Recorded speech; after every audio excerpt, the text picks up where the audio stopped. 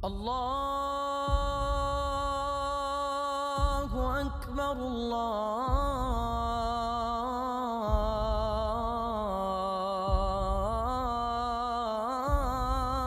أكبر. شوناس قبلا ما يبون ئەوەی لە کوردستان تێئەپەڕێ وا لە خەڵک کراوە وا لە خەڵکی مسلمان کراوە کە خەڵک پێ عیبێ بەڵێ مسلمانم ئەبێ من بڵێ من کوردم شانازی بە کوردایەتیەوە ئەەکەم بەڵام عیبە شانازی بە ئیسلامەتیەوە بکەم لە کاتێکە ئەگەر قەرار بێ ئەم دوانە تەعاڕوضیان هەبێت کە نیانە ئەگەر قەرار بێ هەیان بێ ناوی پێمان عیب بێ تەفضیلی شوناسە دینیەکە بدەین ئیسلامیەکە بدەین بەڵام ئەم تەعاڕوضە شتێکی وهمیە خۆیان دروستان کردووە. تصور کە ممکنە کەسێک گوناهبار بێ بەڵام لە پشتی گوناهەکەوە دینی خۆی ئەپارێزێ جەنگ لەسەر دینی ئەکا ئەمە زۆر گرنگە بۆ ئێمە. ئەی بۆچی ئەم تەمەنە کەڵ نەجێم بۆ کەڵ نەژێم بۆ خۆم نەکەم بە قوربانی ئەم شوناسە کە سەربەرز مەکە چەنی ئەژێم 100 ساڵ بەڵام لەو دنیا إلى أبد الآبدين أما خيال نية من باسيكم أما قصي بيغمبر صلى الله عليه وسلم كإيمان بيه أما قصي خوايا كإيمان بيه ئەمن کاتێک کە دێم صاحیبی شوناسێک بم چواردە سەدە تاریخێکم هەبی پیادەیەکم هەبی پەیامێکم هەبی پەیامێکی نەمربی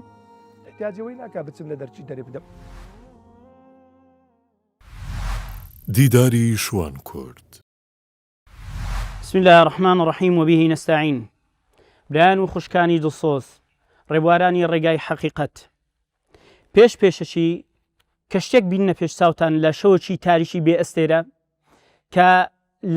لە زەرگایەکی گەورەدا شەپۆلەکان زۆر بەڕەقی بەولاو بەولایدا دەدەن نە کەشتیوانەکە دەزانی ڕووی لە چێیە نە سەرنشینەکان دەزانن مەسیریان بەرەو چێیە. بەڵام هۆکارەکە چییە؟ هۆکارەکە نەبوونی قیبلە نیمایە. قیبلە نیمایەکەش شوناسە چونکە ئەگەر مسلمانان نەزانن ئەوان چێن وە لە چێن چۆن دەزانن بەرەو کوێ دەچن. ئێمە لە شوان کورد لە پرۆژەی درێژخایانی گەورەی ناوازە پرۆژەی هۆشیاری ئومەتی بەشێک و پلیکانەک لەو پرۆژەیە ئەو دیدارە ساڵانەیە کە ڕێکی دەخەین. دیداری ئەم ساڵیشمان بەو ناونیشانەیە شوناس قیبلە نیمایی بوون. طبعاً ئەو گەشتەشمان بە تەنیا نییە وەکو هەموو ساڵان چەند نخبەک لە مفەکر و زانانی ئەو کوردستانە میێوانداریان دەکەین بۆ ئەو ساڵیش 4 لە ئەستێرەی درەوشاوی ئەو کوردستانەمان هەڵبژاردیە کە لە دەستە ڕاستمەوە دەست پێ دەکەین جەنابی دکتۆر عیماد گوانی و دواتریش جەنابی دکتۆر نەجات عەباس زەنگەنە و جەنابی دکتۆر بەختیار نجمەدین و بە هەمان شێوە جەنابی مامۆستا عەبدولدائیم هەورامانی. بەخێر بن یاخوا مامۆستایانی بەڕێز جەنابی دکتۆر عیماد هەر لە هەولێرەوە بەخێر بێ جەنابی دکتۆر نەجات لە کەرکووکەوە بەخێر بن گەورەتان کردین جەنابی دکتۆر بەختیار لە سلێمانیەوە بەخێر بن یاخوا مامۆستاش لە هەڵەبجەوە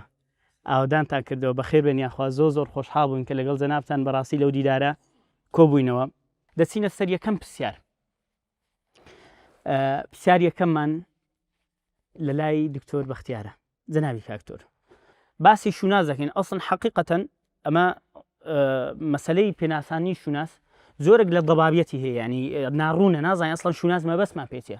مەبەستمان پێناسێ مەبەستمان کاکە منیش موسڵمانم تەوا ئەوەندە بەس نییە نوێژ دەکەم الحەمدولله. فشوناسیە ینی چییە ئەسڵن هویەت چییە ئەگە بە تعریف عەرەبیەکەش بە هەمان شێوە بچینە سەری کەوەکو حەدیسەکەی هو ئەهوە فحەزمان لێ جەناب ئینشاءالله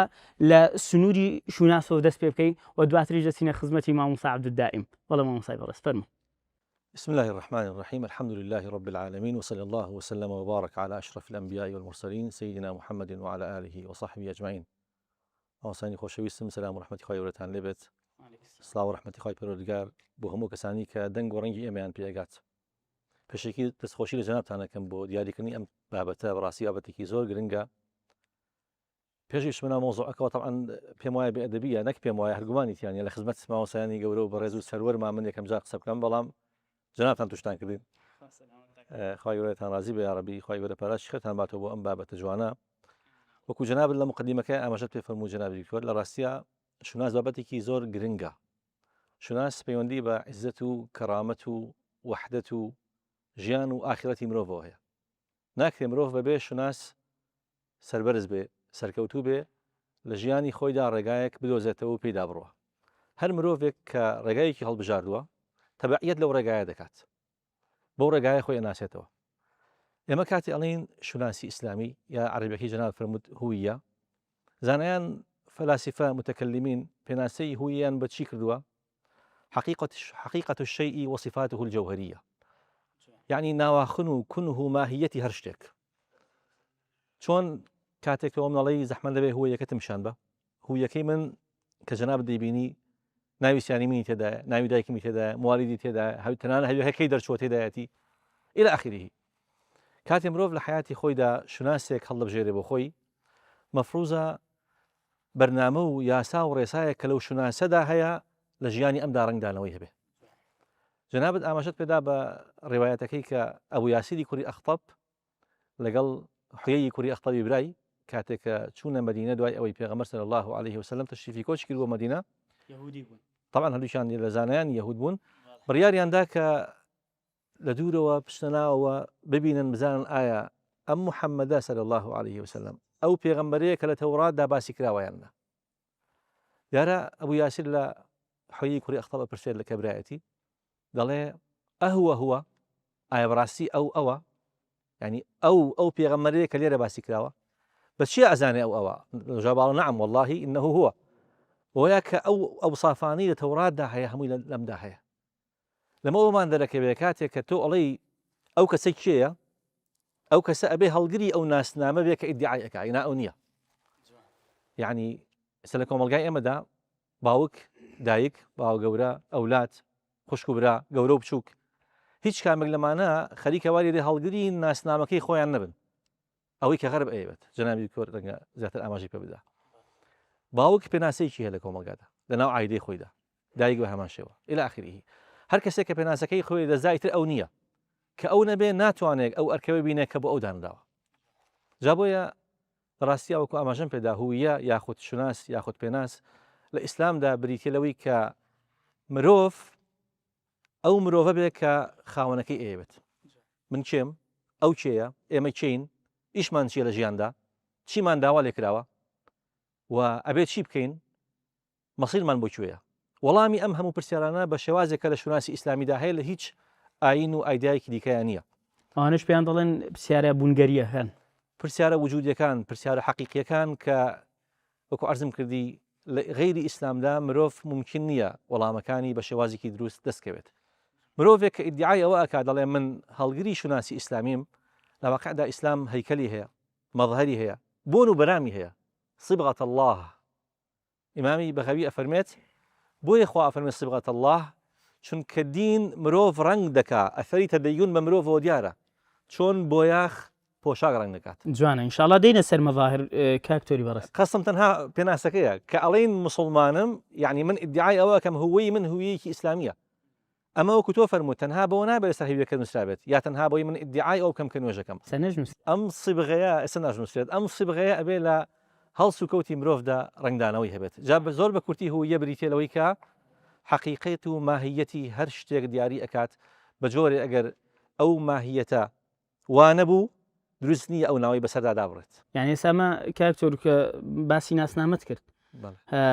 ناسنامە گوتت هەتا تاریخی ئیزدار و تاریخی لەدایکبوونەکەی کە تێدایە. باشە، یعنی با بڵێ مادەم مەسەلەیدا لەدایکبوونەکە ئینسان بەو هویەتەوە لەدایک دەبی لەگەڵی یانەوەتە مکتەسەبە، یعنی لە زمنی ئەو تعریفی هویەت کرد. ئەگەر هویەت بریتی بە لە ئەوکو عەرزم کردن حقیقەت الشەیء وصفاته الجوهرية، بەشێک لەمە مرۆڤ لەگەڵدا دایک ئەبێت کە لە سەرو هەموویەوە تەوحیدە. بەشێک لەمە تەوحید. ئێمە ئیمانمان وایە، بیر و باوەڕمان وایە کە مرۆڤەکان بەنی ئادەم بگشتی لەسەر تەوحید گۆش کراون، فطرەتی ئینسان تەوحیدە. وإذ أخذ ربك من بني آدم من ظهورهم ذريتهم وأشهدهم على أنفسهم ألست بربكم قالوا بلى. طبعا آياتي كديكي قرآن تفسيري أما أكات، فأقم وجهك للدين فطرة الله التي فطر الناس عليها. أوكي، ابن تيمية ابن القيم فرمون رحمة إخوان لبه أو ميثاقا فطرتي توحيد الإنسان ده بوي إنسان بموحدية دايق أبت وكو فرمودكشا فرمت كل مولود يولد على الفطرة دكوات باشا شما بيوي لدايق دبي أم بشي بيوي دايق أبت كاتي كمروف للتوحيد لحقيقة لإسلام إسلام بواتاي كأيني هم بيغمنا مسلم إخوانا سلم كبيامي أول وأخير أسمان إسلام بواتاي لغير دايق أبي بلان بشي كي علاقية معرفة وهي باكتسابه وهي هل فرمودي كل مولود يولد على الفطرة بشي كمي إثباتك كبله بشي كي بيوي دايق أبي بلان فأبواه يهودانه أو ينصرانه أو يمجسانه يسلمنك كأكريت أم فطرته أم هو يا بقورت بتشاق يا بخراب أكتب بقورت جوان بارك الله فيك دستان خوش بيا ربي دسينا سر توريد ومش لا إمام صعب الدائمة ممسجن دوار بخير بيوه ديداري كم معنا فيكوا طبعا ممسجن مسألة تاريخ ميجو حقا أجر مسألة يعني وشيء ميجو بيني لناو جنزي استايك تازه دس بيرادقن هاي كلمة شي حزيان لينية ليدورن حتى لمكتبش يعني أما مصامة ولا مكتب يعني كباسي ميجو جغرافيا وبابتانا دكري كاكتور هندد رقيان لي دبتوا ويلي هاتية أو رق لي بونو لما دك مكتبه ويلي به رق ميجو كي خوشي ببتوا بس ناي ميجو لكن به باشا يعني ما استاك ميجو لقشو ناس سپەیوەندی چیان پێکەوە هەیە مامۆسای بەڕێز کو مێژوو ئاوێنەی شوناسە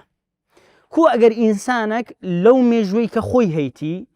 ئەگەر تەجریدی کەم لی کەم و چی لێ دەمینێتەوە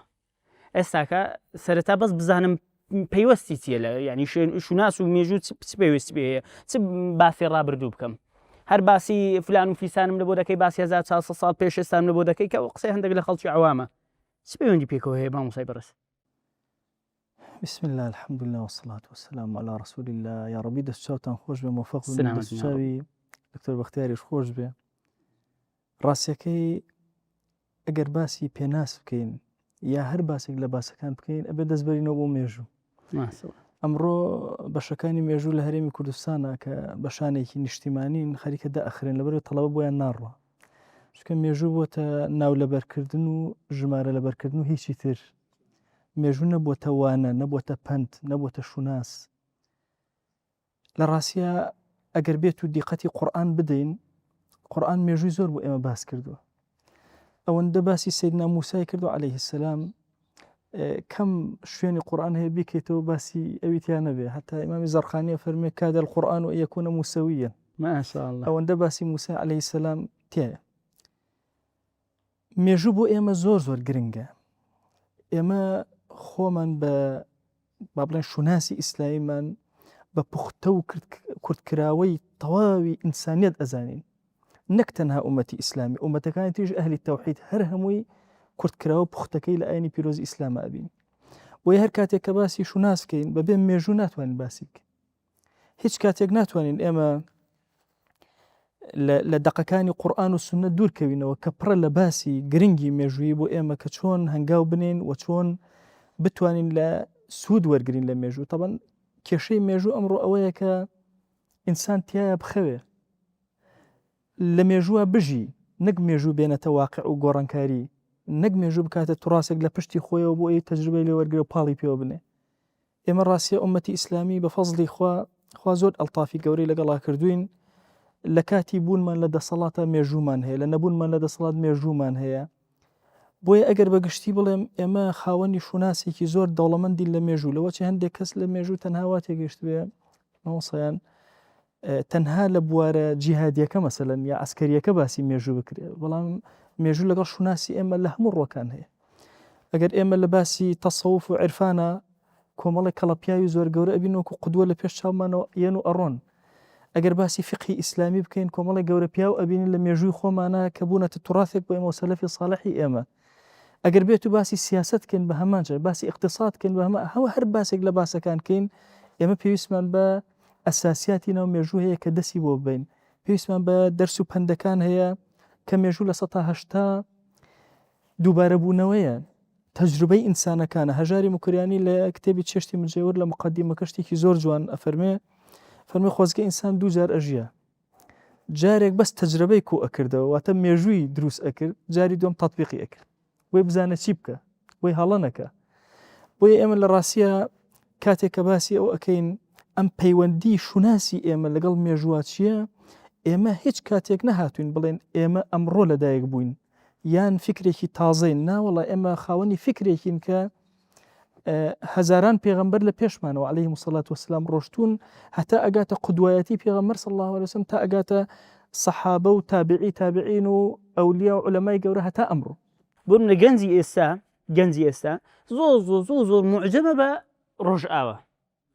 ڕۆژ ئاواش دەبینی معجبە بە چێ بە ڕەمزی خۆی هەمشارەکەی پەیکەری هەیە یعنی تو ئەو مەسەلەی چۆن لێک دەدێەوە ڕۆژ ئاوا بە خۆی ئەمشای ڕەمزی خۆی هەیە کە گەورەی دەکا مێژووی ئەمەش وە دوان کەتینە کە لە کاتێکدا مەش بە خۆمان مێژووی خۆمان ماشەڵڵای لێبی ماوەساگەر چی ئێمە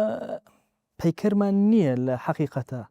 وەکو ئەتیزاز پێکردن بەڵام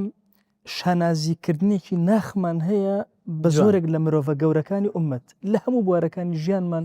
طبعاً ئاینی پیرۆزی ئیسلام جیاواز لە ئاینەکانی تر لە دانشۆردنێکەوە هەتا حکم و دەسەڵات و سیاست هەمووی بەرنامەی هەیە و یاسای هەیە و قسەی هەیە و ئیشی هەیە بۆیە ئێمە لە ئەمڕۆیە طبعاً چۆن ئەوان کۆمەڵێ کەسایەتیاندا بڕواکە ئەگەر بەقەدەر ئێمە خەڵکیان هەبووایە سەرزەوی هەمووی ئەوە بت ئەوەنە ئومەتی ئیسلامی خاوەنی کەسایەتی گەورەیە ئەوان هەموو قەدەی مەسەن لە ڕۆفکرێکەوە چەند کەسێکە ئەفلاتۆنێکە ئەرستۆیەکە دنیایان پێداگیر کرد زەخوا دەزانی شەکانیشان ڕاستیان مۆزوع ئەیکترەوە ئاید بە دکتۆر عیباد بەڵام ئەسڵەکە لە ڕاستی ئومەتی ئیسلامی بڕواکە ئەوەندە کەسایەتی گەورەی تایە ئەوەندە فکر واسعی تایە کە مێژوەکەی ئەخوێنیتەوە هەموو کاتێک هەز بە بچووکی خۆتەکەی بۆ هەز بە بچووکی ئەەکەی بەڕاستی ئینسان کە مێژوو ئەخوێنێتەوە لەگەڵ ئەوەی بوونی تێبینی لەسەر مێژوو چۆن نووسراوە چی ئەوە شتێکە ئێمە چکە لە ئیسلامە یەک کێشەمان هەیە لە ڕاستەکەی مێژووی حکمی ئیسلامی نەنووسراوەتەوە مێژووی موسڵمانان نووسراوەتەوە مێژووی حکمی ئیسلامی ئێمە چۆن حکممان کرد ئاخر ئێمە 1000 ساڵی حکمی سەرزەویمان کردووە ئێمە بەچی حکمی سیاستمان کردووە بەچی ئێستا ئەو مختەتەفاتە بچووکەی لە مێژووی ئەشخاصە کە هەمانە زۆر ئیسفادە هەتا ئەگەر کوتوبی مێژوو سێرکە هەموو بە شخصەکانە ئەڕواتە خوارەوە یعنی یان ساڵەکان کاتێک کە سێرەکە هەندێک لە مێژوەکان بە ساڵ ئەڕوا هەمووی ساڵەکان باسی وەفاتی فلان و لەدایکبوونی فلان و ئەوانە ئەکە کەوابوو ئەلێرە ئێمە شتێک هەیە کە زۆر گرنگە بەنسبەت ئێمە و ئەویش ئەوەیە کە عالەمی ئیسلامی پڕپڕیەتی لە بەو تعبیرە بڵێن بە کەسایەتی گەورە لە دڵمانە کە ئەکرێ هەر یەکێکیان چرایەکی ڕۆشن بێ بۆ هەموو ئینسانیەت نەک بۆ تەنها ئومەتی پێغەمبەر صلی الله علیه وسلم بۆ هەموو ئینسانیەت بڕواکە ئەگەر بڵێن تەنها عەبدولمەلیکی کوڕی مەڕوان بێنین کە چۆن ئیشی کردووە ئەگەر وەکو نمونەیەک مەسەڵەن باسکەین بڕواکە ئەکرێ سیاسەتی ئەو ئێستا دیڕاسە بکرێ بۆ ئەوەی جیهان چۆن ببرێ بەڕێوە لە ڕووی عەدلەوە ڕووی عەدالەتەوە چۆن سیاست بکرێ عەبدولمەلیکی کوڕی مەڕوان طبعاً من ئەوەی تایبەتی خۆم هەیە عەبدولعەزیز هەر لێگەڕێنی کەشی دیکەی وەکو ئەو ئەرزەکەم لە ئومەویەکانە لە ڕاستیەکەیە لاوەکان و شەباب ئەبێ ئیلا لابد دیراسەی سێ کەسایەتی لە ئومەویەکانە حتمما ئەوێ بکرێ سیدنا معاویە رضي الله تعالى عنه عەبدولمەلیک کوڕی مەڕوان عومەری کوڕی عەبدولعەزیز ئەم سیانە ئیشیان تەنها نەهاتووە لەسەر ئەوەی ئیدارەی دەوڵەتکەن هاتون کاریان لەسەر دەوڵەتێکی عەمیق کردووە هاتون ئیشیان کرد لەسەر جیهانی ئیسلامی کە چی بکەن بۆ ئایندەی ئومەت ینی هەموو حرەکەیەک لە حرەکاتی ئەمانە پێویستی بە دیراسە هەیە بیرۆکەکانیان پێویستی بەوە هەیە ئینسان ورد لەگەڵ مامەڵەکە عەبدولمەلیک کوڕی مەڕوانێکە لە فوقەهای مەدینە بۆیە شەباب زۆر گرنگە مەسەلەن بێت ئەم کەسایەتی کێیە چۆنی ئەخوێنێتەوە چۆن دیڕاسەی ئەکا مێژوو زۆر شتیان نووسراوە بە تایبەتی ئەو کەسانەی کە تند بوون بەرامبەر بە فکری ڕافضی و خەواریج ئەم دوانە کە تند بوون بەرامبەریان زۆر شتیان لەسەر نووسراوە زۆر دەخیل کراوەتە سەریان بەڵام گرنگەوە بچینەوە سەر ئەسڵی بابەتەکەی ئێمە چۆن کافران و بێدینان چەندانەیەک کەسایەتی خۆیان کردووەتە قوتب هەموو ئەیانەوە جیهان بە دەوریا بخولێتەوە ئێمە مەلاین کەسمان هەیە کە ئەتوانین بکەینە قوتب و هەموو جیهان بە دەوریا بسوورێت بارەکە الله فیکم دەستان خۆش بیا ڕەبی خوا خێرت نووسی جەنابی کاکتۆر عیماد دووبارە جەنابیشت بەخێر بێەوە هەر لە هەولێرەوە تاوەکو ئێرە بارەکە الله فیکم کاکتۆری بەڕێز بتەوکردنی شوناس بە خۆ جیاوازکردن لە بەرامبەر تا بەرامبەر دیارە مەبەستمان پێ حەزارەتی غەربی لەو سەردەمە پوچگەراییە کە بە عەرەبی پێی دەڵێن تەفاهە، عەسری تەفاهەتە حەقیقەتەن. ئێستا ئەوەل بابەت لە بابەتی جەنابەت کە باسی پێ بکەین ئەسلەمەکردنیە، با بڵێن بە ئیسلامکردنی شوناسی غەربە. یعنی غەرب شوناسەشی هەیە، بین ئەمە بە ئیسلامی بکەین، قالبی ئیسلامی بەبەردا بکەین و بهێنین پێشکەشە و خەڵکە موسڵمانەی بکەین. بسم الله الرحمن الرحيم الحمد لله رب العالمين والصلاة والسلام على سيد الأولين والآخرين محمد صلى الله عليه وسلم وعلى آله وصحبه أجمعين. اللهم أرنا الحق حقا وارزقنا اتباعه وأرنا الباطل باطلا وارزقنا اجتنابه. السلام عليكم ورحمة الله وبركاته. السلام وبركاته. حال وشاد مان وشرف مندم لخدمة مامۆستا ڕێزانە بەتایبەتی برای بەڕێز و عزیز و خۆشەویستم مامۆستا دکتۆر عەبد دائیم هەورامی. بارك الله فيكم. پەروەردگار موفقیان کە مامۆستانی بەڕێز سەرکەوتوو بن ئینشاءالله. سپاس بەو گەنجانەی کە لەو دیوی کامێڕاکەن کە هیوای ئومەتێکن بە دڵنیاییەوە ئومەتی ئیسلامی کەسی لێ زیاد نییە و هیچ هەنگاوێکیش بە خەسار ناڕوە، هەموو شتێکی جێگای خۆی دەگری. وەک سەیدنا عومەری کوڕی خەتاب ڕزا و ڕەحمەتی خوای پەروەردگاری لێبی ئەفەرمێ قیادەی جەیشی لە حەربی قادسیەی گازکردن، پێی فەرموون چێ دیارە چێ مایە، فەرمیان فلانە شەهیدە و فلانە شەهیدە، دەستی بە گریانێ کرد. فەرمووی دەبی چەندانی دیکە هەبن کە عومەر و خەڵکی دیکەش ناناسی، بەڵام لە لای خوای پەروەردگار چ پلە و باڵایەکیان هەبووە بەدەستیان هێنا. کابرا ناویشی زیاد بی زیاد نییە مامۆستا؟ خوای پەروەردگار موفقت کە ئینشاءالله. سەلامەتی. مامۆستا بەڕێز عەفوان پێشەوەی بچێ سەر بابەتەکەی، یعنی ئەمە بە خۆمان ئومەتی ئیسلامی لە خۆمان لە قەیرانی شوناس داین هەتاوەکو شوناسەکمان بە ئیسلام بکرێ، با بڵێن شوناسی غەرب. بەردەوەی کە بچمە سەر وەڵامی پرسیارەکەی جەنابەت وەکو دەوڵەمەندکردنی هەردووک تەوەری پێشووتر جوانە. تەوەری جەنابی کاک دکتۆر بەختیار، طبعاً هەموو ئینسانێک چوار شوناسی هەیە، هەموو ئینسانێک لە وجودا چوار شوناسی هەیە. شوناسی یەکەم شوناسی وەتەنیە، اون نیشتیمانەی کە تێیدا دەژی ئەتوو شوناسەکەت پێبەخشی، پێی دەوترێ مثلەن هەموو ئینسانێک بە تایبەتی لە طبیعەتی ئینسان وایە، جاران قەبیلە بوو، ئێستا پێی وترێ دەوڵەت. باشە. شوناسی دووەم شوناسی ئومەتبوونە. يبرا شوناسی ئومەتبوون، تو جاری وهەیە مثلەن خۆت وەتەنیەکت هەیە و لە دوای وەتەنیە نەعەفەن شوناسی قەومیە، تۆ قەومێکت هەیە، جاری وایە لە وەتەنێکە ئەژی بەڵام لەناو ئەو وەتەنەشە تو قەومیەتێکت هەیە، بۆ شوناسی دووەمە. یعنی ئێستا مثلەن لە کوردستانی چەند قەومیەتەژن، هەر یەکێک شوناسەکی هەیە و کابرا، کلدمان هەیە، ئاشوورمان هەیە، کوردمان هەیە، یەزیدیمان هەیە، عەرەبانە تورکمانمان هەیە. شوناسێکی دیکەمان هەیە شوناسی ئومەتبوونە. ئەو شوناسی ئومەتبوونە مثلەن وانی کە مەسیحین شوناسی مەسیحی بوونیان هەیە، وانی کە موسڵمانێت شوناسی ئومەتی ئیسلامیان هەیە. شوناسێکی دیکەمان هەیە پێی دەوترێ شوناسی ئینسانی، شوناسەیە کە عامترە لە شوناسەکانی دیکە. دکتۆر محەممەد عمارە ڕەحمەتی خوای پەروەردگاری لێبی بەراوردێکی زۆر جوان لە مابین ئەو چوار شوناسانەکە. ڕێ هەرگیز هەرگیز ئەو چوار شوناسانە دش بەیەک ناوەستنەوە لە دیدی بۆچین ئیسلامیە. دەکرێت و لێک کاتە هەڵگیری هەر چوار شوناسەکەوی، هەڵگیری شوناسی وەتەنی خۆت بی، هەڵگیری شوناسی قەومی خۆت بی، هەڵگیری شوناسی ئومەتیشت بی، هەڵگیری شوناسی ئینسانیشت بی. هەرێکێک لەو شوناسانە تایبەتمەندی تایبەت بە خۆیان هەیە. جەنابی دکتۆر خوای پەروەردگار جزای باسی کرد. بەنسبەت پەیوەندی تاریخ و شوناس گومان لەوەدا نییە، یعنی کەسێک هیچ ئومەتێک ناتوانانی بەبێ تاریخ باس لە شوناسی خۆی بکە. یعنی مێژوو پایەیەکی گرنگی شوناسی ئینسانە لە هەر یەکێک لەو چوار شوناسانێکە ئینسان هەیە. لە پێکهێنەرەکانی تێسن زانایان ئەڵێن کەسێک ئەگەر بێت و مێژووی نەبی ئێستا و داهاتووشی نییە. لێ ئەو ئومەتانەی کە مەتەلەن ئێستاک لە گەورەترین مشکلەکانی ئەمریکا مێژووی نییە. 300 ساڵە یعنی دەوڵەتی مرتەزەقەیە.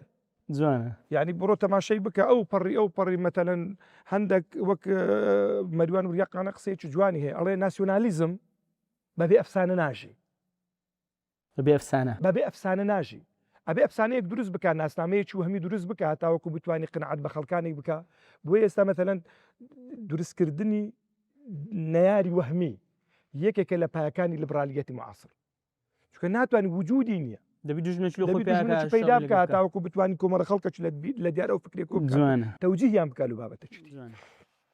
بەڵام ئێمەی موسڵمان لەبەرەوێت وەر کاتەی کە هاتی شوناسێکت هەیە تەواوکەری شوناسەکانی پێشووترە پێغەمبەر فەرمی صلی الله عليه وسلم إنما بعثت لأتمم مكارم الأخلاق ئەمە نهاتون لە سفرەوە دەست پێ بکەین پێغەمبەر فەرمی صلی الله عليه وسلم ئێمە بینایەک هەیە ئەو بینایە هەموو دیوارەکەی تەواو بە جێگای یەک لە بینەی مایە یەک خشتی مایە ئەفەرمی ئەمن ئەو خشتم کە جوانی ئەدەماوە کەواتە ئیدعای ئەوە ناکە کە ئێمە لە سفر دەست پێ بکەین ئیدعایەوەش ناکە کە مێژووی پێشە خۆمان ڕەفز بکەینەوە و ئیدعایەوەش ناکەین بەوەی کەوا شوناس و ناسنامەی ئەو سیلسیلەی پێغەمبەران کە هاتن عەلەیهیمو الصەلاة وەسەلام لۆی پێغەمبەری خوا بە دەقێکی کۆنکریتی ئەفەرمی الأنبیاء إخوة ودينهم واحد پێغەمبەران بران دینیان یەک دینە لۆ یەک هەدەف و لۆ یەک مەبەست و طبعاً لۆ یەک مەبەست و لۆ یەک هەدەفی شتێ ئەکۆشن ئەویش چییە یا قەوم اعبدوا الله ما لكم من إله غيره ئەمە یعنی سەرمانشێتی ناسنامەی شوناسی هەموو پێغەمبەرەکان ناسنامەی هەموو جوودی پێغەمبەرانە کە ویستیتان ئەو شوناسێ بدەنە کە شوناسی تەوحیدە بدەنە ئومەتەکانی خۆیان بەڵام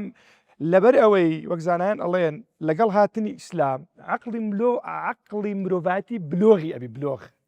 بۆیە تەماشاکەی خوا پەیامێکە نێرێ ئێستا یەک لەو ئیشکالاتەی کە مولحیدەکان ئەی ڕوژین ئەڵێن چ خێرە خوایەک دیعای خودایەتی بکە 1400 ساڵ بێدەنگ بی قسەی نەبی لۆ بێدەنگە بەڵام پرسیارێکە بەڵام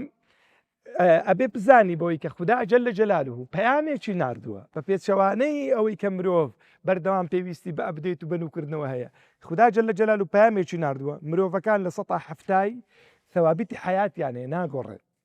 بڕۆ حەزەکانی مرۆڤ لە سەردەمی ئادەم هەتاوەکو دەگاتی ئێستا لە ڕووی شوناسی ئینسانیەوە هەموو وەکو یەک دیکەوایە خەوی هەیە حەزی کۆمەڵێک حەزی هەیە ناگۆڕن ئەوەی کە دەگۆڕێ وەسائیلی ژیان کەواتە ئێمە کە صاحبی دینەچین ئەو دینە پێی دەوترێت دینی ئیسلام کە هاتووە شوناسێکی بە ئینسان بەخشیوە تەواوکەری شوناسی پێغەمبەرەکانی پێشەوەیە وەکەوەی ئەڵێ هاتووە ئەو جوانیانەی کە ئەو بۆیاغی ئەو جەنای مامۆستا باسی کرد ئەو بۆیە کەوا پێویستی ئەو بینایکە پێویستی بە تەغلیبکردنە هاتووە ئەو تەغلیفەی ئینسانی کردووە ئەو پرسیارانەی کە لەگەڵ بلۆغبوونی عەقڵی مرۆڤ دروست دەبن هاتووە وەڵامی ئەو پرسیارانی داوەتەوە بەڵام ناسنامەیەکی لە بۆ داناوە ناسنامە چ ناسنامەیەک و ناسنامەیە کە توانای ئیستیعابکردنی ناسنامەکانی دیکەشی هەیە یعنی ناسنامەی قەومی لێ ناستینی تۆ ناسنامەی وەتەنی لێ ناستینی تۆ ناسنامەی ئینسانیشت لێ ناستینی تۆ پێغەمبەری خوا صلی الله تعالی علیه وسلم بە بەڵگا پێغەمبەری خوا صلی الله علیه وسلم فەرمی ئەگەر ئێستا گاز بکرێم لە بۆ حلفی فضول جارێکی دیکە ئامادەم بەشدار بکە پاشی پێغەمبەرایەتیش ئەمە بەعدێکی ئینسانیە لۆ لەبەر ئەوەی مەبدەئی دەفعی ظولم مەبدەئی پێغەمبەرانە مەبدەیەکی پیرۆزە یعنی یەکێکە لەو صفەتە عولیانەی کە ئینسان شەرەفە لە پێناوی بجەنجی لە هەمان کاتدا مەسئلەی قەومی پێغەمبەری خوا صلی الله عليه وسلم تەماشاکەی تەخەلی ناکە دەستبەر نادا لە دەور و پشت و لە قەوم و لە مام و لە خێڵ و لە فلانەی يعني سم كو جمعي كم كاميان خاضعة لبو كاميان ئەمە ئەوستاژیان تەماشێکە ئیسلام طبعا ئومەت بوون سەرچاوەی هەموو بابەتەکانی دیکەیە یعنی ئینسانیت فراوانترە وەکەوەی دەڵێ بەمعنە مەفهومیەکەی فراوانترە بەمعنە ئیسلامیەکەی هەمویان شەرعیەت لە چ وەرەگرن شرعية لا دقدينية كي ورقر ليش ناس أمة بون ورقر أتولو تماشي كشرع من قبلنا شرعي ما بمرزج أقربيتو مثلا مخالف نبي لقال دقدينية كان بمعنى ويأتو أقربيتو بقريتو له دق ميجوي كي دكريش ناس شو ميجوي تبي بلان بمرجك على قال دقدينية كتا دق أمة بونية كتا تعارض نبي فهذا استرجع إما كاتشي كصاحب ناس ناميشي احتياجي أو منية بتسم لدرجة كسر شيء ديك بدم شتى ديكي شتى ديكي ليه ورقرب بەخۆی ئەو کەس دەچی لە دەرگای عالەمی ئادا کە هیچی نەبی ئەمن وەکو جەنابی مامۆستای باس کرد وەکو مێژوەکی پڕ سەروەری 1400 ساڵم هەیە لە هەموو بارە و بوارەکانە لە هەر شتێکی کە دەتەوێ بڕۆ کابرایکی وچی ئیبن نەدیمی فهرستەکەی تەماشە بکە پێما بێ ئەڵێ موسڵمانان لە 300 علمی جیاوازە کتابیان نووسی 300 علمی جیاواز سیرکە 300 علمی جیاواز برو تماشي كشافي اصطلاحي فنون بك برو تماشي أبجد العلوم قنوجي بك همو أوانا بيتالين بويكوا أو تاريخك لجانبي معرفي لجانبي إنساني لجانبي ميجوي لجانبي زانست جانبي كإنسان بيوستي بيه دتواني أتولي ودستر بكوي لهمان كاتش دا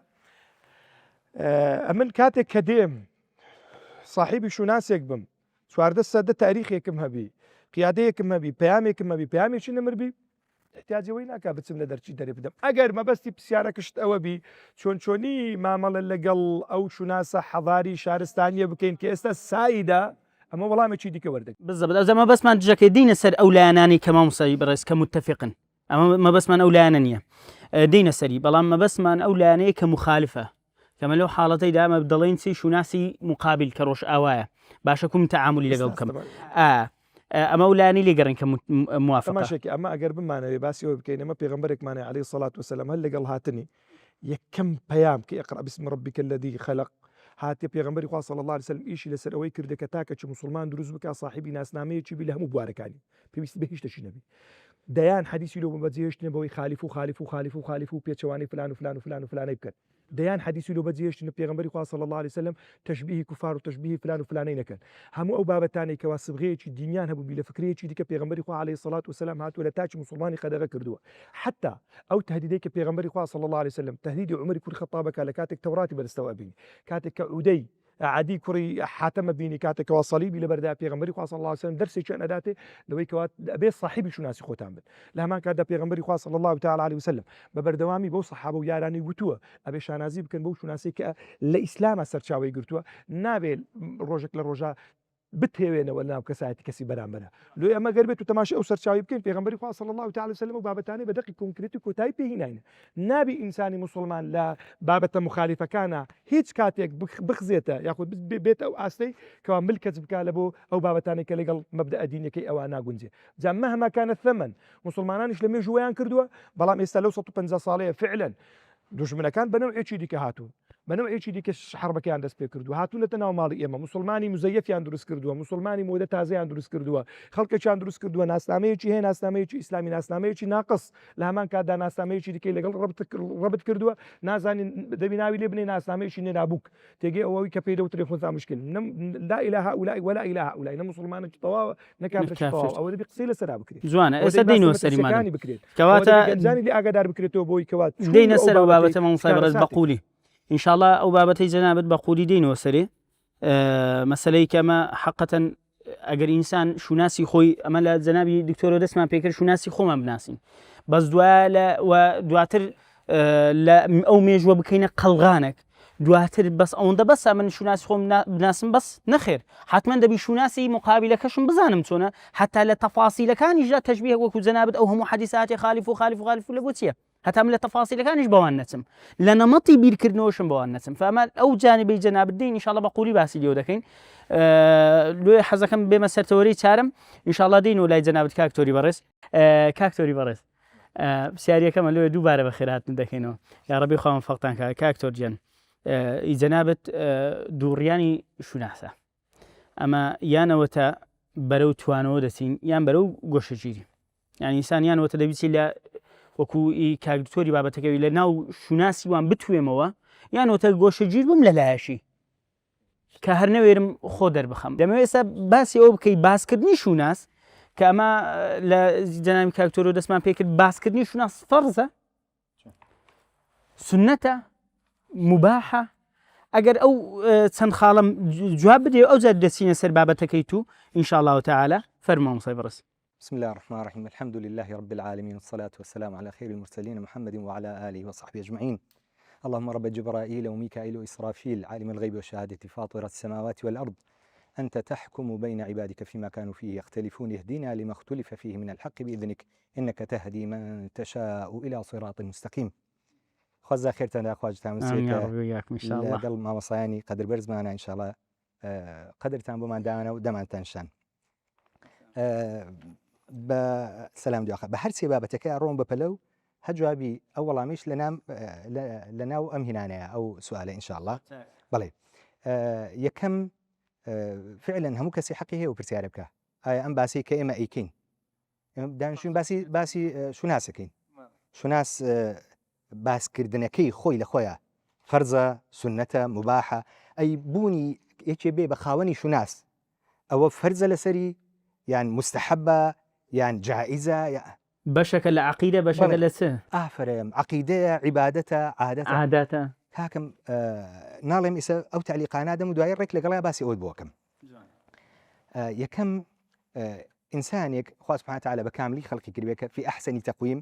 بەڵێ دوو دەسی هەیە و دوو پای هەیە و زمانی هەیە و چاوی هەیە و لوتی هەیە و گوێ هەیە گوێ ئەگرێ ئەبینێ قسە ئەکا ئەجولێتەوە ئەڕوادێ و بەدەستی ئیشەکە کە یەکێ لەواری نەبوو بە کوردی خۆمان پێڵێن کەماندام بەڵێ هەر ئینسانە بەڵام کەماندامە هەمان شت ئەگە باسی ئیسلام بکەی بە کامەڵی ئیسلامی خۆی هەر خۆی لە خۆیە شوناس بەشێکە لە ئیسلام بوونی هەوێتی ئیسلامی بەشێکە لە ئیسلام بەشێکە لە بوونی ئیسلام لەناو ئەو کەسەیە یعنی ئەوەی کە شوناسی نەبوو کەم ئەندامە کە شوناسی ئیسلامی نەبوو کەم ئەندامە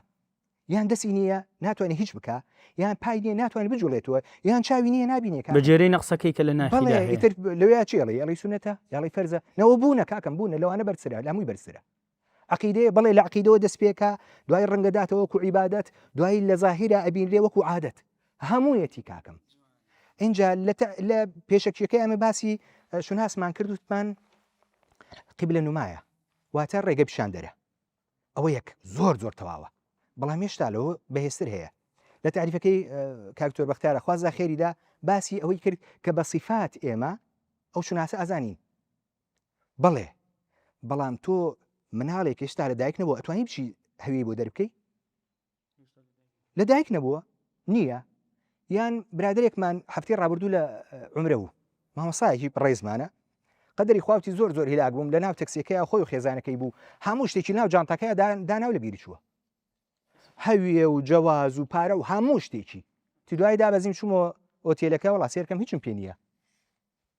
زۆر نەخۆشیش بوو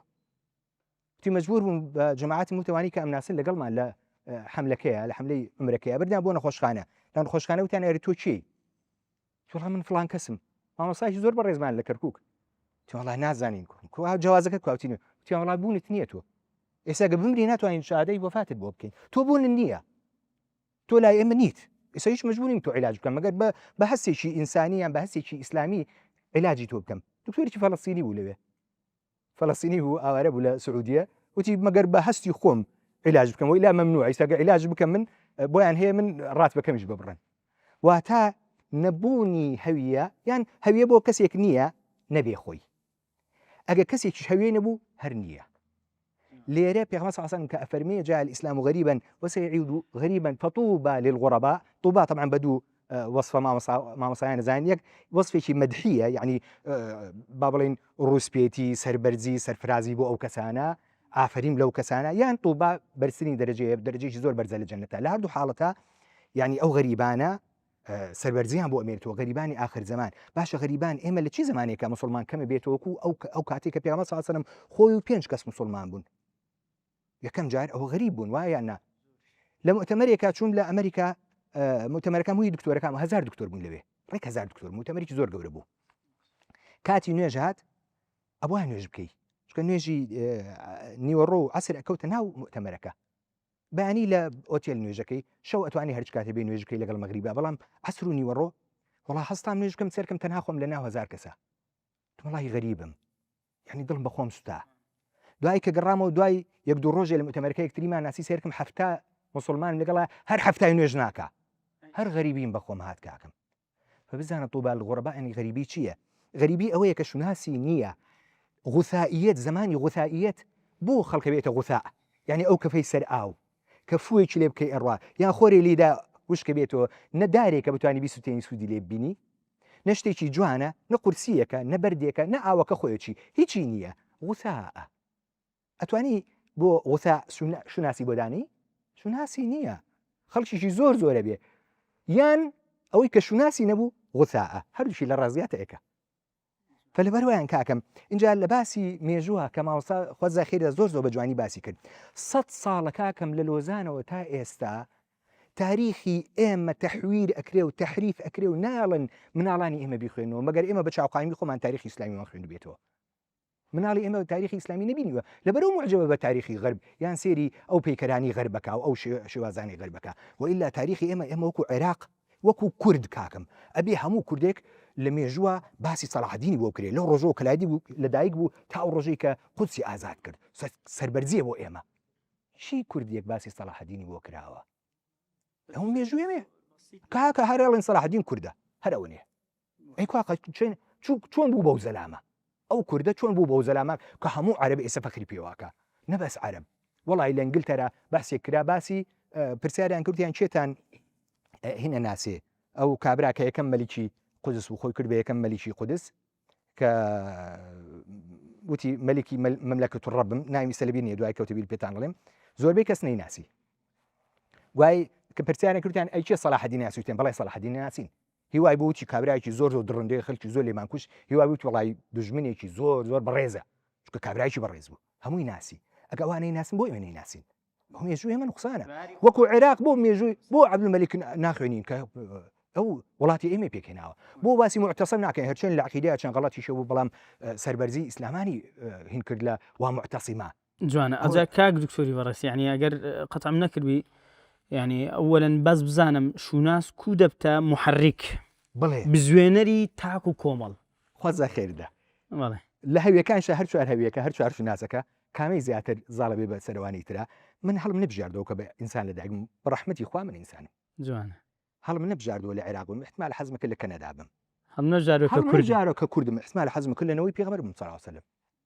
ئەمە ئەڵێم احتمالە بەڵام خوار سبحانه وتعالى بەڕەحمەتی خۆی خۆشەویستی هەموو ئەوانەی لە دڵمانان ناشتووە بەخوا ئەگەر دنیام بدرێتی حەز ناکەم لە غێری کەرکووک بژیم کە نە سەوزیتیە نەفێنکە ناخۆش بەڵام ناتوانم دڵم بەس لەوێ ئەکرێتەوە بەهۆ شتێکە ڕەحمەتێکە لەخوا کە شوێنێت خۆشەوێ ڕەحمەتێکە لەخوا عێراقیەتی خۆت خۆشەوێ کوردیەتی خۆت زۆر خۆشەوی سەر زۆر پێی بەرزە ئەوش ڕەحمەتە لەخوا بەڵام چیم هەڵبژاردەوە بوونم لەم ئومەتەیە ئەندام بوونم لەم ئومەتەیە خۆم هەڵبژاردووە فەوان ئەکید زاڵترە بێ بەسەر ئەو شوناسانی ترە ئایا ئیسە بتوێمەوە لە ناو شوناسی غەیری خۆمە یان بۆەوەی شوناسی خۆم پارێزم خۆم بە معتەزیل ڕاگرم بەتەنها خۆم و ماڵ و مناڵی خۆم ڕاگرم جاران ئەترساین ئەموت برایەکە مەبوو زۆر حەزێک بچێتە دەرەوە بۆی ئیش بکە بۆی بخوێنەوە ئەو شتانە باوکم بە ڕەحمەت بێ ڕازینەوەی کوڕم بڕۆیتەوێ ئەتوێیتەوە هەر ئیسلامەکەت لە بیرەچێ ئەو کاتی استیعابی نەدەکرد چۆن بوو بەڵێ بەس تەجروبەمان هەیە خزمی کەسمان زۆرە لە دەرەوە فعلا هەر بەناو مسلمانن ئیسلامیان لە بیرەوە چووە نە لە هەڵسوکەوتیانە نە لە ئەخلاقیانە نە لە شەرەفیانە بەداخەوە مسلمان نین بەخۆیانەوە نەبن منداڵەکانی بەڵام ئێستا ئەو زمانە نەما کاکەم ئێستا تۆ ناڕۆی بۆ غەرب هاتوۆتە ناو ماڵت ئێستا لە ناو ماڵی کەسە هەیە برادری خۆمە بینیومە ئەڵێ وەڵاهی کچەکەم کووریە هەر کووریە بحیث خۆی هەر ناوسی ناویشی کوردی بوو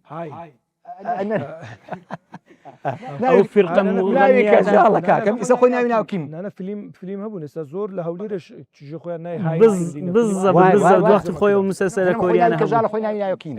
بڵێ کیم من ناوێ ڕازی شێوەی خەسارە قوربان شێوەی خۆی کوورێتەوە کۆری خواردنی کۆریە خوا لە ناو ماڵە هەر خواردنی کۆریە برنجی سوشی بەڵێ قسەکردن کاکەم وشە کووریەکانی لەبەر کردووە چۆن تاوی ناوت کووریا خۆی لە ناو کەرکووکە دانیشتووە ئێستا کۆریا هاتوۆتە ناو ماڵمان ئێستا ئینتەرنێت لە ماڵی هەمومانێ ناتوانانی اعتیزال بکەین بەڵام ئەتوانین مناڵەکانمان ئیدارە بدەین ئەتوانی یەکەم نمونەیەکی جوانیان پێ نیشاندەین کە شوناسی ئیسلامی بێ بۆ نمویە نمونونەکە لە ماڵەوە بێ دەست بکاوێت بە باوکو دایکی خۆی دەست پێکە دوای بە براکان و بە مامەی دکتۆر عیمادەوە کە دێتە ماڵم کە دکتۆر بەختیارە کە ماوە ساعبد دایم ئەبینون سەریان پێی بەرزە بێ ئەو کابرا بۆ خواسوڵحاوە ئەوەنە خەڵکە لەسەر دەسی خێران بینیوە ئەتوان معجب بن بۆوان متەئسر بن بەوە ئەوە یەکەم هەنگاوە بۆ اعتزازکردیان بەو شوناسە بۆی نابێش اعتزال نابێ لەم زمانە نهائیە ناتوانانی کاکەم جوانە یعنی وەڵاهی زۆر جار دەبینم هەر لە پۆستەکانەوەوانە دەڵێ اعتیزال بکە کۆمەڵک موسڵمانمان هەیە زۆر بێزارە یعنی تەواو حەز دەکای اعتیزال بکە اعتیزال لەو گروپاتان و لەو دەردەسەریە دەکات نانە اعتزال لە مەسئولیت قوربان اعتزال لە حەز و ئارەزوو جوانە زۆر جوانە بارك الله فيك کردەوەی لە من وەرگرت بارك الله فيك کاک تۆری بەڕێز طبعا جەنابی شت بە خطواتە ئەمە خطوە یەکەممان مەسەلەی گۆڕینی بیرکردنەوە ان شاء الله تعالى بەڵام حەزەکەم بچمەوە لای جەنابی کاک دکتۆر پاش ناوبڕێک بەئیزنی خوای تعالى پاش ئەو ناوبڕە دێینەوە لای جەنابی کاک دکتۆر بەختیار ان شاء الله دیداری شوان کورد. بسم الله الرحمن الرحيم عزیزانم پاش ناوبڕێک پێتان دەگەینەوە طبعا لەلای جەنابی کاک دکتۆر بەختیار ڕاوەسابین کاک دکتۆر گیان دووبارە دێنەوە لای جەنابەت حەزەکەم بە پوختی ئەگەر جەنابەت تعلیقەکەت هەیە و مداخلەکەت هەیە لەسەر بابەتەکان ئەوە دەچینە سەر بابەتێکی دیکە و پرسیارێک لە جەنابەت دوای مداخلەکەت ئینشاءڵڵا ویش شوناس جیاوازی چیە لەگەر الوحدة المرجعية لەگەر مەرجعیەت جیاوازیەکەیان چییە فەرمووە مۆمۆستای بەڕێز ئەڵەن کاتی خۆی لە مەدرسەکان مامۆستای زمانی عەربی کەم بووە دەرسی عەربیان داواتە مامۆستایانی ئاینی ڕۆژێک کتێبی عەربی پۆلیسی ناوەندیان داواتە مامۆستا و توانە قوربان ئەم دەرسانە بڵێرەوە جنای مامۆستا کە تەشریفی برۆتە پۆلەوە دەرسی یەکەم کە جەڕەزەی داوە مامۆستا گوێ نەداوەتە جەڕەس تەڵەبەکان ژڕیان نەهاتووە بڵێن مامۆستا و جەڕەسیانی تەواو بووە جەڕەسی دووەم هەر مامۆستا گوێ نەداوەتێ جەڕەسی سێ هەم جنابی مامۆستا کتێبەکەی داوە بە تەڵەبەیەک وتوتی بڕۆ بەلای مدیری بڵێم کتێبە تەواو بووە کتێبێکی لێ بینێرن ماشەڵڵا جنابی دکتۆر ئەوەی پێویست بوو فەرمووی لە ڕاستیە من پرسیاری یەکەم لەسەر تەنها پێناسەی هویە بوو تەنها پێناسەکەی نەک لەسەر ئەوەی عناصر و مەظاهری هویە چییە یا چەند جۆر هویە هەیە من بۆیە نەچوونە ئەو بابەتە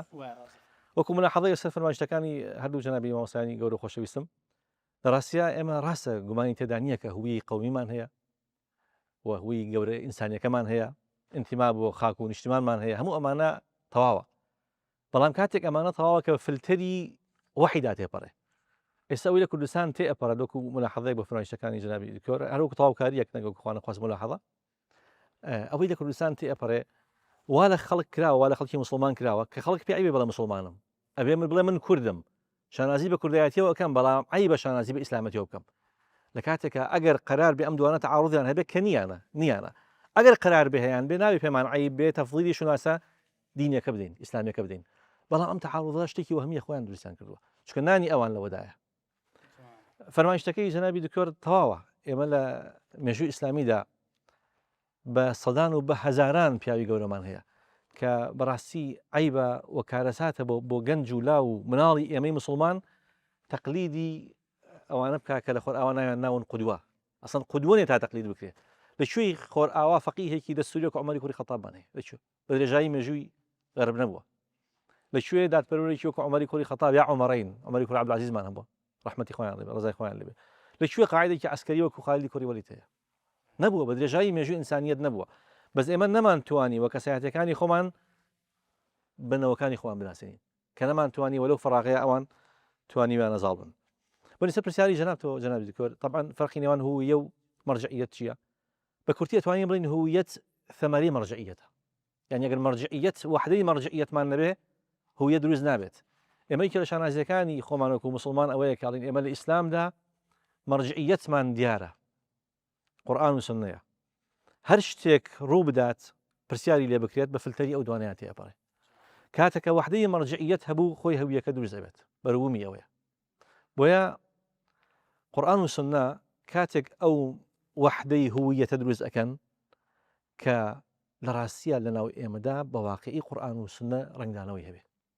وەکو سەرەتا ئاماژەم پێدا کاتێکم باسی شوناز ئەکەین ناکرێت تەنها ئیدعا بکەین بۆ باسی صبغەت اللهمان کرد چونکە ئیسلام بۆ یاخت ئەکا ڕەنگت ئەکات کە بەداخەوە ئێمە ئێساوامان لێ هاتووە عناصر و مکونات و مقومات و مەبادئی هویە شوناز لە ئێمەدا نەماوە ون بووە یا ون کراوە سەرمان لێ شێوەندراوە لە ضەبابیەتێکی گەورەیە ئەژین کەواتە ئەگەر ئێمە مەرجعیەتەکەمان لێ سەنرایەوە یاخود نەمانزانی مەرجع چییە یا نەمانزانی چۆن تەطبیقی ئەکەین چۆن لە حیاتی خۆمانە ڕنگدانەوەی هەبێت ئەو کاتە ممکن نییە کە وحدەی هویەمان بۆ دروست بێت ئەوەیە کە غەرب ئەیەوێت ڕیوایەتەکەی پێشووتری ئەبوو یاسیر و حویی کوڕی ئەخطەب کە باسم کرد ئەهوە دوایی لێ ئەپرسێ ئەڵێ ما ترى في نفسك ئەڵێ عداوته والله ما عشت یا ما حييت سوێن بەخوا دژایەتی محەممەد دەکەم تا لە حیاتا بم هەر ئەوەی ئەمڕۆ پیادا کرد بەڕێزان کاتێکە خۆرئاوا خاوەنی هویەیەک نییە کە شانازی پێوە بکات ئەگەر هوی ئیسلامی قرار بێت بە مەعنا دینیە ئاسمانیەکە نەک مەعنای کۆتا ئاین کەوتمان هەموو ئاینەکان ئاینی ئیسلام بوون ئەوەی لەوێ تەطبیق کراوە لە سەدەکانی ناوەڕاست و پێشووترا هویەیەکی مستەند بە وحی نەبووە مستەندەکەی وحی نەبووە هویەیەک بووە کە پیاوانی کەنیسە ویستویانە دینێک بۆ کە پیاوانی کەنیسە دروستیان کردووە لە بەرژەوەندی خۆیان ئەگەر هویەکە هویەیەکی مێژووی بێت ئەو مێژووە کە ئێمە هەمانە ئەوان نیانە ئەگەر هویەکە هویەکی ثەقافەت و علم بێت ئەوەی کە لای ئێمە هەبووە لای ئەوان بەتەئکید نەبووە منداڵی پیاوانی گەورەی ئەوروپا چون بۆ ئەندلوس بۆ ئیسپانیا ئەمڕۆ لە مەدارسی ئیسلامیدا خوێندویانە کەواتە بەتەئکید ئێمە گرنگە بۆ ئەوەی هویەکەمان پارێزراو بێت بگەڕێنەوە بە مەرجعیەتەکە. کاک دکتۆر طبعاً وەکو تەکمیلە لەو قسەکانی جەنابەت جوێنی لە بڕهانە شتێکی جوانی هەیە باسی بێکە ئەڵێ هەندێک شت هەیە ئەبێت تەقسیمی بکەی و جار تعریفی بکەیت ئەڵێ چکە تعریفێکی جامی و مانع نابی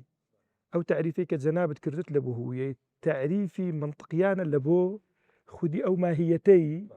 کە دواتر متەکەلیمی لیان وەرگرتوون بەڵام وەکو تعریف ئێستا مەگەر بمانوێت تعریفی ناسنامە بکەین تعریفێکی جامع و شامل بی لە بۆ هەموو قسمەکانی شتێکمان دەست ناکەوت چونکە زۆر گەڕاوم تعریفێکی شامت نابێت دەبی ئیلا شتەکانم لە بەرهەندێ باسیەوەم کرد ئەو تەقسیمات ئەگەر کرا یارمەتی دەرەبی لە خاتروی هەرێک لەو بابەتانە تەوزیع بکرێ وهروە تعریفی خۆی وەربگری ئێستا مەتەلەن بەنسبەت ئەوەی کە جەنابەت ئەو پرسیاری مامۆستای پرسیارەکە دەربارەی مەرجعیەت و دەربارەی مەتەلەن هەویە بوو ئەو کات ئەو پرسیارە ئەکرێ کە بابەتەکە متعلق بی بە هەویەی ئومەت بوون وإلا مثلا أتو لمسألة إنساني بونا تۆ کۆمەڵێک مەتەلەن ئیجماعیاتی ئینسانی تێدەبی ئەو شتانە ببنە مەرجع لە مەسئلەی بەیەکەوە ژیان و ڕێزێک دیکە گرتن و احترام یەک دیکە گرتن و زەوی و هەوا و کەش و بی ئەو هەمومانەوەی پێغەمبەر باسەکە عەلەیهی سەڵات وسەلام دەناو مەتەلەن پاپۆڕەکی داینە یانە مەتەلەن ئەگەر بێت و بتێ باس لە مەرجعیەت بکەی لەگەڵ هەویەی قەومیەت هەنجی زمان و مێژوو خاک ئەبنە مەرجع لە بۆ بابەتەکەی لۆی بڕاستی وا یعنی ئەبێ لەبەرەوەی وەک مامۆستا لە بیدایەت باسی کرد بڕیارە ئەم دانیشتنە ببێ بە سەنەدێکی زانستیش لە بۆ هەموو ئەو کەسانەی مەرجعێکی زانستی لە بۆ هەموو کەسانی ئەگەڕن لێ پێم وایە شتەکان خوور بکرێنەوە یعنی حەقی خۆتە زۆر جوان تێهینە دەستت خۆش بن تەفاسیلەکەت زۆری جوان بوو و بە تایبەتیش مەسەلەن لە مەسئلەی مەرجعیەت و لە مەسئلەی ئومەت بوون کەسێک ئەگەر بێت و مەتەلەن مەرجعی نەبی لە کوێی ئیسلامی هەویە ئیسلامی لە بۆ دروست دەکرێت وانە بەنسبەت ئومەت بوون بنسبة إسلامي بونوش طبعا هذيك بمرزعي كاتي أبر وكم ملاحظة طبعا هرسنا ما عادة يعني الأكاديمية ما دائما تعريف لكن أو زادين تقسيمات دكين بلام لو روي دائما بين تقسيم بكين أو زابين تعريف كين أو أكو إما تلاقيش قصة سر شناسي مسلمانة بالضبط أزام أوي بابتك أمن بوي باسي تقسيم كان يدي كم لكن بوي نشوم أوا التقسيم كشاء ما جنب ذاك بلا فلاسفة ومناطق وتيانا حقيقة الشيء وأوصافه الجوهرية. جوان. بلام إما أجر برسام لك هوية نتواتي شيء ديني شيء أو شيء أو كاتين يصير تفاصيل. جالس هوية إسلامي مان. بلى. هوية أمتي مان. هوية إسلامي مان. بلى. مرجعيتك كيتيا. أو شناسية للقرآن والسنة والإجماع. يعني هرشتك لقى القرآن والسنة نقول جت نابل لشناسي إما دا جيب بيته. مهما كان دي عيبة بكريت جوان بكريت بويا بكريت. ويا هوية إما هوية أممية. یەکێ لە شانازیەکانی ئێمە ئەوەیە ئێمە بەرەو ئومەتی بوون ڕۆشتوین هەوا کارمان کردووە ئێستا باسی سەلاح الدین کرا جەنابی کاکتۆر فەرمی باز ناکرێت نەک باز ناکرێت ئەگەر باز بکرێت بە خراپە باز ناکرێت بۆ کاری نەکرێت بۆ دەوڵەتی کوردی لە کاتێکە ئەوەی کە ئەو کردوەتی زۆر گەورەتر بووە لەوەی کە ئەمان ئێستا دەڵێن بۆنەی کردووە بۆیە بەتەئکید ئەو شوناسە کاتێک لە ئیسلامدا مەقبولە کە لەو مەرجع واحدە وەرگیرابێکە وحی ئیلاهیە. بارك الله. زۆر جوان مامۆستای بەڕێز دەستان خۆش بین کاک دکتۆر جان هاتینەوە لای جەنابێت باسی شناسی ئیسلامی ونمان کرد جەنابی کتۆر زۆر جوان باسی کرد کە پێغەمبەر صلی الله عليه وسلم بۆ ئەوەی شناسی مسلمانان بپارێزێت کۆمەڵێک فەرمایشی زۆری هەیە خالیف اليهود و خالیف المشرکین ئەم مخالفەیە بۆ ئەوەیە کە مسلمانان هەویەی خۆیان هەبێت خاوەنی هەویەی خۆیان بن حتا لە بینی نێرومێ جلکوبەرجان لە بینی نێرومێ لە بینی گەورە و بچووک لە بینی مسلمان و غیر مسلمان هەر کەسەوە ئەبێ شناسی خۆی هەبێت گۆڕینی قیبلە هەر لەبەر پاراستنی ئەو شناسەیە یا لەبەر دروستکردن و تەواوکردنی ئەو شناسەیە بانگ لە ئیسلامدا بۆ هەر ئەو نەمەڵتانە بوو کە ناو ئەهلی کتاب و یەهودا هەبوو لەبەر دروستکردنی ئەو شناسە و پاراستنی پێغەمبەری صلی الله علیه و یا رسول الله بازنگورێکی لێ دەی بازنگۆڵێکی قبوڵی نەکرد بابووقی لێ بدەیت بەڵێ فەرمووینا جارێت چاوەڕێ بکە چووکە لەو تەشابوه هەیە لەگەڵ ئەوانی دیکە هەتا عەبدوڵڵا خەونێ بینی دوایە بیلال خەونەکەی بینی دوایە بە دەقەکی پێغەمبەرانە تشريع ورقري شرعية ورقري دبيت الدقة شديد. أو جنابي كاكتون جار باسي كر براسي من زور خفة من الغار حفتا كسي بناو مسلمان أو يكرني هو جواز على ادعاءك نيوج نكات نكاتك رسول الله صلى الله عليه وسلم بيني كذا الصحابة كان لو مجلس ذا جماعة لكين نيوج نكا فرمي لي ما لا تصلي ألست برجل مسلم ألست برجل مسلم صاحبي ناس نامني مسلمان شو مسلمان بلام تنها لبر أي جماعتنا كلا قالوا أنا فرمي ألست برجل مسلم كاتب مسلمان أخلاقياتي جاي بكاتوا عقيدة جاي بكاتوا وبابنبوني روجاني جاي بكاتوا نكتنها ادعاء. ما مصايب الرئيس لا مسألة ميجو أما بابين إسا حاليا نموني هندق قلان بينينو أو قلاني شوناسی خۆیان پاراست لەسەری زۆر سابت بوون خۆیان هێشتەوە و ئەوانەشی کە نەیان پاراست و توانەوە و نەمان نمونونەکان جەنابەت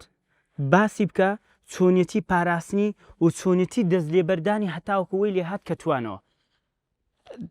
هەر بەڵام نمونونەکان طبعاً وەکو واقعی ئێستای حاڵمان دووە لە عەرەبیەکان و ئەو مەنزومانەی کە هەنە ئینشاءالله. مامۆستانی بەڕێز پێشەوەی ئەو عەرزکەم دوو خاڵم پێ گرنگە جەنابی مامۆستا جەعفەر دکتۆر فەرمووی دکتۆر عیماد فەرمووی بابەتی مێژوو ئایا مێژوو ئەتوانێت شوناسی ئینسان دروستکە مەرج نییە جاری وا هەیە مێژوویەکی زۆر گەورەی هەیە بەڵام بێشوناسە بە نمونە مەغۆلیەکان تەتارەکان ئەوانە ئێستا خاوەنی مێژوون هیچ شوناسێکیشیان وجودی نییە ئەوە زۆر گرنگە ئێمە تەنها و تەنها مێژوو نەما شوناسمان بۆ دروست ناکە مێژوو یەکێکە لە هۆکارەکان بۆ دروستبوونی شوناس زیندویەتی شوناس تەنها مێژوو نییە بەڵام مێژوو پاڵنەرێکی بەهێزە زۆر گرنگێتی بۆ ئەوەی کە تاو شوناسەکە چ تەسبیت کە لە دڵ و دەروونمانە خاڵی دووەم قەت دەوڵەت شوناس دروست ناکە تەتار و مەغۆت دەوڵەت بوون من وەختی خۆی کە مناڵ بووم بەڵێ ئیمپراتۆریەتی گەورە مناڵ بووم زۆر غەم بە شتێکە خوارد یعنی بیرم ئەکردەوە باشە چۆن ئەبێت یعنی موسڵمانان لەناو بەغدایەوە هایان لێ هاتبێ کەسێکی مەغۆلی بێت پێیان بڵێ بوەستن چکە ئەیزانی موسڵمان درۆ ناکەن ئەوێ ئەبێ سوێنم بۆ بخۆن ئەم شوێنە بەجێ نەهێڵن سوێنیان بۆ ئەخوار بەجێ نەهێڵن لەوێ ئەوەستانە چوشم شێریێنە سەری ئەبڕین طبعا ئەمە زۆر غەمی ئەدام باشە موسڵمان نەیانتوانی فێڵ لە فێڵ باسکەن نەیانتوانی وەسان ڕاکەن شتی زۆر سێسێ هات بە مێشکمە طبعا ئێمە کە بە مناڵی لە هەڵەبجە پێش لێدانی کیمیاوی شەوانە مزگەوتی وا بوو 3 دەرسی عامی تیا بوو ئەنی من ئەم یەکەم جار ئەم کەلیماتانە و باسی تەتار و مەغۆل لە دەمی مامۆستا محەممەد سعید بیستم مناڵ بووم مەشهادەکانە هاتە پێشەوەم طبعا نەزەری مناڵی زۆر عەجایبە وەکو فیلم ڕێک ڕسمەکان ئەبینی لە دوایە کە زۆر خوێندنەوەم لەسەرەوە کرد هەر داغ بوو لە دڵما تێگەیشتم کە شوناس زۆر مهمترە لەوەی لە ڕۆحی ئینسانیش کە بکوژێت ئەم موسڵمانانە صدقیان لێرە ئەسەلمان بەوان بۆیە لەسەر دەستی ئەم کەسانەی کە سەر ئەبڕان زۆرێک لە تەتار و مەغۆلەکان موسڵمان بوو کە ئەمە خاڵێکی زۆر جەوهەری ئێمە بە هیچ شێوازێک نابێ واز لە شوناسی خۆمان بێنین ئەگەر بێت و هەموو سەرزەویش پێکەوە دژت بوەستێتەوە با دەوڵەتت نەبێ بەڵام ئەکرێتەوە خاوەنی شوناس خۆ ئێستا لە جیهانی ئیسلامیە ڕاستەکەوە تا دووەلی عەرەبی ئەبینی مەسەلەن ئەوە هیچ خاوەنی شوناسێک خاوەن دەوڵەتن بەڵام شوناسەکەیان لە یاد کردووە صاحبی دەوڵەتەکە لە یادی کرد ئەسڵ دژایەتی شوناسەکە ئەکە ئەسڵ دەستی غەربە یعنی من هەر نمونەیەک بێنەوە هەرێمی کوردستانی خۆمان یعنی ئێستا ئەبووایە شوناسی میلەتی کورد لە ئاستێکی زۆر بەرزا بووە دە لە ئاستێکی بەرزان نێگەسی دەوڵەتیشی هەیە لە ئاستێکی زۆر نزمایە لە زمانە هاتوویتە دووەوە لە دەوڵەتداریە هاتووتە دووەوە لە خزمەتی خەڵکی خۆت هاتوویتە دووە یعنی لە هەموو بوارەکانە تۆ پاشەکشت کردووە کەوابوو دەوڵەت شوناس دروست ناکە ممکنە شوناس دەوڵەت دروستکە بەڵێ زۆر بەباشی ممکنە ئەو کەسانی کە خاوەنی شوناسن کۆبنەوە جوانترین دەوڵەت دروستکەن بۆیە ئەگەر درێژایی مێژوو سەرکی زۆرن ئەو دەوڵەتانەی کە مردوون و ئەسڵ ئەساسیشی نەماوە شوناسەکەشیان نەماوە هەر نازانیت کێن بەڵام ئێمە شتێک زۆر گرنگە هەندێک حەضارات هەیە بزانین تا ئاخری زەمان هەر ئەبێ بمێنێتەوە هەندێک حەضارات تا ئاخری زەمان ئەمێنێتەوە ئیبن تەیمیە لە اقتضاء الصراط المستقیمە باسێک ئەکات ئەڵێ 3 فێرقە یەهود و نەسارا و موسڵمانان لەبەرەوەی لە سوورەتی فاتحە هەیە و نوێژیش باقیە حتا کۆتایی ژیان ئەو سیانە ئەمێن ململانەکە لە نێوان ئەو سیانەیە لە پەنای ئەم سیانە لە قورئانە هەندێک فکری تر باس کراوە بنمونە مەسەلەن بتەکان باس کراوە ئەوانە شەر ئەمێنن بەڵام ململانەی سەرەکی لە نێوان ئەم 3 ئومەتە بۆیە ئەوانی تر ئەگەر شوناسەکانیان شتانی لاوەکین مەسەلەن من ئێستا زۆر کات بیرەکەمەوە سین چی هەیە بیدا بە جیهان لە ڕووی شوناسە یعنی کۆمەڵێشتی طبعا هەندێشتی تایبەتیان هەیە و ئیشی جەنای مامۆسایانە طبعا تەرکیزیان لەسەردانا وازیان لێ نەهێناوە بۆ نمونە مەسەلەن بە دوودار نانەخوا هەموو دنیا هەڵسێ دوودارەکەی خۆی تەرک ناکە یعنی ئەوروپایان وها لێکرد لە هەموو مەطعمەکە دوودارەکەیان بۆ دانێن وازیان لێ نەهێنا بەڵام ئەوە ناکاتە فکر جەنابی مامۆستا دکتۆر بەختیار باسی سبغەی کرد لەگەڵ جەنابی دکتۆر نەجاتە لە ڕاستیەکەیە سیبغا تەنها بابەتێکی ڕووکەشی نییە وەکو هەندێک لە فکری تەسک تێگەیشتووە وا تەسەوڕکەن ئێمە سیبغەت تەنها بریتێ لە ڕیش نە سیبغا ئەخلاقی بەرزی ئینسانی مسلمانە ئێمە جەنگمان بە هویەی خۆمان کردووە بە شارستانی خۆمان کردووە تەسەوڕ کە بازرگانە مسلمانەکان زۆر دەوڵەتیان ڕزگار کرد بەبێ ئەوەی خوێنێکی تا بڕێژێ تەنها بە داعو بانگەوازیان بۆیە صدقی ئەم کەسە ڕازگۆیی ئەم کەسە ئایا پێغەمبەری خوا صلی الله علیه وسلم بە چ شوناسێکە سەرەتا لە ناو مەدینە لە ناو مەکەیە ناسرایەوە صادقون ئەمین بە ئەخلاق ناسرایەوە بۆیە شوناسی ئەم میلەتە یا سیبغەکەی پێش ئەوەی سیبغەیەکی ظاهری بە سیبغەیەکی باتینی جوانە مامۆستا بەڕست ئەوە تو باسی با بڵێن هەندێک ئێستا نمونەمان کرد کە هەندێک دەوڵەتە عەرەبیەکان کە دەوڵەتیشیان هەیە و ئیشارەتیشمان پێدارن پارەشیان هەیە بەڵام شوناسیان نییە ئەگەر هەندێک نمونەمان لە مقابلی ئەوەی لە بۆ باز بکەی ئەوانەی کە با بڵێن دەوڵەتیشیان نییە بەڵام شوناس و هەویەشیان هەیە ئەوە زۆر گرنگە قەت ئینسان ناتوانێت شوناسی بەرامبەرەکان بسڕێتەوە یعنی تۆ بتەوێت بە تەواوی بۆیە لە ناو دەوڵەتی ئیسلامیە ئەگەر دیقەتی ئەوە درابێ لە ناو دەوڵەتی ئیسلامیە خەڵکی غێرە موسڵمان زۆر بوون ژیاون بنمونە لە ناو بابلە ئەو هەموو بتەیتایە و مەسەلەن ئەو هەموو سەحابە و ئەو هەموو دەوڵەتی ئیسلامی هاتوو دەستکاریش نەکراون بۆ سڕینەوەی شوناسەکە نەکراوە چکەوە بابەتەکە بابەتی عەقیدەیە لە ناو دەوڵەتی موسڵمانانە ئەگەر شوێنی سربەخۆی خۆیان هەبوو لە شوێنی سربەخۆی خۆیانە عارەقیشیان فرۆشت بە ئاشکراش و لە خواریشیان ئێمە کێشەمان نییە کاتێک کە داخل بۆ مسلمانان ئەبن کێشە دروست ئەبێ بۆی لە فقهی مەذهبی ئیمامی شافعیە کاتێک کە باسی ئەو بابەتانە ئەکەین کەی مسلمانێک مەسەلەن ئەتوانێ مەسەن عارەقی کەسێک بڕێژێ کە غێرە مسلمانە کاتێک دێ بە ئاشکرا ناو مسلمانان ئەیخوا نەک لە ناو خۆیانە لە ناوخۆیانە ئەوانە هویەی خۆیان پارێزراوە با دەوڵەتیشیان لەو کاتە ئەگەر بژزانی لێوێن دەردەخورێتەوە طبعا دەوڵەت هەر خۆی بۆ خۆی مەجالیان ئەدا طبعا ئیبن ئەبوو حەنیفە ڕەحمەتی خوای لێ بێ قسێکی زۆر عەزیمی هەیە فەرمێ ئایا دروستە کەسێکی مسلمان خانوویەکی هەبێ بیدا بە کەسێک لە ناو خۆیانە مەسەن لەو منتیقی ئەوانە مسلمانی خانوویەکی هەیە ئەگەر خانووەکەی بەکرێدا بەوان عارەقیان تیا فرۆشت لە ناو منتیقی خۆیان نەک لە منتیقی ئەفەرمێ دروستیاننا ئەڵێ پێم غەریبە هەندێک لە فوقەها وتوانە دروست نییە ئەڵێ ماڵیان ئەدەینە بکرێ بتی تیا ئەپەرستن شەریکی بۆ قەرەدەکەەوە زۆر خەتەرە ئەویان ئەوە بۆی ئەفەرمێ لە سلووری خۆیانە تەواوی حڕێتیان دێتە خۆیان دەوڵەتدار نین بەڵام شارستانەتەکان ئەپارێزرێ ئێمەی ئومەتی ئیسلامی بکەینە نمونەیەک بە قووترین نمونەیە ئێمە ئەوە تقریبا 100 ساڵمان تێپەڕان بەبێ بوونی دەوڵەت لەگەڵ ئەوەشان ململانی هەموو شارستانەتەکان ئەەکەین جەنگ ئەەکەین یەک سەعات نییە گەنجی ئێمە لە ناو جەنگان نەبێ یعنی من ئەچمە ناو زانکۆوە کاتێکەوە ئەبینم تەڵەبەیەکم لە تەڵەبەکان ئەبینم مەسەلەن جۆرێک ڕەفتارێکی ناشەرعی ئەکە من ئەزانم مە کافر لە منی دزیوە قەت بە ڕقێکەوە سەیری ناکەم ئەو بەشێکە لە من کافر هات دەست داگیری کرد ئەبێ من ململانەکەم لەگەڵ کافرە ئەزانم ئەویش لەگەڵ ململانەیە بۆی ڕەحمەتی خوا لە ئیمامی غەزالی بێ لە باسی ئەمر بە مەعروف و نەهی لە منکەرە ئەفەرمێ ئەگەر کەسێکت بینی گوناهی کرد بە پەنهان بە هیچ شێوازێ فەرمان بە چاکە و ڕێگی لە خراپەی مەکە چونکە ئەو کەسە خۆی بۆ خۆی لە ململانە و مجاهدایە جیهادەکە لە پێناوی ئەوەی لەعل خوا دەروێشی لە ئەکاتەوە لە سوچێکە تەوبە ئەکات و ئەگەڕێتەوە بۆیە شارستانیەت زۆر گرنگە لە ئینسانە یان با بڵێن پاراستنی هەویەی ئینسان زۆر گرنگترە لە ئینسانەکە خودی خۆشی بۆیە ئامادەیە خودی خۆی تەسەوڕ کە لە ئومەتی ئیسلامیە جاری وا هەیە لەسەر یەک بابەتی شوناس ڕۆحی کەسێک ڕۆشتووە کە زۆر گەورە و عەزیزە لەلامان مهم ئەوەیە کە شوناسەکە نەفە بۆ نمونە مەسەلەن سیدنا عوثمان رضی الله تعالى عنه طبعا سیدنا عوثمان یەکێکە لە شەهیدە زۆر مەزلومەکان کە کەمترین باسەکرێ لە ڕاستیە ئەم پیاوە گەورە عەزیمە بە حەیا بە شەرمە خاوەن عەقڵێتە گەورە لە ئومەتی ئیسلامیە ئامادە بوو خوێنی بڕێژرێ بەڵام خەلیفە نەگۆڕرێ هەموو ڕۆژ چوار دوای خۆی ئەگەر ئەو مەجالێ بکردایە چوار ڕۆژ هەر چوار مناڵکۆ بوون و خەلیفەیان ئەگۆڕی خوێنی خۆی ڕێ لە پێناوی چیە لە پێناوی شوناسە چونکە شوناسی ئێمە تەنها بابەتەکە ئەمە نییە فەردێک پارێزراوە بێ ناو عائیلەیەک چۆن پارێزراوە لە ڕووی شوناسەوە ناوەڵا ناو کۆمەلگا چۆن دەوڵەت چۆن پارێزراوە نا هەموو ئومەت پێکەوە چۆن پارێزراوی بۆیە ئەمڕۆ ئێمە لە بەڕاستی بەبێ بوونی دەوڵەت منافسەی هەموو شوناسەکانی جیهان ئەکرێت سەر عالەمی ئیسلامی ڕاستە لێرە و لەوێ هەندێک حاڵەت یان لە خودی شخصێکە ئەبینم هەندێک شوناسی جوانی ئیسلامی پارێزراوە هەندێکی نەپارێزراوە لە هەندێک لە شەڕەکانە شکستی هێناوە لە هەندێکە نەجاحەتی هێناوە سۆری بەڕست ئەفۆن ئەگەر بشت بڕم بەڵامی ساک باسی کوردستانت کرد گوتت کورد با بڵێن نەیتوانێ محافەزە لە شوناسی خۆی بکەوە ینی هۆکارەکەتی ئەگەر چەند هۆکارێکی کورتم پێ بڵێ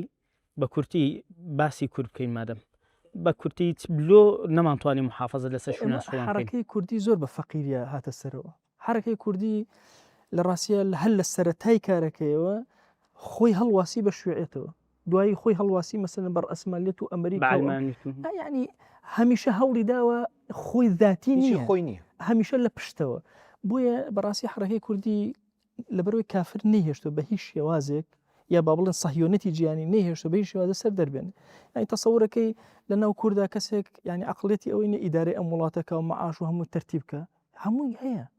لەناو ئەلمانیشە هەیە، فەرق ناکە. بەس لێرە دەسێکی خارجی هەیە کە صهیۆنەتی جیهانیە مەجال بە هیچ کەسێک نادا کە کارکە. بۆیە جاری وایە وەزیرەکەی حیزبەکەی خۆی پێی ناگۆڕێ، ناتوانێت بێگۆڕێ، چونکە صهیۆنەتی جیهانی لە دواوە ئەوی داناوە لە حیزبەکەی خۆی گەورەترە بێ. بۆیە مەسئلەی کورد هۆکار زۆرەکە هاتوۆتە دواوە. یەکێک لە هۆکارەکان بریتە لەوەی کە کورد هەتاوەکو ئێستا خاوەنی کیانی خۆی نییە، مستعمرەیە، ئێستا مستعمرەیە حالیان. بەڕاستی هەموو حرەکە و سەکەنەیەکی ئەم وڵاتە بەدەست خەڵکی ترەوەیە. بۆیە ئەوە خاڵێکی جەوهەریە و خاڵی تریش هەیە ڕاستە لەوە چێکی تر لە خاڵەکان بڵێم یەک جاریش بۆ یەک جاریش حرەکەی کوردی نەیتوانی خۆی هەڵواسێ بە ئیسلامەوە، تەنها دژی ئیسلام وەستایەوە. ئەوەش هۆکارێکە لە هۆکارەکان کە طبعاً خوای گەورەش تەوفیقی ئەو کەسە نادا کە نەتوانێت ئەم پەیامەشینێ میلەتە مێژووی میلەتەکەی خۆت بخیتە پشتەوە پەلاماریشتی تر بدەیت. بەڵێ بارەکەڵڵاه. ئێمە چۆن لە باسی قەضا و قەدەرە ئەڵێن پاسەکەدانەوە بە قەدەر بۆ خراپکردن جایز نییە، بڵێ قەدەر پێکردم. ڕاستە ئەو جناب لە فەرمووی سەهمیەتی عالەمی دەستە شاراوەکان زۆر دەوریان هەبووە لە ئاراستەکردنی دۆزی کورد باڵێن، بەڵام ئەوە پاساو نادا بە سەرکردەکانمان کە بۆ ئەو ڕێگەیان گرتوتە بەر کە بۆ ئامادە بوون شوناسی خۆیان بدۆڕێن. من گەڕانەوە بۆ حەق ئەولاترە. ئەگەر بە ئینسان بە دۆڕانی شوناس ئیشی بۆ بکرابایە ئەبواە سەرکردەکانی کورد ئێستا دیارترین کەسایەتی بوون لەسەر ئاسی هەموو عالەم، هەر کامیان بەرپرسی وڵاتێک بووە، هەر کامیان، چکە پێم وانێ کەس بە ئەندازی ئەوان شوناسی خۆی دۆڕان بێەوە تەبەڕای لە ڕابردوو لە هویەی خۆی کردبێ. وەک فەرمایشتەکەی جەنابی کاتۆریش فەرمووی کە دەوڵەت شوناسی دروست نەکردووە. ئێمە سەرتا ئاماژەمان پێیا کە بەڕاستی ئەوە شوناسە کە عیززەت و کەرامەت و قووەت دروستەکە. شوناسی خۆت پاراست ڕێزل لە ئیگیرێ، قووەتت هەیە، عیززەتت هەیە. شوناسن نەپاراست ڕێزل لێ ناگیرێ، ئەتوێتەوە لە بەرامبرە. بارەکەڵڵاو فیکم، دەستان خۆش بی. کاکتۆری وەڕست یا الله. كاك دكتور جان طبعا من يا الله من يا الله بارك الله فيكم. ئەسا هاتی دینە سەر خەسڵەتی بەرامبەر شوناسی نارانمان لە سەردەمی پوچگەرایی، یعنی خەسڵەتی نارانمان لە سەردەمی پوچگەرایی ئەو دوو زۆر تەرکیز لەسەر ئەو بابەتەی بکەین. یعنی ئەمە کو بتوانین ئەو با بڵێ شوناسی کە بە سەرماندا سەپێنرایە کو بتوانین خۆمانی لێ عیلازکەین، کو کێساکە ینی لە ناو موسڵماناندا حەقیقەتەن لە تەسەڕوفیان لە نەمەتی بیرکردنەوەیان دەبینم ئەو ڕۆژ ئاوایی وا بیر دەکاتەوە، کو عیلازی بکەین مامۆستای بەڕێز؟ طبعا دەستی مامۆستایان خۆش بی بەنسبەت و پرسیارە و پرسیارە یعنی وەجیهەکەیە وەکەوەی ئەڵێ ئەسەبتە کە بەدەل حەقیقە. ئەستاذ پێغەمبەری عەزیز عەلەیهی السەڵات وەسسەلام ئەگەر تەماشای فەرمایشتەکانی بکەی بەشێک لە فەرمایشتەکانی تەنەبوئاتی مستەقبەلیە مەعلەسە فەتاوەکو ئێستا وەکو پێویست دراسە نەکرایە. لەو ئاخیرانە کتێبێکم بەردەستکەوت هەموو قسەکانی حوزەیفەی کوڕی یەمانی کە خڕ کردبوونەوە کە طبعا مدیری استخباراتی پێغەمبەری بوو عەلەیهی السەڵات وەسسەلام، مدیری ئەمنی عامی پێغەمبەری بوو عەلەیهی السەڵات وەسسەلام، هەموو نهێنیەکانی زانیون و لە پاشی مردنیشیان دەک بابەتە بوو خەلیفەکان تەکلیفیان لێ کردە گوتی لەبەرەوەی ئەمانەت پێغەمبەری عەلەیهی السەڵات وەسسەلام ناتوانم باسی بکەم. بەڵام جوانە کە شتەکانیان هەموو لە کنێک دیکە داناینە چونکە سوورەتێکی حەقیقیت ئەداتی لە ڕووداوەکانی داهاتوودا. یەک لەوانە پێغەمبەری خوا عەلەیهی السەڵات وەسسەلام باسی ئەوەی کردو بەوەی کەوە ئومەتی ئیسلامی لە سەردەمانێک لە سەردەما تووشی لە دەستدانی شوناسە بن. لتتبعن سنن الذين من قبلكم شبرا بشبر ذراعا بذراع حتى لو دخلتم جحر ضب لدخلتموه قالوا يا رسول الله صلى الله عليه وسلم اليهود والنصارى قال فمن. سبحان الله لێرە ئەوەی کە مامۆستاش تازە باسی کرد کە لە سەردەمی ئەخیری ئەگەر دقت دای پێغەمبەری خوا صلی الله علیه و سلم زۆر بە باشە ئەفەرمی کە ئەوەی ئەنگۆ وێسایەتان لەسەر دروستەبی ئەوەی کە ئەنگۆ پێم متەئسیرە بن یەهود و نەسارایە باسی بوذیان ناکە باسی مەجووسان ناکە باسیوانە ناکە چووکەلۆ ئەوان لە ڕووی دینیەوە شتێکیان نیە بیفرۆشن شتێکیان نیە بیدەن ئێستا مەتەلەن سین وەضەحخان فەر کاتێک کە باسی ئێستاکە دەڵێ سین ئێستا لە ڕووی اقتصادی و لە ڕووی عسکەری و لە ڕووی فلان و فلانەوە ئامادەیە لە خاترۆی ببیتە بەدیلی ئەمریکای بەڵام یەک ئیشکالیەتی هەیە لە ڕووی ڕوحیەوە شتێکی نییە بڵێنچی دیکە حکمت سینی هەیە یابانیەکان شنتۆیان هەیە نازانم هندۆسەکان ئەو کتێبە بێسەر و بەرانەی هندۆسیان هەنە ینی شتێک نییە توانای ئەوەی هەبی کە ئینسان وەڵامی ئەو پرسیارە گرنگانەی ئینسانی بداتەوە وەکو ئینسان لێ پێغەمبەری خوا عەلەیهی سەڵات وسەلام فەرمووی سەردەمانێک دادێ ئێوە دەستبەرداری شوناستانە بن لە هەمان کاتدا ئاگاداری کردینێتەوە بەوەی کەوە ئاگاولێبی سەردەمانێک دادێن پێوەرەکان تێکەچن تەفاها ئەبێ بە قانون بێقانونی ئەبێتە قانون سيأتي على الناس سنوات خداعات طبعا يصدق فيها الكاذب ويكذب فيها الصادق ويؤتمن فيها الخائن ويخون فيها الأمين وينطق فيها الرويبضة قال وما الرويبضة يا رسول الله قال التافه يتكلم في أمر العامة يعني سبحان الله وكأنما بيغمبري ئێستا سەردەمێ بۆی کە سەردەمێک دادێ پێوەرەکان تێکەچن مۆزوعەکان تێکەشتێن ئەدی چ بکەین یا رسول الله صلى الله تعالى عليه وسلم لە خاترەوەی ڕوبەڕووی ئەو بابەتەی ببینەوە لێرەش پێغەمبەری خوا صلى الله عليه وسلم بەبێ دەرمانی دانە نایە طبعا ئێمە ئێستا ئەبێ بزان بەبێ دەرمانی بەجێ نەهێشتینە ئەمە ئەبێ بزانین بەوەی کەوا 100 ساڵە موسڵمانان لە هەمیشی تاریخا ئەژن وە دەرێنراون لە ڕووداوەکانی لە ڕووداوە حساس و دروستکردنی ڕووداوە کاریگەرەکانی ژیان و لێرە ئەبێ پرسیاری ئەوەی بکەین مەتەلەن ئەو 100 ساڵەوە ڕۆیشت بەڵام ئاوی زەناوی مامۆستای گوتی موسڵمانان بێدەنگ بووینە نەخێر مسلمانان دانیشتینە نەخێر لەبەرەوەی طبیعەتی ئیسلام وایە ئیسلام ئینسانی ساکینی نییە ئینسان ئیسلامێکی حەڕەکیەوەی ئیسلام ئەبێ ئەتوو محاولە بکەی و شوناسەی کە پێت بەخشراوە ڕەبط کراوە لەگەڵ عیبادەت ڕەبط کراوە پێغەمبەری خوا صلی الله تعالى عليه وسلم حەدیثێکی هەیە حديثكي تماشي بكت سند دقيقة في غنبري خوا صلى الله تعالى عليه وسلم فرمي ليس منا من تشبه بغيرنا زور زار ما مصا لسمين بريد التشبه بس أنا لزلو برجي وشي بياوان دبركان نخير تشبه كلنا كيري بعامة في غنبري فرمي صلى الله عليه وسلم لبير كردنويا لقصيا لشوازيا لشوازي جيانيا أوي كوال لقل إسلام أنا قنجي لو في غنبري خوا صلى الله تعالى وسلم طوابي حديثك فرمي لا تشبهوا باليهودي أو لا تشبهوا باليهود والنصارى خوتان وجوه فلان ما تشوينا تماشي بك پیغمبری خوا صلى الله تعالى عليه وسلم دقيق تر لو بابته أفرمي عبد الله عمرو كوري عاصة فرمي پیغمبری خوا صلى الله تعالى وسلم رأى رسول الله صلى الله عليه وسلم علي ثوبين معصفرين أي مصبوغين بعصفور ڕەنگێک بوو پێغەمبەری خوا صلی الله عليه وسلم کابرای بینی تەماشاکە جلکێکی دەبەر کردە و جلک و جلکی مسلمانە ناچن فەرمووی إن هذه من ثياب الكفار فلا تلبسها رواه مسلم ئەوە جلکی کافرانن لەبەری مەکە ئەزانێ عەبدوڵای کوڕی مەسعود دەفەرمی ئەفەرمی ئەو جار کابرا ئەتوانی جلکی کەسێکی دیکە دەبەر بکە کە لەوەی نییە کە لە دڵا مەیلی لۆی چووە هەنجی ئەتوانێ و جلکێ لەبەر بکە تەشەبوه پێش ئەوەی لە جللا دروست ببی لە دڵا دروستە بی لێ بە ئینسانی ئاگادار بی ئیبن تەیمیە ڕەحمەتی خوای پەروەردگاری دەبی قسەیەکی زۆر جوانی هەیە ئەفەرمی فالمشابهة والمشاكلة في الأمور الظاهرة توجب مشابهة ومشاكلة في الأمور الباطنة على وجه المسارقة والتدرج الخفي أفرمي أقات ليبي كاتشيك أتو أقوري للا وعي تواشد أقوري خلق كهات برا وقت خو تيان دس بكر كهاتن دستيان بكر خويا نقو تما ورنجنا كان تان رود بكنوا يكمين زار بيكان يان ودياري خصن دعاء هدي بس سامتين تشتكان وديار كتن أزاني برادرك لو شوانا تي بيقوت ميوان بو وتي لصال يزار نصط نهتدو سائق بوم لەو پیرە هەولێرە تەکسیەکم وێ بوو تی ڕۆژە چان کچێک دەستی ڕاگرت وتی کاکە زەحمەت نەبی دەچمە فران محەلەی لەوێ ئیشێکم هەیە ئیشەکەی جێبەجێ ئەەکەم دوای بمهینەوە ناو بازاڕی 2 ساعات ئیشم هەیە دواتر وەرە فلان شوێنە چاوەڕێم بکە حەقی توش چەندە دەدەمێ وتم وەڵی داعیجانە من کاسبم چ دەڵێ من وا دەکەم نیعمەتە وتی چووم دیار بگوتی کە چۆن ئەو بینایی ئافرەتەکە هات و جلکەکی دیکەی دەبەردا بوو جلکەکی زۆر بێ سەروبەر ئەو جارێ هات 2 ساعتە چۆنەوە بازار لە جێەکەی ئەوەم کردچی پێ دەرن هەڵم گرت ڕۆژی گوتی وەڵا دەبی بێوە من یەک مانگە ئیشەم هەیە گوتی ئەمیش دیار بە ڕۆژی دووەم تەماشەم کرد جلکەکی دیکەی دەبەردا لێم پرسیاری دادەجانە تو چییە گوتی وەڵاهی ئەوە منەظەمەیەکە پارەم ئەداتێ دەڵێ ئەتو هەموو ڕۆژێ وەرە جلکەکی دەبەر بکە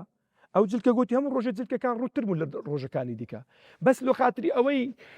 بابەتەکە ببێتە مەقبولیەت لەنا ئەو کۆمەلگایی ئەو کات عالم ئاسایی نەبوو مەتەلەن ئافرەتێکی ڕوت ڤیددیوەکەی ڤیددیۆ ڕەنگبی هەمووتان بینی بیتان لە بەریتانیا ئافرەتێک بە دیاری مۆدیلێکیەوە وەستاوە لێ دەپرسن ئەتو ئامادەی ئەو جلکەی دەبەر بکەیت دەرێنە بەخوا ژنی ئینگلیز بەریتانی 100 ساڵ پێش ئێستا ڤیددیوەکە بەڵام وردە بە تەدریجی هێنان ئێستا ژن خو ئەکاتە پیا خو ئەگۆڕی لێ ئوستازی من بابەتەکە مەسئلەی ناسینی کللتوری غیر ئەتوە بێ بابەتی ما بابەتێکە چونکە ئەمە دەوڵەتێکمان نییە ئیش لەسەر ئەو بابەتەی بکە ئیشەکە وەک جوێنی لە کتێبی غیاتە فەرمی لە کاتێک کە دەسەڵاتی ئیسلامی نەما ئەبێ زانایان ئەو ئەرکەی جێبەجێ بکەن ئەرچی زانایانە بەوەیکەوە خەڵکی ئاگادار بکەنەوە لەکوێ تۆ لۆتەیە لەسەر مشتەڕەکات لەگە خەڵکەکی دیکە ئیش بکەیت لە چێن دەری ئەتو لۆتەیە خصوصیەتەکانی خۆت بپارێزی پێغەمبەری خوا صلی الله علیه وسلم هەندێک شتی لۆمە دانایە شعارات ئیسلامی ناگۆڕدرێ مامۆستایان دەزانن ئێستا بانگدان لە شریعەتی ئیسلامیە شعارە دروشمە ڕەبط کرا بە عیبادەت ئەوە لە گۆڕێنی ئەتو برێ والله دەستبەرداری بمیان دەستبەردانە خوا فەرمووە ومن يعظم شعائر الله فإنها من تقوى القلوب ئەو کات ئەتو ئەگەیت لەپۆپەی تەقوا کاتێککە ئەتو ئامادە بی ئەو شعارانە جێبەجێ بکەیت شەرمیان لێ نەکەی تەماشای بکە پێغەمبەری خوا صلی الله تعالی وسلم کە بانگی دانایە لە شریعەتی ئیسلامیە خەلیفە لە بۆی هەیە لە هەر گوندەکی ئەگەر بێت و بانگ نەدرا شەڕیان لەگەڵا بکە لەبەروی دروشمی ئیسلامەتە بە قائیدی مسلمانانی فەرمووە بڕۆ فلان شوێنەی ئەگەر گوێت لە بانگی بوو بەجێیان بێڵە لۆ لە بەرەوەی دروشمی ئیسلامەتی و ناسنامە و شوناسی ئومەتە و لە هەمان کاتدا ئەوەی کە پێی دەوترێ فەرضی کیفایە لە شوردنی مردوو لە مەسئلەی جەژنی مەتەلەن تەوزیعکردنی قوربانی لە مەسئلەی جێژنەکان چوونە دەر لە جێژنەکانە لە مەسئلە ئەو بابەتانەی کە لە شوناسی شریعەتی ئیسلامی ئێستا حیجاب ئەو شەڕی کە لە ئەوروپای لەسەر حیجاب بکری پارچە قوماشێکە مەسەلەکە لەگەڵ پارچە قوماشەکەی نییە شەڕە لەگەڵ شوناس شەڕە لەگەڵ حەضارەت شەڕە لەگەڵ شارستانیەت شەڕە لەگەڵ وجود شەڕە لەسەر شکاندنی ئیرادە بابەتەکە ئێمە ئوستاز ثەقافەت لەگەڵ حەضارەت چەند مشتەڕەکاتێکی هەیە چەند مشتەڕەکاتێک یەک لەوانە حیاتی دینی ئەخلاق قانوني حياتي يعني حياتي أخلاقي حياتي قانوني حياتي فكري حياتي فني جمالي حياتي اقتصادي حياتي لغوي حياتي علمي أمانة مشتركة لما بين حضارته ولما بين ثقافته تولي هندي كان أتواني شتور بقري لخلقي تشيديكيا استا مثلا للجانب علمية إما أزانين بويك بيغمبري خوا صلى الله تعالى عليه وسلم عندك جارات زلشي لبوهاتنا لشامي لبوهاتي عندك زلشي لبوهاتنا اللي يمنى الويات اللي كاتك كافر كان درستيان كردو بيغمبري خوا صلى الله عليه وسلم مانعين أبوه صحابة قلت يا رسول الله صلى الله عليه وسلم زور جاري وعقاب وقاصاغي كابري كافر من دستكي فرمي بيشو نوجاري ناي خواي لبن الناني تدابخون أمانة بابتي مشتركات بلام أوي كده بيت بابتي فكري أوي كده بيت بابتي عقائدي أوي أبيت الدنيا بيني أوي ده بيت هزر أوي كبيدة وتر عقيدة بهيش شويتي مسلمان لبوينية شتيتي ديك استراد بك بناوي لقل ديك جيان بناوي تيوانا ولا قل كسي ديك بناوي تبيدرن ثقافتي مشترك بناوي نازان متيوتي عندك نمونة أو خاصة ما في أو شو ناس مثلا بنمونة على سبيل المثال أتو كابرا مثلا صليب الصليب لتايبة مندي كابرا مسيحية وكو دق لنا ودق إسلامية لقل دق إسلامي كان يقدي كناقري أدي جلس الزلكة الرياضي برواد بالصليب بو أبي برواد بالقرآن نبي أجر برواد بالقرآن مو ده برواد بالصليب نبي إلا الزلكة الرياضي وكو الصليب كاكم يسمى مسلمان من يدو الصليب بكاتب لي أستاذ بلام هر وكو صليب يجي شعارەکانی گەورەتر لە سەلیب ئەوەیە تۆ سەری ساڵ پیرۆزبایی لەکەوی بڵێم تۆ عیماد سەری ساڵ پیرۆز بێ و ئەمڕۆ کوڕی خوا لە دایک بۆ پیرۆز بێ ئەوە سەلیب لە میرکردن ئوستاز با من با لەسەر ئەو مەسەلەی سەلیبەی لۆ یعنی شتێکی زەقتر باز بکەم ئێستا یەک لەو کارە ساتانەی کە لەناوەمە هەیە کە مع الأسف دکتۆرەکان تووشی بوون ئوستاز مامۆستایەکانیش باسی ناکەن لەو سلێمانیە کە تازە هاتم ممکنە بەدایان نمونەم دیدبی لە هەموو سەیدەلیا سەلیبێک هەڵواسراوە بە ناوی ئاماژەکردن لە بۆ سەیدەلیە باشە تۆ هیلال الأحمر تەیە ئەتو هیلال تێلۆ هیلالی دانانی لۆ سەلیب دانانی بڕۆ تەماشای بکە مامۆستا لە هەولێرە وەڵی چوومە گەڕەکی بەختیاری تەماشام کردە پێم سەیدە ئێوە ڕۆژێ لێرە هاتین لەگەڵ ئەو برانە لە قاوەخانەکەی ئاستانەمان کردوگوتمە و برانە فەرمونون ئەو سەیدەلیانە بژمێرن بزان چەند سەلیبی سەوزستان دەستەکەون لە شارێکی مسلمان نشین لە شارێک الله ئەکبەری تێدا ئوستاز ێ باشە تو کابرا صاحب سەیدەلیە مسلمان نییە یان نازانی لە هەمان کاتدا تەماشای بکە ئوستاز مەتەلەن لە مشتەڕەکاتی دیکە تەقلید لە شێوازی ژیان تۆ کابرایکی مسلمانی مامۆستا کە کابرایکی مسلمانی هەندێک جلو بەرێک هەیە خاصیەتی ژنانە هەندێک پێغەمبەری خوا صلی الله تعالی علیه وسلم لعنەتی کردە لەو ژنانەی کە خۆ پیاوە ئەچوینن لەو پیاوانەی خۆش بە ژن ئەچوینن والله جاری وهە بۆ لەناو بازاری گەیشتم هەندێک زەلامە نەمزانیە ژنیانە زەلا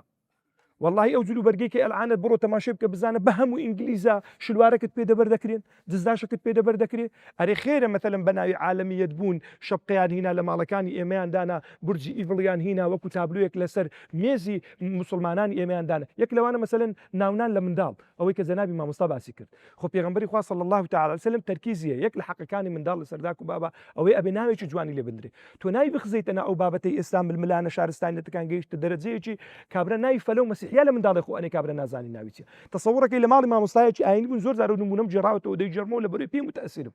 کچەکەی هات نەوەی بوو دیار بوو دەیگو ئای دیاوەرە دانیشەکە چم وەرە ئای دیا دانیشە پێم سەیر بووە مە لە گوندە چینە لە ناو عەشیرەتێکی محافظکار لە گوندە لەو گوندە دوورەی کو توانیتیان بخزێن یعنی بزانە مەسەلەی سۆشیال میدیا چ تەئسیراتێکی هەبووە کومان پێ دەفرۆشن کو لە دیوی لاوەعی ئێمە ئیشەکەن کویان توانیە لە ناسنامەی حەقیقی خۆی ئیسلامەتیمە ڕامان بگرن ڕوتمان بکەن لە کاتێکە بە عیبادەتیشی دەزانین ئەمش گوتم ئایدیا و ئێرە و مارێ مەلاو کوڕەکە دەڵێتە من لۆ مامۆستا لە بەس تەنها لە مارێمە چند ڕەفەر خەریجی ئینگلیزینە 89 مەلا بوون گوتم ئەگەر وەی برێمێ ئەلعانە برم 1000 خەریجت لۆ دینم کەس چێرایان پێ ناژوە کەس نایان کە تەگاوانی عەلە شیشە ئاخرە تو تەشە ئەوەی بەچ دەکەی ئاخر شانازی بەچواک بەس گوتم لێی گەڕێ بالۆی بمینی وەڵا وەختەی نانیان خوارد و سفریان نەرگت و چیژەکە هاتۆ ئەمیش گوت ئایدیا خاندەوەرە بزانم زۆرجی برات لە چێن دەرەیە مامۆستایەکەش گوتی مامۆستایەک جاریش وهانانە ئەمش گوتم وەڵای ئەگەر بە ئایدیا ڕازی بدەی بە زۆرجیش ڕازی فرق لەما بینی ئایدیا و زۆرجی چییە لۆی مامۆستا ئێستا تەماشای بکە ڕۆژ برادرە کات لە دوی نردم گوتی مامۆستا کوڕەگەنجێک مشکلەی هەیە تووشی حاڵەتێکی نەفسی بووە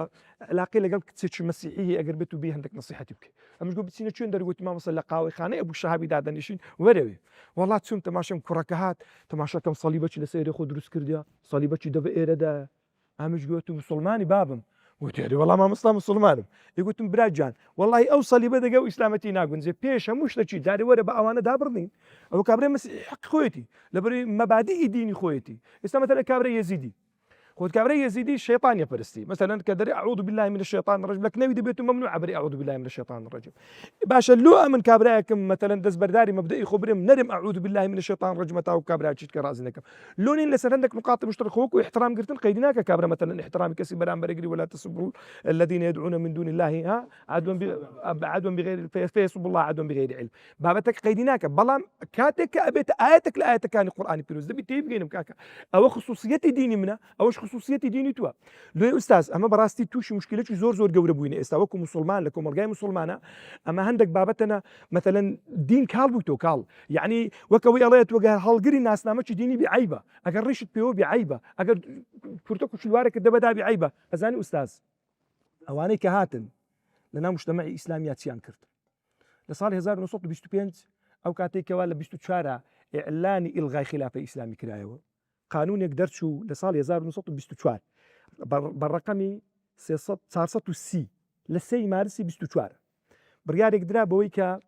غەڵقی هەموو تەکا بەناوی تەوحیدی تەدریس بوو بەخۆی قانونەکە کولیەی وەزارەتی شەریعە و ئەوقافیان داخست بەناوی ئیلغای تەکایا و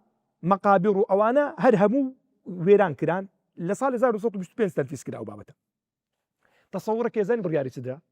بڕیار درا بەوەی کەوا هەرچی لەقەبی ئیسلامیش ئەبێ لە تورکیا مەمنوع بکرێ وەکو لەقەبی دەروێش وەکو لەقەبی شەیخ وەکو لەقەبی تلمیذ وەکو مەشهور وەکو ئەب وەکو ئەمیر وەکو خلافە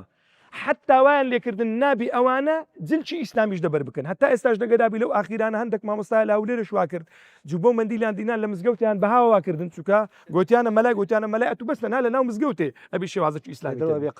لەوێ مەلا لە ناو مینبەرێ ئەوەی هەبوو شەماعەتی هەبوو جلکەکانی پێوە دەکردن دەبووە مەلا دوای و چداتە دەری ئەفەندێکی دیکە بوو لۆ هەتاوەکو دروشمی دینی دیار دەبێت ئەو لەوێ دەست پێ ئەکا ئەمنوت و تازە بە تازە بەنای پێکەوە ژیان دەبی بچم وچ کابرای گوتی دەبە کابرای دابنیشم لە مەبادیئەکانی دینی خۆ تەنازوڵ جوانە دەست خۆ لەسەر ئەو قسەی دووشت زۆر سێرە لە تورکیا یان یەکێک لەوانە ئیمامە مەسەلەن ماسعیدی نورسی و هەموو شەڕی لەسەرەکە دوو شتێکی زۆر بەسیتی سادە مەسینە ینی باشە ئەلمانیەت بۆ دژاتی مەسینەکە یعنی تۆ تەسەورەکەی چ جوهدێکیان سەرف کردووە طبعا لە جەنگێکی زۆر گەورە یعنی زۆر عەجایب باشە ئەو ئەلمانیەتە زەخمەجیانە بۆ شەڕ لەگەڵ ئەوە ئەکا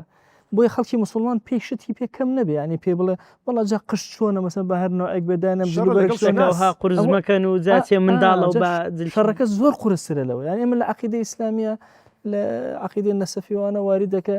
باسی خوف ئەکە باشە خوف چ ڕەبتی بە عقیدەوە هەیە ئاخر بوو بە ململانەی فکری بوو بە شوناز بوو بە جەنگ باش فکرێک ترە باسی ئیمامەتەکە بالضبط یعنی هۆکارەکە چییە یعنی هۆکارەکە ئەمەیە کە تۆ هەر بابەتێک لەو باتەنە بوو بە جەنگی شوناس یەتە ناو عقیدەی ئیسلامەوە بوو ئەو قسەی جەنابی دکتۆر نەجات کە باسی کرد ئەکرێ بڵێن شوناز بەشێکە لە عقیدەی موسڵمان نەک فقهی موسڵمان ئەوە زۆرێک لە ئیشەکان حەلەکە جوانە بارك الله فيكم گەورەترین کارەسات ئەو زەڵاتەیە بە ناوی ئاینی ئیبراهیمەوە دروست کراوە ئەو زەڵاتەیە مامۆستا و کاتی آخر ئیش لەسەر تێوانەوە شوناسەکە بالضبط یەک لەوانە مزگەوت مامۆستا ئێستا تەماشێک کە گەورەترین کارەسات ئەوەیە کە لێ ناگەڕێن ئەتوو بگەڕێەوە سەر تاریخیش ئێستا گومبەتی مزگەوتە ئەنگۆڕگەبرە تەماشای ئەو ناسنامەیە کە دەجیرفانام نووتدا بزانە دیانەتی لەسەر نووسرا بە ناوی تاقیوەتەنی بزانە نێرومەی لەسەر نووسرا بە ناوی هاو ڕەگەز چی پێ دەرێن نەوعی ئیجتیماعی بەمەرجێ نووسینی زۆر فەوائدی هەیە چونکە مافی من پارێزا مافی بەرامبەرەکەشم پارێزراوە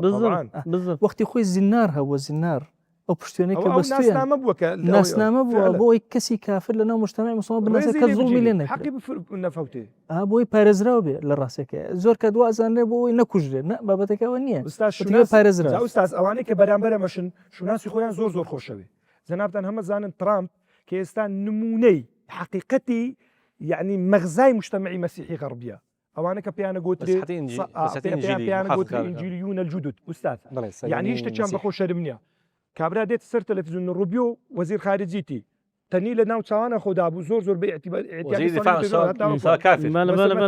ئەو کابرا وەزیر دیفاعەکە لەسەر ئێرەی کۆمەڵێک مستەڵەحاتی دینیە مەثەلەن زۆر شانازی پێوەکە کابراایکی وچی ناتەنیاهۆی دێتە سەر تەلەڤیزیۆنی کۆمەڵێک دەقی تەوڕاتی خوێنی تۆ کلاوی لەسەر خۆ دەنێت کابراایکی وچی پۆتینی تەماشاکەی کابراکی ئۆرتۆزۆکسەکە دەچی تەشەڕێ دەبابە دەچن قسەک دێ تەماشاکە ئەوەی پیرۆزی ئەکە کابراایکی وچی مۆدی ئامادەیە بچی لە بەڕێی خاچێرەی بپارێتەوە لە بەکل کاچێرەی بپارێتەوە بەڵام کابراایکی مسلمان حاکمەکی مسلمان ئەگەر بێت و بیستە مزگەوتەچێ ئەوە ئێڕەهابیە ئەوە تیرۆریستەوە دواکەوتەوە دژە ژیان ئەوە دژە مرۆڤە ئەبێ محاولە بکەین ئەو هەیمەنە ئەو زوعفە معنەویە کەوا لۆمان دروست بووە هەمووی دەفع بکەین ئوستاز ئەگەر دەتەوێت جارێکی دیکە ئەو ناسنامە حەقیە بگەڕێتەوە بەڕاستی دەبێت جیلێکی دروست بکەی وەکەوەی ئەو کتابانەی لەو ئاخیرانە حەماس دەرکردی بەناوی غیراس و حەماس ئەو جار بڕۆ تەماشای بکات چ ناسنامەیەکیان لە بۆ گەنجێکی دروست کردیا وەک ئەوەی کەوا جەنگێکی لە پێشەوە جارێکی دیکە دووبارە بیت ئەو دەنگە بڵێ جێشێکم لە بۆ هێناون ئێوە چەند حیاتتان خۆشتر دەوێ ئەوانیشان دەمرد بارك الله فيكم مامۆسای بەڕێز حقیقەتەن یعنی ئێستا لە ناو مجتەمەعدا گەنجێکی دینداری وەچیمە یعنی ئێستا پاش ئەو قسانە ئەوجا ئەوانەمان لە بۆ بە دیار دەکەوی کاتێکە بۆ منداڵێکمان دەدی جلکەچی لەبەردا بوو سەلیبەک لەسەر ئێریدا بوو یعنی گەنجێکی وەچیمان نەمان دەوێرە حقیقەتەن کە علمەکی قولی وامان پێ نەبوو قسەی وامان پێ نەبوو نەمان دەوێرە بڵین کاکە ئەوە ناکرێ یان دەبای زۆر بەشەرمە بڵین ناکرێ ئەوە سەلیبی لەسەرەوە بابەتە جا چییە موسڵمانە نوێژ دەکات نوێژیشی پێوە دەکات ئێستاکە يعني فرزە لە بۆ هەموو گەنجە مسلمانەکان تەمشایکی ئەو حەڵقانە بکەن بزانە خەتەریاتەکە لە چدایە تەنها نییە خاترەوەی دواتر بە تیرۆریستیشن لە قەلەم نەدەن برن ئەنگۆ توانای پێکەوە ژیان ئەو بابەتانە نییە بابە فەرق هەیە لە مابینی احترام و لە فەرق هەیە لە مابینی اعتراف ئەتوو لە دینی ئێمە داوا کراوە احترام بگری بەڵام نەگە اعتراف پێ بکەی لە گەریب تۆیە ئەو بەرنامە ئەو حەڵقە مسلمانە لۆ منافقانیە جوان حەڵقە لەو کەسانەیە کە شانازی بە شوناسی یعنی ناونراوە پێکەوە ژیان یعنی توانەوەی مسلمانان لەوان جوان نەک پێکەوە ژیان لایمان هەبووە ئوستاز لە کوردستانی مامۆستا دەرسا ئەوەی ناوی بەراوردی ئاینەکان دانرا مامۆستایەوە گوتیتە من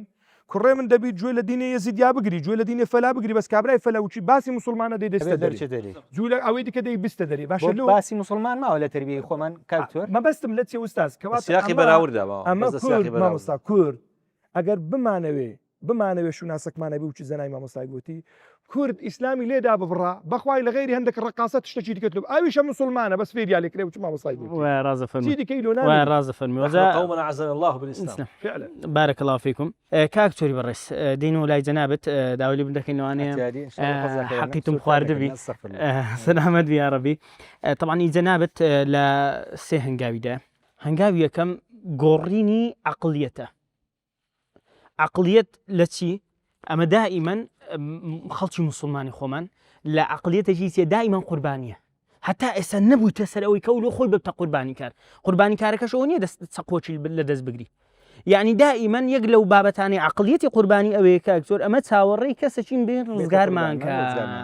ئەوە یعنی داوت چاوەڕێی سڵاح الدینە چی دەکەین چاوەڕێی کەسێکی دەکەین بێ بە معجزەک نەجاتماندا یعنی ئێستاکە هەنگاوی یەکەم لە بۆ جەنابەت ئەوەیە کە ئەمە کوو نەقڵ بین لە عقلیەتی قوربانی کە ئەمە بوویتینە قوربانی لەوەی ببینە قوربانی کار خۆزەخێردا بارەکە الله فیک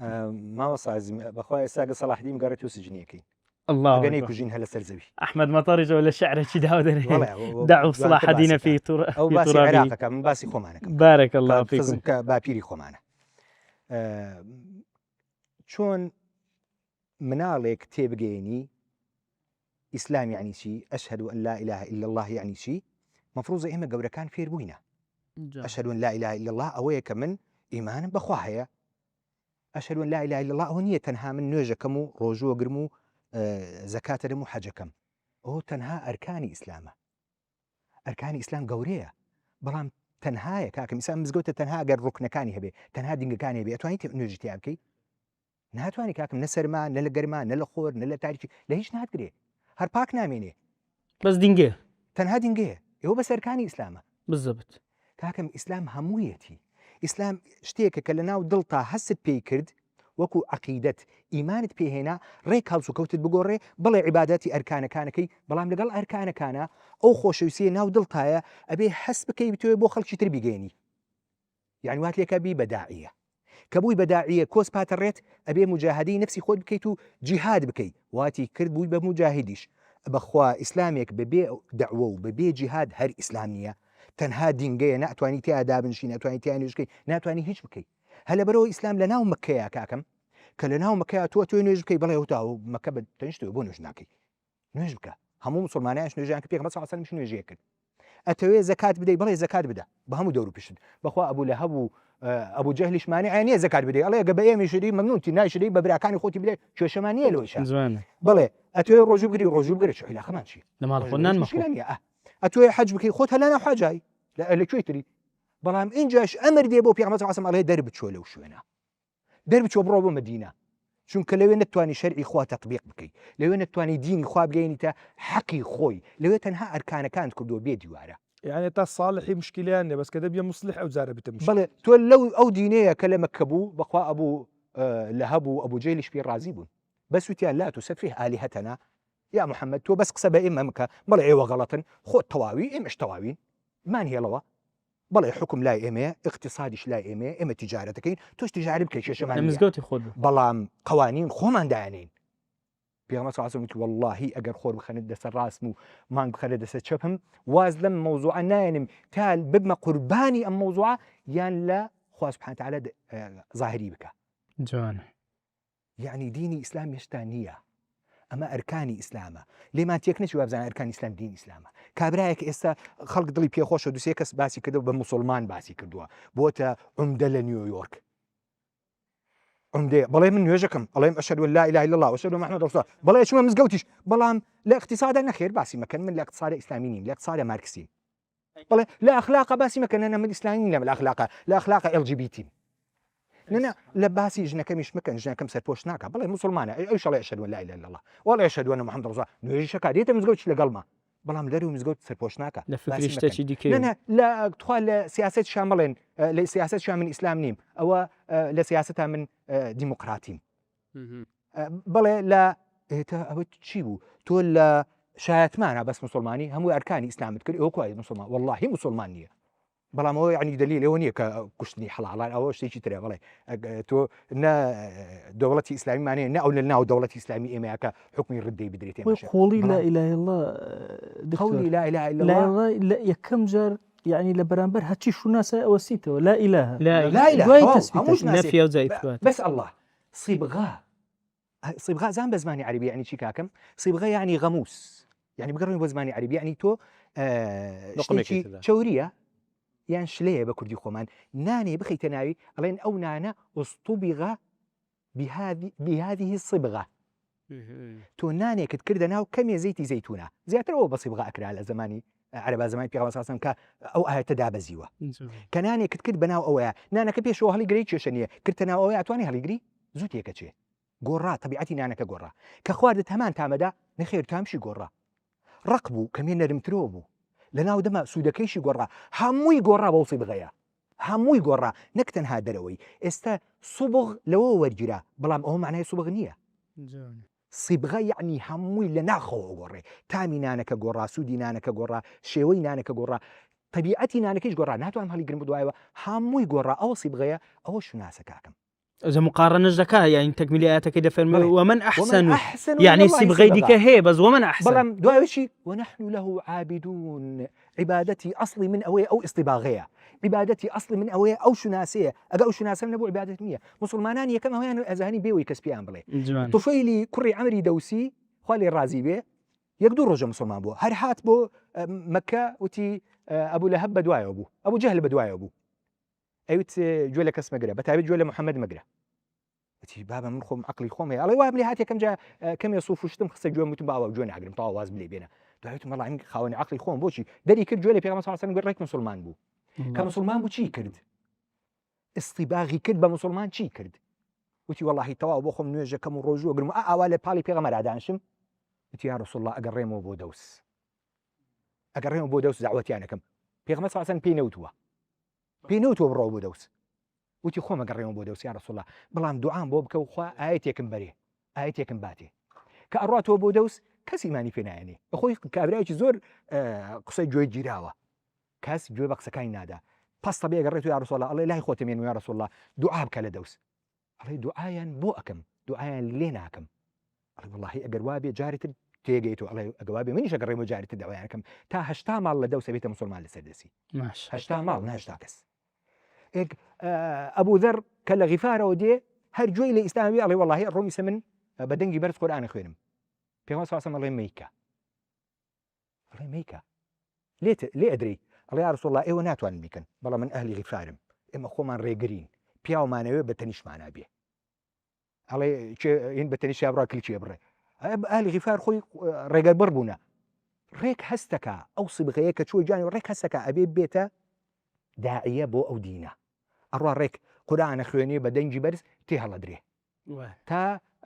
عباسی مامی پێغەمبەر صلی الله علیه و سلم دێ دەرێکا لە جەردەسێن ئەڵێ بابە ئەوە خەڵکی غیفارە ئیسە دوای چیەکەن چی قافلەیەکتان بەلایان بڕۆ هەمووی لێ تارەبەن ئەویش ئەڵێ من لەبەرەوە وام کردووە چکە من نەتوانین بیکەم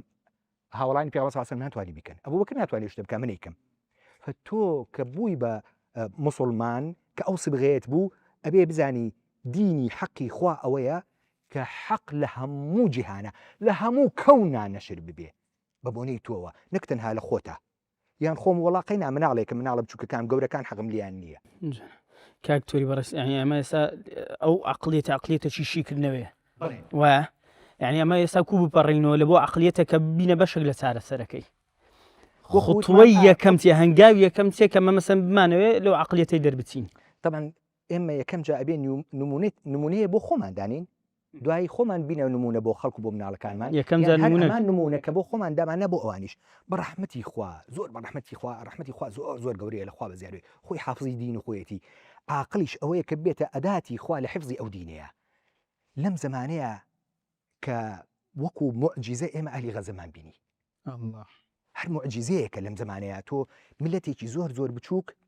هەموو جیهان هەموو زەبەلاحەکان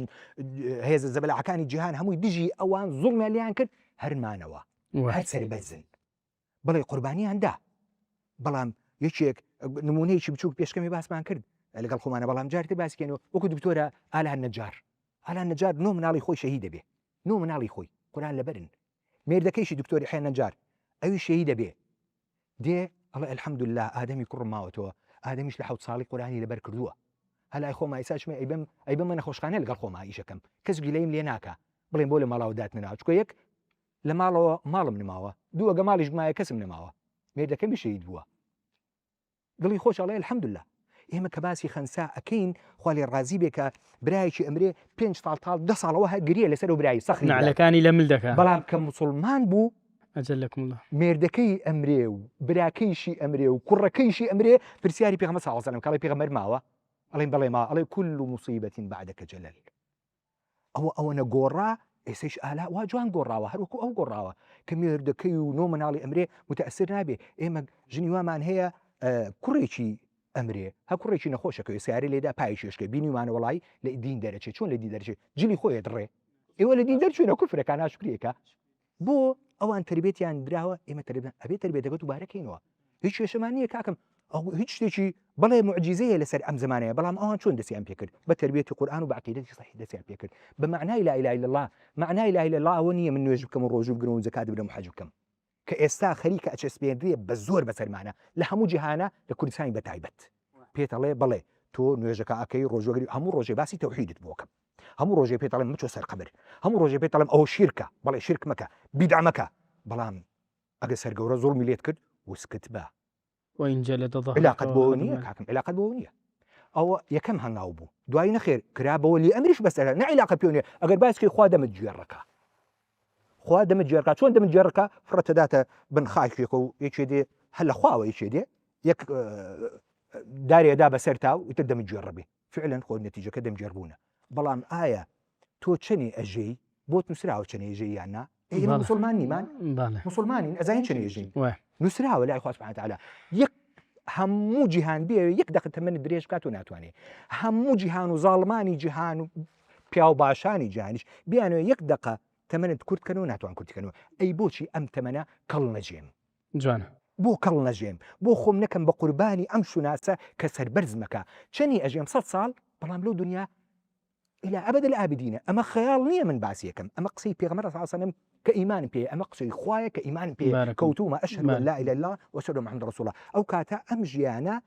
قيمتي تنها أوي چني خزمتي ديني خوا بكم چني خزمتي مروفايتي بكم لبيناوي خوايا چني خزمتي قومي خوا بكم وكو كرد لبيناوي خوايا لسر ريقاي خوا چني خزمتي ملتي خوا بكم وكو عراقي لبيناوي خوايا ولسر شرعي خوا أما قيمتي دنياي وإلا دنيا زور بقيمتها شاعيني أوي خوم بدما كشت لەبەر ئەو شوناسە شایانی خۆم بدەم کوش لەبەر ماڵ و مناڵی خۆم بۆی لەسەر ئەم دینە جوانب بێن شایانی خۆم بدەمە کوش لەبەر کوردێک لەسەر دینی خوا و لەسەر شێعری خوا لەسەر عەقیدەتی خوا بمێنێت شایانی خۆم بدەمە کوش لەبەر عێراقێک لەسەر دینی خوا و شەرعی خوا بمێنێتەوە ئەو کاتە با بمە قوربانی چاڕێ نەکەم ئەژێ نەجاتمە خۆم نەجاتی خۆمەدەم لەم دنیاە ئەگە بە زەلیلی بژێم بەڵێ هەبە سەربەرزی ئەمێنم و دوژمنی خۆم ئەو کاتی کە ئەمشکوشێ هەر ئەو زەلیلە من سەرکەوتوم من سەربەرزم من ڕووسپیم چونکە لە پێناوی دینی خوایە ئەیکەم بەو شێوەیە ئەگە خۆمان ئەم تربێتی خۆمان بدەین و لەبەر چاومان و ماشاء الله سەجا حەمد شکر بۆ خوا کە غەزەمان بینی لەبەر چاومانە کە ئەوان چۆن سەرکەوتن و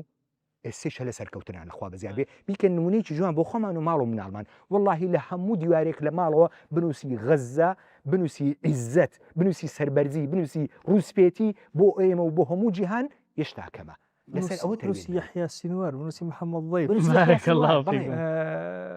مامۆستا یەک بابەت قسەکانی مامۆستای تەوجیهە لۆ ناو مجتەمەعێکی ئیسلامی یعنی چکە ئەوانەی کە دەمان بینن پێویستە دوو بابەت فەصل بکرێن ئەمە کاتەچی کە باسەکەین باسی مسلمان ناکەین باسی ئەو مسلمانەیەکەین کە دەیەوێت ئیلتیزامی هەبی بەدی وئیلا ئەمە ئەزانین بەوەی کەەوە ئێستا هەندێک یعنی ضروریات هاتیتە پێشێ هەندێک نەوازل هاتیتە پێشێ هەندێک مستەجدات هاتیتە پێشێ بابەتەکە پێویستی بە فقهێکی نوێ بە تەعاملێکی نوێ ئێمە ئەزانین فقه لە ئەوروپای لە ئەمریکای مسلمانێک لەوێ فەرقی جیاوازە لەگەڵەوەی کە لە ناو مجتەمەعی ئیسلامیش مامۆستاکە تازە باسی عومدەی نیویۆرکی کرد زاران مەمدانی طبعا وەکو مسلمانێک باسی ئەکا لە ناو بازنە ئیسلام ئەمە زۆر جارەوەی مەتەلەن کابراایك تەماشاکە ڕخنەی لە ئیبن عەرەبی ئەگری مەتەلەن ئاوا لە زمانی ئیبن عەرەبی ئەوە لە ناو بازنە ئیسلامەتی ئەمە دوایە کە دەبیتە مەوزوعەک لە دەرەوەی بازنە ئیسلامەتی دیفاعی لێ یەکەم بەڵام لە ناو بازنە ئیسلامی محاسبەیەکەم لەو نقطانەی کە موافق نەگەل لە قورئان و سنە تێگەی برا مەتەلەن ئێستا مەمدانی زاران مەمدان یەک لەو شتە گەورانەی کە کردی ئەوەیە کە کابرا شانازیەکە دەری مسلمانم ئەوە محسیناتە هەر جوانە محسینات هەر جوانە بەڵام کاتێک کە دێتە ناو بازنە ئیسلامەتی و چ مامۆستای گوێگرم تازە گوتی پێرم بابەت لە فلان خاڵە فلان خاڵە کابرایکی ئوغندیە ڕنگ بە ئیسلامەتی هەر باش نەبیستوی ڕنگ بە ئەسڵەن وەلابەدن کەسنی باسی شلو کردوی چکە بەڕاستی مامۆستایەک لە گەورەتر مشکلەکان منە تا ئێستا خەڵک هەیە زۆر جار چاوپێکەوتن و شتواتە ئەبینم لێ پرسیارێکا کە زانێ زمانی عەرەبی چ دەری نازانم قەومەکەی بەناوی عەرەب خامەی حجێ لەسەر نەکرا هەر نازانی قەومەکەی بەناوی عەرەب سزای ئیسلام سزای ئیسلام یعنی من لەو ئاخیرانە مامۆستایەکم میوان بوو مەلا بوو لە تشیلی وتی وڵاتێکی وچی تشیلی 3500 نەفەری تێدا مسلمان خەڵک زۆر تامەزرو ئیسلامەتی کەس نییە باسی ئیسلامیان لۆ فرق باسی ئیسلامی لۆ لۆی باستاز ئەمە توضیحاتەکە شوناسی ئیسلامی مامۆستا شوناسی ئیسلامی شوناسێکە ئێمە باسی ئەەکەین لۆ ناو کۆمەلگای مسلمانە باسی ئەەکەین باسی ئەو مسلمانانە شەکەین کە ئێستا لە غەربا مسلمانن کو دیفاع لەو شوناسی بکەن نەتێوێنەوە نەتێوێنەوە ئێستا مەتەلەن ئەوەی کە پێغەمبەر باسی کرد وە بەڕ و شەجەڕ و یەک شوێن نامێنی کە ئیسلامی نەگاتێ هیچ شوێنێکی دنیا نییە ئێستا بانجی الله ئەکبەری تێدا نەدرێ بەڵام ئەو مسلمانانەی کە لەوێنە چۆن محاولە بکەن لەناو قانون و لەناو کللتور و مەتەن ئێستا وڵاتە چوکی سلڤادۆر بە معنای مخلص دێ یعنی بەلەدی عیسای مخلص کابرایەکی مەسیحی لە فەڵەستینا هیجرەتەکە لەوێ مسلمانە بێ لەوێ تاکە نەفەرێکە لەو وڵاتی کە بانجی الله ئەکبەرەدا بە تەنیایی کەچی لەو ئاخیرانە نەوەکەی ڕئیسی نەجیب بوقیلە ڕئیسی سلڤادۆر بوو تەسەوڕ بکە لێ بەڕاستی ئەمە دەبێ فقهی لێک جوداکردنەوەی ناسینی مووقعی تطبیقی ناسنامە و شوناسی ئیسلامی مەسموحە لە هەندێک شتا مباحە لە هەندێک شتان دەشتەیە ڕێگە دەدرێت بەڵام ئەمە باسی ناو کۆمەڵگەی مسلمانەکەی و هەولێرە و سولەمانیە بەغدای و تورکیا ئەکەین کە نابی کابرای مسلمان تێدا دەستبەرداری نانا قسەکەتەوە کاکتۆری وەڕێز ئەمە هەموو جەنابتان یعنی کە ئەو قسانەی کە دەیکەن هەڵقوڵاوی با بڵێن واقعی ئێستای کوردستانە حتمما یعنی با بڵێن نمونەی کە ئەو کابرا دێنی عومدەی نیویۆرک ئێستا بوویتە عومدەی نیویۆرک یعنی کابرا کە تەمشاشی ئەوەی بکە یعنی بە نمونەشی زۆر بەرزی تەمشا نەکا بەس ئەوەندە بەزوی لەکنی برێت تەمشا ئەها سیاسەتی وام کە بۆ نمونە دەڵێ من مسلمان فەخری پێ دەکا عینەن قیاسی بکە مامۆستا دکتۆر ئەوە قسەکەی جەنابیشتەوە قیاسی بکە لەسەر سەرۆکەچی خۆمان کە وش دەرێ منیش مسلمانم یعنی ڕاستن دەرێتەوە ئەوی شانازی بە مسلمانێتی خۆی دەکە بەڵا ئەو قسانی کاکتۆر کردی بەڵێ لە بۆ واقعی خۆمان تەواوە بەڵام واقعیوان ئەوە فقهەچی دیکێ و ئەوەی دیکێ و تەماشاکردنێکی دیکێ قسەکەتەوە بارەکەڵاو فیکم هەموو قسانی دەکەین هەموو تەنزیلی سەر واقعی خۆمان ئەو نمونەی ئیسلامیان زۆر بەدڵە مسلمانێ خۆی مسلمانە و شایەتمان دێنێ و نوێژەکە و ڕۆژێگرێ بەڵام لەگەڵ زاڵمای کێشەی نییە بەڵام عقیدەتی اقتصادی مارکسی بێ عقیدەتی ئەخلاقی LGBT بێ یەک لە مشکلەکانی ئەوەیە یعنی ئێستا هەوڵک هەیە بە جددی یعنی جارێکت کە تعریفی مسلمان یعنی ئەوەی کە سید قوتب ناوی لێنە الئیسلام الأمریکانی یعنی فەرقێ لە مابەینی ئیسلامی ڕەبانی و ئیسلامی ئینسانی ئەو ئیسلامە ڕەبانیە دەبی هەڵقوڵای قورئان و سونەت بی دەبی ئەو پەیامە بگەینی کە پێغەمبەری خوا صلی الله علیه وسلم پێگەیاند خۆ ئەسڵەن ئەمە کە باسی سەلەفەکەین لۆ باسی سەلەف دەکرێت سەلەف خۆ لە باسی ئالیەت و میکانیزم نییە باس لە عەقیدەیە لەگەڵ سەلەفە خۆ تۆ گەرنا کابرایکی سەلەف مەتەلەن بە حوشترێ ڕۆیشتە من وڵا بە حوشترێ بڕۆم بابەتەکە تەبعیەتی وی ناکەم کەواتە بابەتەکە ئەمە بابەتەکە مەسەلە فکرە مەسئلەکە بەخۆی هەموو شتەکان ئوستاز ئەوەی کەوە علەمای علمی نەفس باسیەکەن بەتابەتی کابرایکی وچی ئەسفەهانی لە کتێبی الذريعة إلى مكارم تفصيل النشأتين وتحصيل السعادتين باسيەکە ئەڵێ هەموو شتەکان بەر لەوەی کە دروست ببن لە خەیاڵا دروستە بی لە فکرا دروستە بی لێ پێغەمبەر کە دێ عەلەیهی سەڵات وسەلام یەکەمین جار فکر ئەگۆڕێت چونکە ئەگەر فکر نەبوو عەمەل نابی جوان بابەتەکە بتەرکیزە سەر بابەتە بارك الله فيك مش مربوطة بالفكر وعقيدة حتما هەر مظاهر تطبيقي أو فكريك هەر خەتەر نەک فکر خەتەرەیە دەبتە فکر دوای فکرەکەی لی دەبتە عقیدە و لی سابت دەبێ و جا دواترەویش دەبتە عەمەل و دەبتە سلوکی و سبغەی دەبی لەسەری بارك الله فيكم تەواوە بارك الله کاکتۆر جان دین و لای جەنابەت ئێستا کە حەقەتەن ئەو پرسیارەیان واز دەکەم لە هەمیان لەوانەیە گرنگتر بی تایبەتمەندیەکانی شوناسی ئیسلامی لە هەمان کات بتوانین مەظاهر لەگەر پێکهێنەرەکانی با بڵێن مکەویناتی شوناستیە بلێکی جیاکەینەوە ینی بۆ نمونێسا جلک خواردن ئەم حەزم لە خواردنی خێرایە وانە ئەوەش هەری غەربە کاکتۆر دەبی من حەزم لە پیزای بۆ نەکە گەنجێک تەمشا بکە برێ وەڵای کاکەم گۆ هاتان لێ کرد ئیلا ئاخری فەمە ئەگەر باسی ئەو دۆ بابەتەمان لە بۆ بکەی مەمنون دەبین خۆی لە قسەکانی جەنابی کاکتۆر سوێ بکەین یەکێ لەو نیعمەتەکانی کە خوای پەروەردگار داوەتی بە ئینسان عەقڵە یەکێ لە گرنگترین ئیشەکانی عەقڵ تەفکیرە جوانە یەکێ لە گەورەترین بەرهەمەکانی تەفکیر تەئسیلە جوانە لە ئیسلامدا ئێمە ئێستا وەکو موسڵمانان تەئسیل خۆمان لە خۆمانی ناکەین بۆیە چی لای ئەوان جوانە ئێمە جێبەجێەکەین یعنی کابۆیە کە پینەی پێوەیە گرانترە لە کابۆیەکی ساخ کەواتە ئێمە عەقڵمان وەستێنراوە یا خوێنراوە تەفکیرمان نەماوە چوە تەئسیلیش ناکەین انتخابات میکانیزمی ئاڵوگۆڕی دەسەڵاتە ئەمە تەئسیلی چییە هی ئەوانە ئێمە جێبەجێەکەین فڵان شت لای ئەوان جوانە لای ئێمە ژەبێ جوان بێ لای ئەوان ناشرین لای ئێمە ژەبێ ناشرین بێ بچینەوە سەر عومدەی نیویۆرک دیفاعێکیش لە جەنابی کاکتۆر نەجاتکەین ڕاستە بە ئیدعای خۆی مسلمانە بەس ئەگامان لێبێ ئەو مسلمانی کە ئێمە ئەمانەوێت مستحیلە نەخەڵکی نیویۆرک دەنگی پێەیە نەدەولەی عمیقە لە ئەمریکا ئاڵێ بێتەوە ئەمدەی نیویۆرک ممکن نییەوە ئەو ئیسلامی ئەوان تەئسیلی ئەەکەن ئەو ئیسلامەیە کە جەنابی کۆ فەرمی سەید قوتب ئەڵێ ئیسلام الئەمریکانی بۆ شێوازەیە جا ئێمە بێمە سەر پرسیارەکەی جەنابەت کێشەی ئێمە ئەوەیە لە ئیمڕۆدا لە خانەی دیفاع بین دیفاع بکەین پێمان وابێ بێضاعەیەکی خراپ و ڕەدی ئەمان پێیە دانیشین دیفاعی لە بکەین لە کاتێکە ئەو دینەی لای ئێمە هەیە ئەو شوناسی لای ئێمە هەیە بڕاتان هەمێ ماوەسانی بەرز لە هەر شوێنێکی دیکە هەبوایە زۆر جیاواز ئەبوو دائما لە وضعی دفاعی قد هجوم تەمثیلی بکەین بێ سەر خەسائسەکان لە پرسیارەکەی جەنابەت گەورەترین و گرنگترین خەسائسی ئەم دینی ئێمە ئەوەیە کە مەصدەرەکەی ئیلاهە الله وحیکی معصومە بەبزانی هی ئەوان چی ئەوەی ئەوان عەقڵی بەشەری دایناوە کەواتە شوناسەکە شوناسێکی ڕەبانیە کەواتە شوناسەکەی ئێمە ڕەبانیە خاڵیەکەم ڕەبانیە بالتأكيد وكذلك أوحينا إليك روحا من أمرنا يعني بو من شرم لشناسب كم ك بوحي إلهي من دراوة ألا يعلم من خلق وهو اللطيف الخبير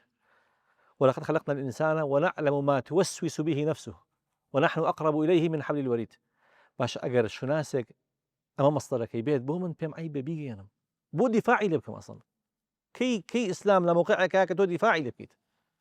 أما يك دوهم شمولية ئیسلامەک و جەنابی کە فەرمووی هەر ئەو ئاینە نییە کە ئەم برادرانی ئێرە باسی ئەەکەن ئاین بۆ بینی خۆت و خوا بۆ ماڵەوە بۆ مەسەلا بۆ سوچی مزگەوتەکە دیموکراسیش بۆ هەموو خەڵکی الدين لله والوطن الجميع والرياضة في أسبوع ئاینێکی شامیلە يعني كواتە شوناسەکە شوناسێکی شاملە شوناسێکی شاملە شوناسی قومی شوناسی مەتەلەن ئینسانی وەطنی هیچی نەفزناکە هەمووی جێبێتەوە بەڵام بەمەجە بە فلتەرەکانی ئەم تێپەڕێت دوایە ئەم شوناسە عەقیدەیە شەریعەتە ئەخلاقە عەقڵە ڕۆحە مادەیە سیاسەتە اقتصادە هیچی لێبەدەر نییە جامعە بۆ هەمووی بۆ ئەوان لە ئیسلام ئەترسن لەبەرەوەی ئیسلام مقوماتی بەجیهانی بوونی تێدایە بۆی لێترسێ ئەسەن ئەمڕۆ ئەگەر یەهودیەت ئاینێکی تەبشیریش بێت تەبشیر بکات چی جوێی لێگرێت بە ئەوان چن تەوڕاتی خۆیان ئەوەی ئێستەنە کەلامەکەی خوا ئەوەی کە لەبەر لەسیانایە بەو تەوراتە تەبشیر بکەن بزانین چی جویان لێ هەر یەهودیەکان جویان لێ ناگرێت کابرایەکی زەردەشتی یەزیدی با تەبشیر بکات بۆ ئاینەکەی خۆی جوێی لێگرێت مامۆستا لەگەڵ ڕوحی ئەوەیە ناگونجێ مەتەلەن طائفة حردي مثال إسرائيل موبايلي بلاوة كفرة بلاوة كفرة طبعا سلفي كمبيوتري بلاوة جن نابي برسي ديار بي نقابة يعني هر بلايا وكفرة جن بيتنا وبازاري يو كودا جيو جاء نكتنها على مقارنة كرنا لبين إسلام أين كان كيا أجر إسلام مقارنة كي لبين تعظتين نظرياتي أوانا ماركسية وشيوعية شيبو مربعتي هنا رأسماليتي غرب شيبو إفراط وتفريط هر خيان رجين وهر استغلالي غير بوا استغلالي غير استغلالي تاك حسابي كومالجيا بعكسه بويا أو وسطيتك الإسلام هي لأين كان ديكيا لأيديا كان ديكيا نية غاية شيء لهوية إسلامي تحقيق عبوديتها أو يبغيت السعادة في دنيا ودوارش من زور جال خنكار كان متوا أو يك إسلام بيد الله بيكا أو يبي إسلام بيد الله ميكا بيش أو يتشاوري سدا وباداشي أو لابي للدنيا يا سيدي خدك بزانا بقصي أو بيامة بكذا لكي يا زلمة هل الدنيا ده إما أن تحقيق إنه باشين بلقيه بزانا أو بيامة شيء هنا وبتو غاية لا أمان شيء لا شناسي ماديته تحقيقي برجواندية تمتع تيركردني غرائز حيوانية كان يعني ناكر إنسان شانازي بوب كاكا غرائز كان يتركات لكاتك أجلكم الله حيوانيش أوي هرواك إنسان بتشي جاءك توا بوي كروح ناخي جانب فطرية كي ظالبه بس جانب غريزة كده جوانا قيمو معايير لا إسلام ده مصدركي پروردگاره و جانبي خلقي لإسلام ده لقمة دايا بها كان الإسلام ده لقمة دايا إسلام مجتمع يدرزك كتكافل تيدا يعني كواتە شوناسی ئیسلامی شوناسێکی خاوەن بەهایە خاوەنی بەهایە لە خۆرانە هاتووە هیچ شتێک لە ئیسلامدا بحکمت نییە لای ئەوان ئێستا لە تازەترین نەظریاتی ئەوانە گەورەترین قیەم لای ئەوان ئەوەیە کە فەردێک چۆن بتوانێت خۆی تێرکە بەرژەوەندی خۆی بپارێزێ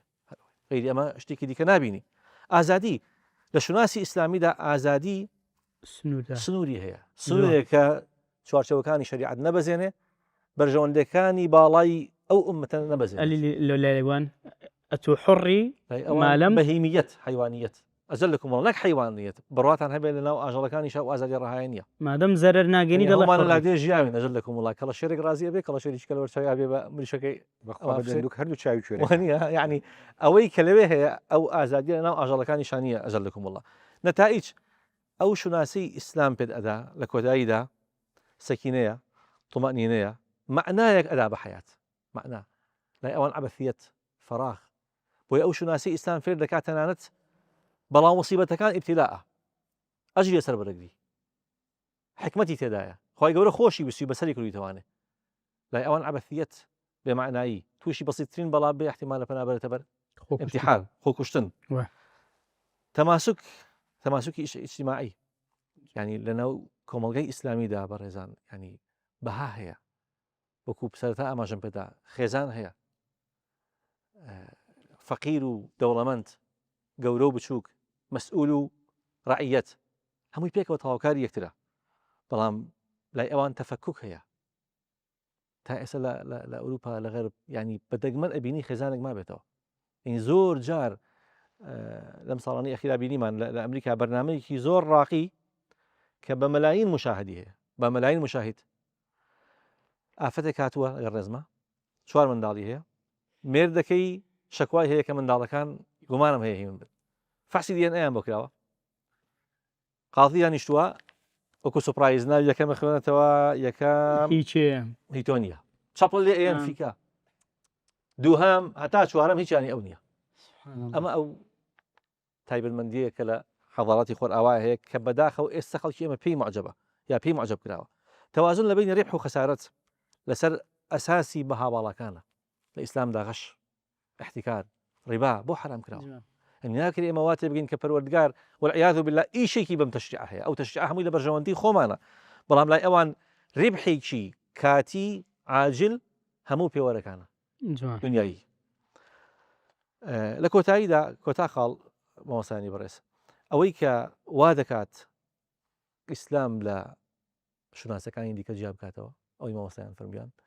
ئیسلام ئەو سیبغەی کە دکتۆر فەرمووی نوقم بوون ئەبێ مرۆڤ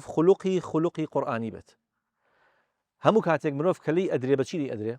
پرسیار لە کەسە نزیکەکانت بکەن ئەم پیاوە توان تەسەڵ پیاوێکی باش بێ بەڵام لە خێزانی پرسن ژێر بڕای هەندە سەر بەڕە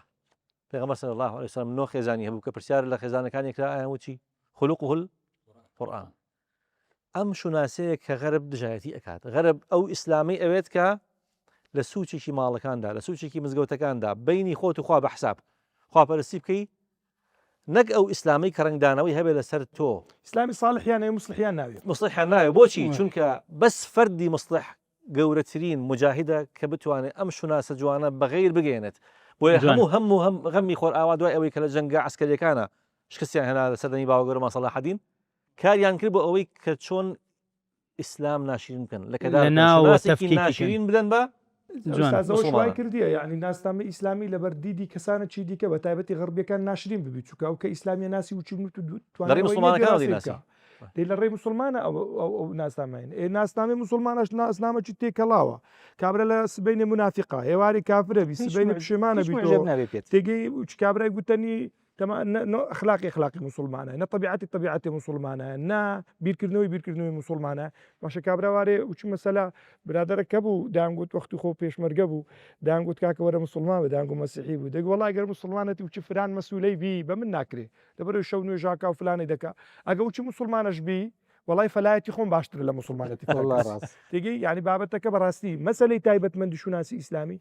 ئەگەر وەکو علمی و معریفی تەماشا بکەی زۆر جوانە بەس ئەگە وەکو مسلمانانی ئێستای تەماشا بکەی هەر بۆیە کاکتۆ ئەوی مؤسسەی ڕەند ئیشی لەسەرەکە بزڵبت ئەوەیە بەڵێ صفی پێشەوە نوێژەکە فلان ئیسلامانەوێ صفی پێشەوە نوێژەکە حیوان بۆ مەسئولەکە سەرەبڕێ دەنگ بە ئەلمانی ئەدا لەبەر دەرگای مزگەوت خۆڵی خەڵک ئەبڕێت جوان ئەوەی ئەبێت خۆی ئەڵێ ئێمە پشتگیری ئەو ئیسلامە دەکەین خۆی توێتی مؤسسەی ڕەندی عالەمی ڕەندەوەی کە لە ئەوکەی ڕەندی خۆمانە بەڵێ طبعا لێش يعني لآياتك خوا دەفەرمووە لا تجعلنا فتنة للذين كفروا بەو نوعەیە مە دەبینە فتنە لە بۆ ئەوانەی کە کافر بوون تەماشای مە دەکەن و ئیسلامەکە لە بۆوان بالضبط کاک دکتۆری بەڕێز وەڵاهی حەزم دەکرد ینی باسی ئەوکەی دیکەی بکەی ئەگەر بکرێ بە کورتی وژ مەسەلەی مەزاهر و ئەوەکانیتی پێکێنەرەکانیتی ینی من شەندێک شتم هەیە وەکو گوتمان مەظاهرە هەندێک شتمان هەیە ئەساسیات و پێکێنەرەکانی شوناسە هەتاوەکو حەقی مامۆستاژ نەخۆ ئینشاڵڵا بچینە لای نانا پرسیاریکەمان ماوە ضعفمان ماوە مامۆستای بەڕێز وابزانم لەناو ئەوانی پرسیاران لێکی بەس من خۆم تەواوی دەکەم مامۆستایانی بەڕێز ماشاءالله مۆزوعەکانیان بە فراوانی باس کرد و من حەز ئەەکەم پابەندی پرسیارەکەی جەنابەت بم بۆیە خۆم تەواوی دەکەم لا و بابەتە زۆری مابوو مەسەلەی پێکهێنەرەکان لەگەڵ مەظاهیرەکان کاکتۆری بەڕێز ینی پێکهێنەر هەمیشە بریتە لەو ثەوابتانی کە ناگۆڕێت عقیدە شریعە مەبادی ئەخلاقی غەربیش دژایەتی ئەمە ئەکات سیر کە سەباسی مۆسیێڕانمان کرد دژایەتی مەظاهیر ناکە ئاساییە تۆڕیشت هەبێ شەرواڵت کردێ پێنج فەرزە لە مزگەوت بە سیواکت پێبێ کێشە نییە ئەلۆیوانی خۆن پێکهێنەرەکان ئەکات پێکهێنەر عقیدە شریعەت مەبادی خولوقی پێکهێنەری شوناسە لای خۆشمان دژایەتی وەی ناکە ئەگەر بێت و جوان من ناڵم مەظاهیر گرنگ نییە من ناڵم مەظاهیر گرنگ نییە بێگومان بلا شەک مەظاهیر گرنگە وەکو جەنابی کە فەرمووی ئەبێ ئینسانی مسلمان هەر بە ڕەنگە دیار بێکە مسلمانە ڕژ گرنگە جلوبەرگی ئافەت گرنگە هەڵسوکەوتەکان هەر هەمووی گرنگە ئەوەی کەلێوەی دیارە بەڕووکەش ئەیبینی پێغەمبەر فەرمووی قەومەکە نەگەر خەڵک بیان بینی خۆیان بیرەکەویت بەڵام بەداخەوە ئێستا مەظاهیر قەتیس کراوە لە چیە لە تەنها جلوبەرگ و هەندێ هەڵسوکەوتی ظاهری ئەمانە لە ڕاستیە لوب نییە ڕۆح نییە کاکڵە نییە و ئەکرێ ئینسان مەظاهریکی مسلمانانە بێت بەڵام ناخاوێران بێت بەس کە لە ناخدا مؤمن بووی خۆی مەظهرەکە دروست دەکات بۆیە پێکهێنەرەکە مەبادی ئەەکە ئەساسیات مەظهر دروست دەکات بەس مەظهر ئەو دروست ناکات جوانە لەبەرەوەی بەڕاستی ئەمە یان گیرمان خواردێمەوە مۆستا بەدەست ئەو قسەی دەرێت دەڵێ قسەی لەگەڵ دەکەی ئەگەر بەناریش قسەی لەگەڵ دەکەی دەرێت و بەخوا من لە تو موسڵمانترم تەمشای شکلم مەکە یعنی چەند جار ئەو هایان بە من گوتیە تەمشای شکلم مەکە یعنی مەبەسی کە حیجابنی مەبەسی کەوهانی بايك توضيح لێرە لە خااتری بینەرانیش وچ کابرای گوتنی معلوماتەچان هەبێ وەکو بابەتە شەرعیەکەی لە ئیسلامە مەظاهر دەکرێتە دوو بەش یعنی بابەتە مەظاهریەکان هەندێک شت هەیە ئەسڵن ولا ئەبەدەن دیارکەوتنی زۆر باش نییە لە بۆ خلاصش باش ئەبێتە ڕیا بەڵام هەندێکشی دیکان مەفروزەوە دیار بکەوی ئەوانەی کە شیعارن دەبیوە دیار بکە شعار دیار شعار حیجابە ڕیشە مثلا ئەتو ژوالی پۆشتەیە نێتە خواری گۆزینجی لەو کاتێک کە دەبیتە تەکەبوڕ ئەو بابەتانە لە هەمان کاتدا سیواکە و لە هەمان کاتدا مەثەلەن تەماشاکەی دروشمە ئیسلامیەکانی دیکە وچی حەج و چی زەکات و مەسەلە زەکات مەفروزە دەبی بدرێ دەبی دیار بکەوی کە خەڵک زەکاتی خۆیدا دەبی بزاندرێ ناویان بنووسێ صاحب ماڵەکان هەموو دیار بن بەڵام هەندێک مەظاهر هەیە پێویستی بە دیارکەوتنێ نینە دینیشە تێگەی شاردنەوەی زۆر زەڕورە زالۆی ئەوانەی کە دەڵێن ئێستا مەثەلەن دوێنێ چاپێکەوتنەکە بوو لەگەڵ کچەکی تورک ئەمستا دیار و باسیەوەی کردگوتی چت پێ باشە ئەلمانێت پێ باشتریانە شریعەت تەسەوور بکە هەرچی یعنی ئاپرەتی مولتەزیمی نیقابی ئیسلامیە ناتوانێت ئەو جوابی بداتەوە لە ڕوحەوە بەبەستمەوەیە گوتیە من تەماشای شکل و مەظاهرم مەکەن ئافرەتە چی سافیرە بەڵام ئەبێ شریعەتی خوا پیادە بکرێ لەبەرو ئێمە چەند ساڵە بەدەست ئەلمانیت ناڵاندیتمان بەدەست فلانەمان ناڵاندیە ڕنگ بێەوە جارێ وچ کابرای گوتنی هێشتا مایبی ئەو ئیمانە وای لێ بکە مەظاهرەکەی وە دیار بێخی بەڵام عقلیەتێکی جوانە بەڵام دەچی بە خەتەرێکیان بەنسبەتە تو حیجاب واجبە قەزدم یعنی مەرج نییە هەموو کاتێک وچی جەنابی مامۆستای گوتی ئەوەی مەظهری ئیسلامی تەواوەکە داخلیشی داخلێکی ئیسلامی مەرجیش نییە کابراایك ئەگەر بێت و دەرەوەیکی ئیسلامی نەبی داخل و ناخەکەی مەظاهرێکی ئیسلامی نەبی جاوی پەیامەکە غەڵەت نەگا من نەموت مەظاهر گرنگ نییە بەڵام وتم مەبادی ئەکات پێکهێنەرەکان گرنگترە هەمیشە ئەگەر ئینسان گەیشتە پلەی ئیحسان محسن بوو مؤمن بوو مسلمە بەس مەرجیە کە مسلم بوو پابەندی ظەواهر بوو لە ناخیدا مؤمن بێ یا گەشتە پلەی محسن بارك الله فيكم مامۆستای بەڕێز جەنابەت ئەمە لە پرسیارەکەی پێشتر باسی زۆر نمونەما کرد اعتیزازکردن بە تاریخ وەکو درعەکی فکری لە بۆ شوناس طبعا بێ قسەی باسیەوەت کرد و شەرنی هەموو تاریخێک شوناس بنیادنێ ئەمە دینە سەرەوەی کە دوو زۆر تاریخمان هەیە بە یعنی هەتا ئەوەکان لە قیمەتی تاریخ ئەو نەکە ینی کەم نەکاتەوە ئەسا گەنجێکمان بابینە پێش چاو قەیرانی لێکدابڕان لە مێژوو گەنجەشی بینە پێش چاومان ئەو گەنجە نەدەزانی عەبدوڕەحمانی کوڕی عەوف چێە نەدەزانی فلان چێ نەدەزانی فلان چێە تەواو دارمە لە با بڵێن لە مێژی خۆی نمونەی ئەو گەنجەی بینینەوە مامۆستای بەڕێز باسی ئەومان لە بۆ بکەی باسی قەیرانی نەخوێندەواریمان لە بۆ بکەی بەرامبەر مێژوو مامۆستای بەڕێز مامۆستایان چەند شتێک گرنگە بەنسبەت گەنجی ئەمڕۆوە یەکەم نابێت گەنج تەکنەلۆژیا بە مێژوو تێبگە یعنی وابزانێ حەضارەت و شوناس و هەرچی شتە ئوتی تەکنەلۆژیا تەواو مادام تەکنەلۆژیا تۆ بەدەست کافرەوەی ترێمە هیچمان پێ ناکرێت ئەکرێ وەکو ئەهلی غەزە تەکنەلۆژیا بەکار بهێنرێ لە جی تەکنەلۆژیا ئێمە لە هەورامی قسێکمان هەیە ئەڵێن بەفری بەفرەخۆرە بەفر هەیە کە ئەبارەی بەفرەکەی تر ئەتوێنێتەوە ئەکرێ ئینسان زەڕەی زەڕەخۆر بکە نەوی دروستکە بۆ نەوی خۆر یعنی ئەکرێ مەسەلەن دژەکان دروست بکرێ بۆیە لە ڕاستیە کێشەی یان با بڵێن دوو کێشەی سەرەکی لە گەنجە هەیە لە بابەتی مێژوو یەکەم گەنج پێی وایە هەموو مێژوو لەم تۆزە تەکنۆلۆژیا ئەبینێ ئەم دوو سێ ڕۆژە ئەبینێ ئەو حەضارەت و شارستانێتە گەورە نابینێت کە ئینسانەتی پێ هاتووە کە ماڵەیەکی زۆر گەورەیە دووەم هەڵی گەنج کە تۆزێک ئەمێ ڕێخستنێ بۆ قسەکانی جەنابی دکتۆر تەرتیب بکەم ئایا کەسێک کە گوناهبار بوو ئەکرێ خاوەنی شوناسی ئیسلامی بێ تەمەمە خاڵێکی زۆر جەوهریە یعنی من بین مەسەلەن بڵێن کاکە ئەبێ بەو شێوازەی بۆ ئینجا شوناسی ئیسلامی تێ ئێمە گوناهەکەین یعنی ئێمە ماوەسانی گەورە هەموو جارێک مەسەلەن تەوجیهی تەڵەبەکانی خۆیان ئەکرد لەسەر ئەوەی کە ئەم شەریعەتە زۆر بەرفرەیە دەرگاکانی ڕەحمەتی خوا زۆر گەورەیە ممکنە گەنجێکم هەبێ کۆمەڵە گوناهی زۆریشی هەبێ بەڵام بۆ دیفاع لە شەریعەت و ڕۆحی شەریعەت زۆر ئامادە بێ نمونەیەک لە خزمەتە نەباسەکەم جارێک زانکۆی هەڵەبجە لەگەڵ زانکۆیەکی کۆریە سیمینارێکی هاوبەش بەسرا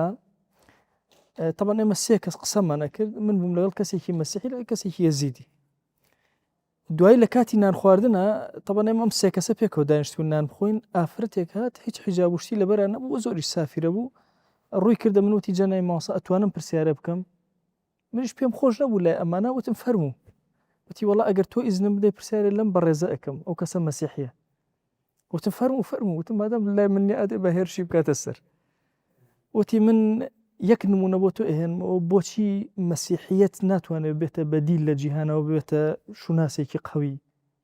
وتی من پرسیارێ لە تۆ ئەەکەم چەند ئینجیل هەیە وتی چوار وتی تۆ لەبەرتن وتی نە وتی یەک دانیان لەبەرە وتی نە وتی دە لاپەڕەت پێکەوە لەبەرە لە دانەیەکیان وتی نە وتی ئەی دە دێڕ وتی نە وتی یەک دێڕ وتی نە وتی دە ئێستا تێبگە طبعی چاپی دوای ئەمەکە ها دەگە نەوعێکتر بێت تۆ تێی ناگەی بەس من مەلابیسم ئەبینی دوو جزء قورآن و لەبەر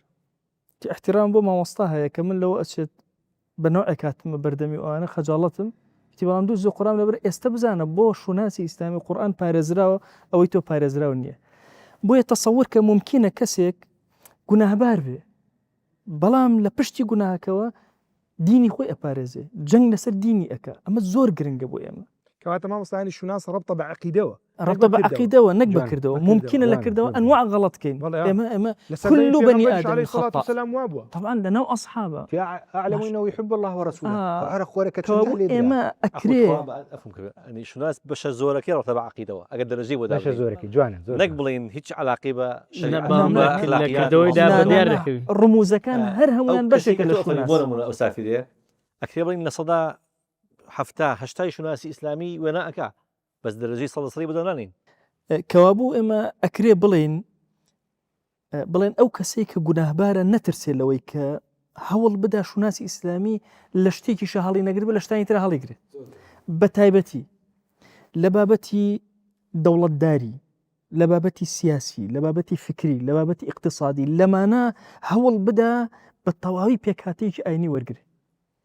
ئەگەر لەوانە پێکهاتەی ئاینی وەرگرت بە کاملی هەندێک کەم تەرخەمی لە ناو تاعات و لە ناو هەندێک ڕموزاتی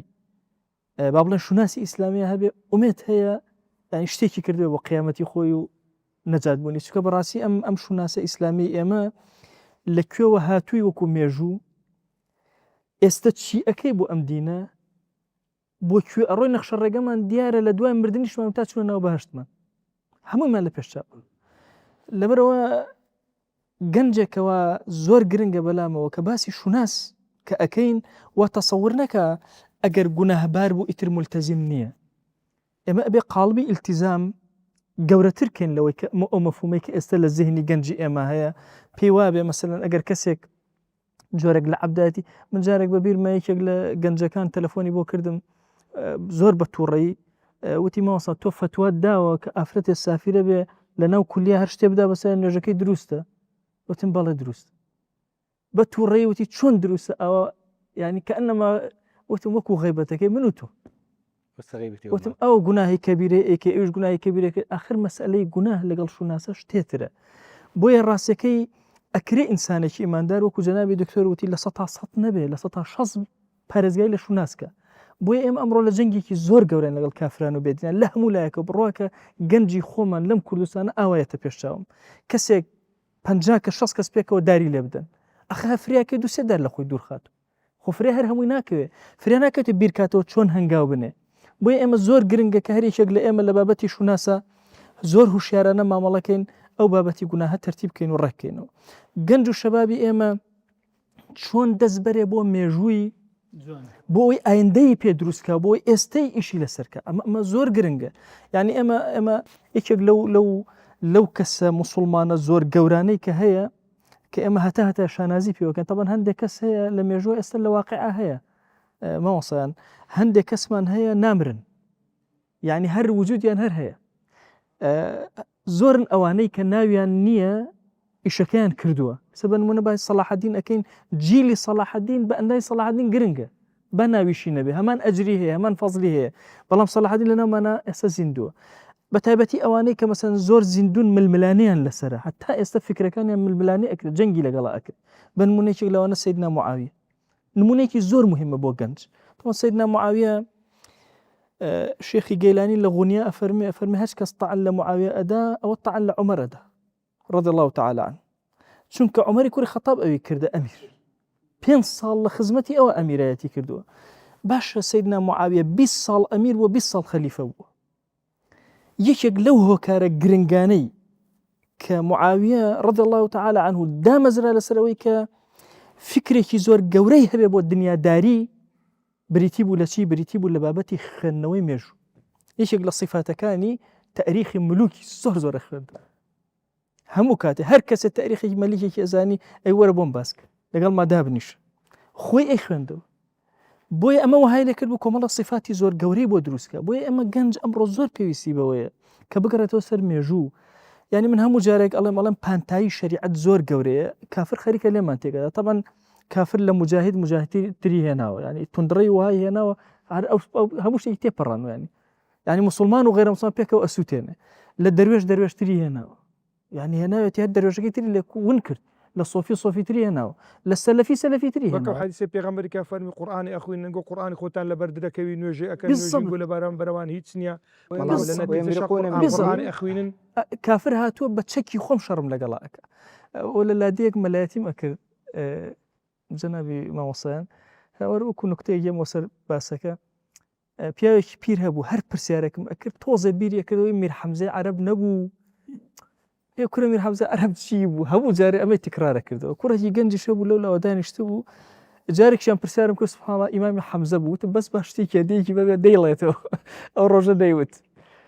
جارێک گەنجێک ئەوە دانیشتە بوون پرسیارەکەم کرد ئەو یەکسەر هەڵسایەوە هەر بە لەحنی ئەو وتی میر حەمزەی عەرەب نەبوو ئەوش ئاوا سەیری ئەکرد بە تووڕێوەکو بڵێ ئەوەی منە دووت ئیتر هیچی پێ نەما بڕواکە کافر ئێستا ئەو تەختیتە لەگەڵ ئێمە بەکارهێنێ هاتووە زمان درێژێکی هێناوە لە سۆفی تر لە دەروێشتر لە سەلەفی تر لە جیهادی تر ئەو پەڕی گرتووە یعنی تۆ نازای چی لێ بکەیت یعنی ئەوەی ئەو حەدیثەی فەرمایشتەی کە پێغەمبەرجان صلی الله علیه و سلم باسی صفاتی خەواریجەکە نوێژی خۆت لە پێشچاو ئەکەوێت لەهم دەویون کە دەوی نەحلی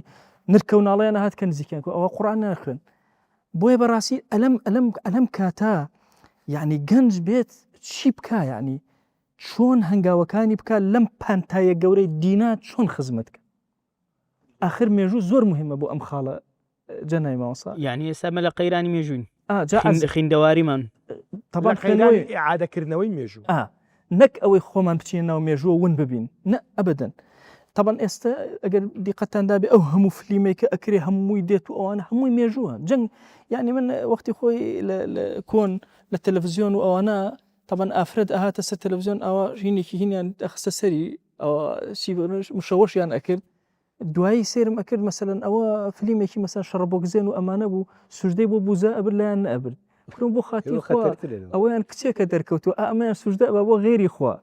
تەسەور کە فلیمێکی سینی کە تۆ سیر ئەەکەی مەبادیئەکانی خۆی لە بابەتی سەنەم پەرستیەکە ئەبێ ئیلا تایە بێ گاپەرستیەکە ئەبێت تایە بێ هیچ مەجالێک نایڵێتەوە بۆ ئەوە یعنی لە قسەکانیانە لە کەلیماتەکانیان یعنی محاولە ئەکا یعنی بەبییر بە مناڵ و زوو مناڵەکان لە گەڕەکە هەموو ئەمی تاپاها نازام شتێکی ئەوان ئەو باشە هەمووی لە بەرامبەرێکتە لەکوێ لەو فلیمانەوە کە وەریان ئەگرت یا لە هایوبایەکە کە ئێستا لە ناو زانکۆیە لە ناو تەڵەبەیە هەر هەمووی بۆتە مۆدێل و هەمووی ئەمە چییە جنگێکی مێژووی قوڵ لەگەڵ منە ئەکرێ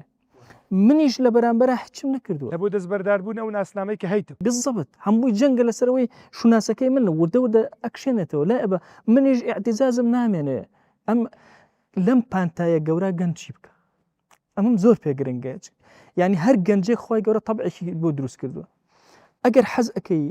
ببیتە فەقیهێکی گەورە لە مێژووی تۆیە ئەمەندە فەقیه هەیە کە تۆ حیاتیان بخوێنیتەوە وەکو معاویە کوڕی سوفیان بڕۆ حیاتی ئەوانە بخوێنەوە تا بیتە فەقیهێکی چاک بزانە ئەوانە چۆن بوون ئەگەر ئەتەوێ ببیتە اقتصادیەکی زۆر گەورە هەل لە ئیمامی عوسمان و عەقڵێتی ئیمامی عوسمانەوە وەرە بەناو اقتصادی ئیسلامیە بڕۆ بزانە چ خێر و بەرەکەتێک ئەبینی چ ئامۆژگارێکی گەورە ئەبینی کە هیچ کەسێک ئەو ئامۆژگاران ناکە کە ئەو گەورە پیاوانە لە مێژووە کردویانی ئەگەر ئەتەوێت کەسێکی سیاسی بی چەندین سیاسی عیملاقمان هەیە هەر لە پێغەمبەری دەست پێ بکە عەلەیهی سەڵات وەسەلام هەر هەموو وەرە ئەم پیاوە گەورانە مەسەن تۆ چۆن آخر ئوسوەی پێغەمبەر صلی الله علیه وسلم خۆ تەنها لە جلوبەرگەکانیەکە لە بەریکەم دەستی ڕاز لە بەرکەم و دەستی چەپ لە دواترە لە بەرکەم یا لە پێڵاو و لە نعلەکە نانە گەورەترە لەمە یعنی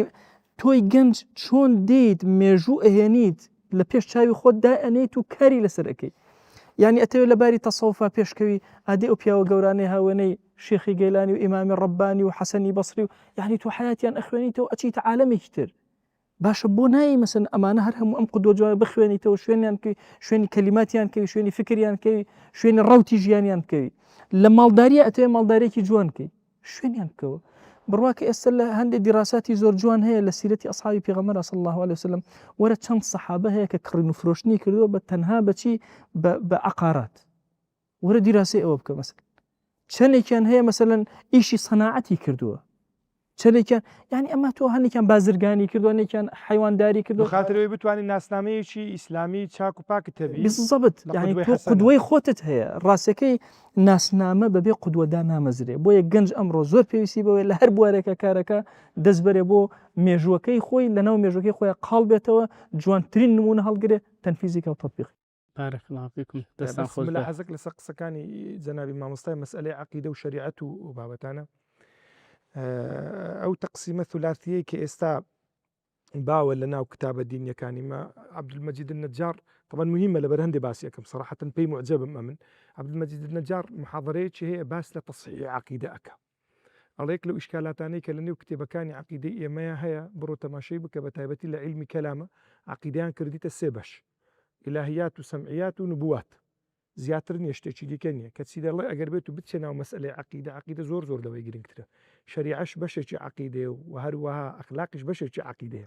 عەقید بە مەفهوم عەقیدە بە مەفهومە گەورەکەی بەس ئێمە لەبەروی عەقیدە ئێستا تایبەتە بە جانبی ئولوهیات لەبەروی ئەو تەقسیمە دروستەبی کە جەنابی مامۆستای باسی کردووە ئیلا شوناس لە عەقیدە بە مەفهومە گرنگەکەی کە ئەوەیە بریتیە لەو تێڕوانینەی ئینسان لە بۆ وجودی لە بۆ کەون لە بۆ ژیان لە بۆ پشتی ژیانیش بە مەفهوم و معنا گرنگەکەی ئەبێ ئەو عەقیدە کە سەرچاوی لە قورئانێ وەرەگری ئەبێ ناسنامە و شوناس لەسەر ئەوەدا بمەزرێ چونکە ئەتوو کاتێکی کە دەرێ ناسنامە و شوناسەکی ئیسلامی هەیە بمعنە ئەوەی تێڕوانینت لە بۆ ژیان و هەروە تێڕوانینت لە بۆ عەلاقات لەگەڵ خۆت و خودا لەگەڵ خۆت و خودی خۆت لەگەڵ خۆت و کۆمەلگا لە پاشەوەش عەلاقاتی تو لەگەڵ ئەو وجود و حەزارەتان و شارستانیەتانەی کە بوونیان هەیە چۆنی مامەڵەکەی ئەوە ئەبێ لەو مەرجعیە عولیایی وەربگری کە تازە باسمان کرد وەکو تەواو کرد تەکمیل لە بۆ قسە خۆی مەفروزە ئەو عەقیدەیە خۆی ئەخلاقیات بگۆڕێ بەس کە عەقیدەکەی ئێمە نایگۆڕێ معنای ئێمە عەقیدە تێنەگەیشتوین بتەکید ولا لە قورئاندا جوانە فەرمی ئەو جیاکاری نییە ويل للمطففين خلاص تطفيف شيء بازنا زور وبازنا طبعاً. معامله ويل لكل مثلا همزة لمزة لكل همزه لمزه مثلا ماسایی من نورسی كفر فإن الله ئەوەی غني عن کردووە العالمين. زۆر بەجوانی ماسایی نورسی ناوێنە بەری درەختی ئیمان کە ئەنەما ئیمان درەختێکە بەرەکانی بریتێ لە هەردووش عیبادات مامۆستا يعني بيهقي كشعب الإيمان ينوسي برو تماشيان كبشي زوري هل حديث بيغمبري صلى الله عليه وسلم قال لي برسن يا رسول الله ما الإيمان قال أن تقيم الصلاة وتؤتي الزكاة عندك بلى، زارة بلى. البباري إيماني ديني عندك زارة بباري إسلامي إيمان عقيدة فعلا يعني ليه براسي أم جاكاري أستاذ أما ئەوەندەی ئیش لە سەرکرایە ئەوەندە چەمکەکانی شێوێن دراون پێویستی بە سەورەیەکی دیکەی نوێیە شۆڕشێکی دیکەی نوێ لە فکرا لۆ خاتروی بتوانین جیلێک دروست بکەین مقەوماتی هەبی لەسەر پێڕابوەستی ئەگەر بێئەدەبی نەبێت هەر ئەو کتێبانی لە توراثی ئیسلامیان لەسەر عەقیدە نووسراون بەڕاستی زۆر کچوکاڵن بەس ئوستاز یەکشت يعني ئەتوو کتابەکەت دیتیە لە تاریخی ئیسلامی ما هەتاوەکو ئاخیرانە ناوی عەقیدەی ئیسلامی بی نییە. هەمووی یەک کتێب نیە بە ناوی عەقیدەی ئیسلامی ئیمان کتێبێکت دیتێ بە ناوی عەقیدەی ئەشعەری کتێبی دیتێ بە ناوی عەقیدەی ئیمامی ئەحمەد کتێبێکت دیتە ئیستا مصطلحاتانە دەرچووە. کتابەکان کە نووسران تەوحیدە ئیمانە ها يعني بابەتەکە لەبەری عەقیدە بەوانیشەوە بەوانیشەوە حەقیان بۆ عەقیدەی نەداوە کە قورئان باسی کردووە يعني دكتور محمد عياش كويسي كتابي جواني هي العقيدة بين القرآن الكريم ومناهج المتكلمين لو باسي أكا أو دكتور أكيتي بله أطرح دكتور أكيتي بله أو عقيدة قرآن باسي أكا بو بناء أمته أو عقيدة متكلمين باسيان كروا بودلوس كرني فوضايا يعني مسلمان ده يعني هاتو هم عقيدة كل أكاتو لكم لباسي صفات خبري بس يكشتي أستاذ با حقك بدينا متكلم أنا بخوي منهج متكلمين على أساس اللي بورد أنا وابو لبو زمانك أساس وابو بس دواتلو هو تفرقين طبعا يعني بابتك منهجيتك انحرافك وإلا وكو خوي اشتكي بيروز إما لبانا فقيه كاتبيز بو دفاعه يعني فقيه كأجات خوين عقيدة بلا رياء أروى بالضبط أو عقيدة أمان خوين في عقيدة يعني بيويس من بزارة شيء قماني بدور زكية ذاتي الله بارك الله فيك بشو ناس وهابو ضرور بو ئەو زەوسمە برم با زۆر لە بابەتەکەی دەرنەچین يعني من اختتامی ئەو فقرەی دەکەم لە بروی ئەوە چی وەردەگرین ڕێستەشی وەردەگرین ئینشاءالله بەڵام لە کۆتاییەکەی کە باسی عەقیدە و کرد بەو جۆرەی تەڵەبەی وا هەیە بەمنی گوتی وەڵای من نەحوی تێدەگەم تەجویدی تێدەگەم فقهی تێدەگەم بەس وەڵای عەقیدەی تێناگەم يعني وەرە يعني ئەوە موسیبەتە مەسەلەکە لەو تەڵەبەیە نییە مشکلەکە لەو نییە مشکلەکە لە چۆنیەتی تەڕەحکردنیتی وەرە تەڵەبە بێ بەمبرێ برێ وەڵاهی مامۆستا لە عەقیدە تێناگەم ئەی هاوارە ئەو زەوەرە ئەوەی چاکە بارك الله فيكم دەستان خۆش بی ئینشاءالله باشەوە ناوبڕێ یەکتر دەبینەوە السلام عليكم دیداری شوان کورد بسم الله الرحمن الرحيم دوباره هاتین وڵاتان کاکتۆر گیان دینە لای جەنابەت کاکتۆر بەختیارجان کۆتا پرسیارمان و حقەتەن وا هەز دەکەم کە پرسیارەشی زۆر زەڕوور زۆر وەجیه ئەوەیە کە مەظاهریان با بڵێن ڕوکەشەکانی ضعف لاوازی شوناس لە لای گەنجان چییە؟ بسم الله الرحمن الرحيم يك نقطة بسيطة والله ما كي جنابك كاتب دائما السبب كمان ك إما تشون سل مجور بقين راسية أجر إما بمعنى بشناسي خمانو كخوي بقينين أبي رابردو استودع هاتو بيك وقريب دين أما خالك زور جرينجا كبداخ ولا بشي كي زور داعية كانوا ما وصياني أينيا بدينا كت بشي كي لمجوا أجي بشي كي لخيالات أجي ربط كرني أو سيخالة بيك وزور جرينجا هاتنەوە بۆ پرسیارەکەی جەناب ئوستازیان بەداخەوە ئێمە لەسەر ئاسی تاک لەسەر ئاسی نخبە و جەماعەت لەسەر ئاسی دەسەڵات گرفتمان هەیە لە مەسەلەی شونازدا یەکەم ئەگەر بیکەم بە دوو بەشەوە گرفتەکان ئیشکالیەتەکان بەشێکی خارجیە بەشێکی داخلیە ئیشکالاتە خارجیەکان هەر زۆر بە کورتی بەشێکی ئەو غەزە و فکریە کە ئیبینین وەکو جەنابی کۆ فەرمووی ئێستا پێویست ناکات تۆ بچی بۆ غەرب هاتوێتە ناو ماڵەکانی ئێمە لە ژووری نووسینی مناڵەکانمانە هەیە هەچی ئەوان ئەیانەوێ بە ئاسانترین شێوە لەڕێی تەکنۆلۆژیاوە گەیانونەتە ماڵەکانی ئێمە سەرسامبوونی تاکتاکی ئێمە بە غەرب وامان لە هاتۆ پێمان عیبە ئیعجاب بە کەسایەتیشی ئیسلامی دەبڕین بەڵام پێمان عیب نییە معجەبی کەسایەتە تەزویرەکانی خۆرئاوا بین مەسئلەی ئەم ئەولەمەیە بەڕاستی گرفتێکی زۆر گەورەیە کە ئەوڕەنگە باسێکی زۆر مفەسەڵ بێت و بەتەنها ئەوە محاضەرەیەکی بووە یاخود دیداریشی بێ مەسئلەی تەشویه بۆ تراثی ئیسلامی بۆ عقیدەی ئیسلامی بۆ شریعەتی ئیسلامی بۆ ئەخلاقیاتی ئیسلامی يعني وەکو لە سەرەتای ئەماژەم پێ بەداخەوە ئێستا ئێمە گەشتونەتە قۆناغێک دیفاع لە خۆمانەکەین دیفاع وا شێوەنراوە دینەکەمان لەڕێی مسلمانی نمونەی واقعی لە مەسەلەی تەشویهەکە يعني لەسەر مافی ئافرەت لە ئیسلامدا لەسەر مافی منداڵ لە ئیسلامدا لەسەر پەیوەندی نێوان ژنوێت لە ئیسلامدا لەسەر میلاد لە ئیسلامدا لەسەر تەلاق لە ئیسلامدا هیچ نماوە ئەوان گومانی لەسەر دروست نەکەن بەبێ ئەوەی ئێمە لە مەقامێکدا بین کە جوانیەکانی تەشریعی خۆمان بگەێنین هاتوین خەریکی دیفاعکردنین بەسەر ئەساسی ناوخۆش گرفتەکان بەشێکی بریتە لە اختلافاتی ناوخۆمان باسی مۆستی ڕاند کرا کە بە پیلان بە بەرنامە ئیژەکان چۆن اختلافاتی ناوخۆمان زیندووکەنەوە ئەو فتنەی کە نەمابوو یاخود کەم بوو بووە بەداخەوە ئێستا بە ڕێزان ئێمە بە خۆمان بزانین یان نەزانین لەناو خۆماندا بەشە لە تەیاراتی ساحەی ئیسلامی کارەکەین لەسەر زیندووکردنەوەی ئەو فتنیانی کە خەوتبوون یاخود تاڕادەیەکی زۆر مرێنرابوون زیندووکردنەوەی ئەو فتنانە گەورەترین هۆکاری ضعفی خۆمانە کە تەفرەقەی دروست کردووە چونکە کاتێک ئێمە لەناو خۆمانە مەشغوڵ بین بە اختلافاتی ناو خۆمانەوە گومانی تێدا نییە کە ضعیفە بین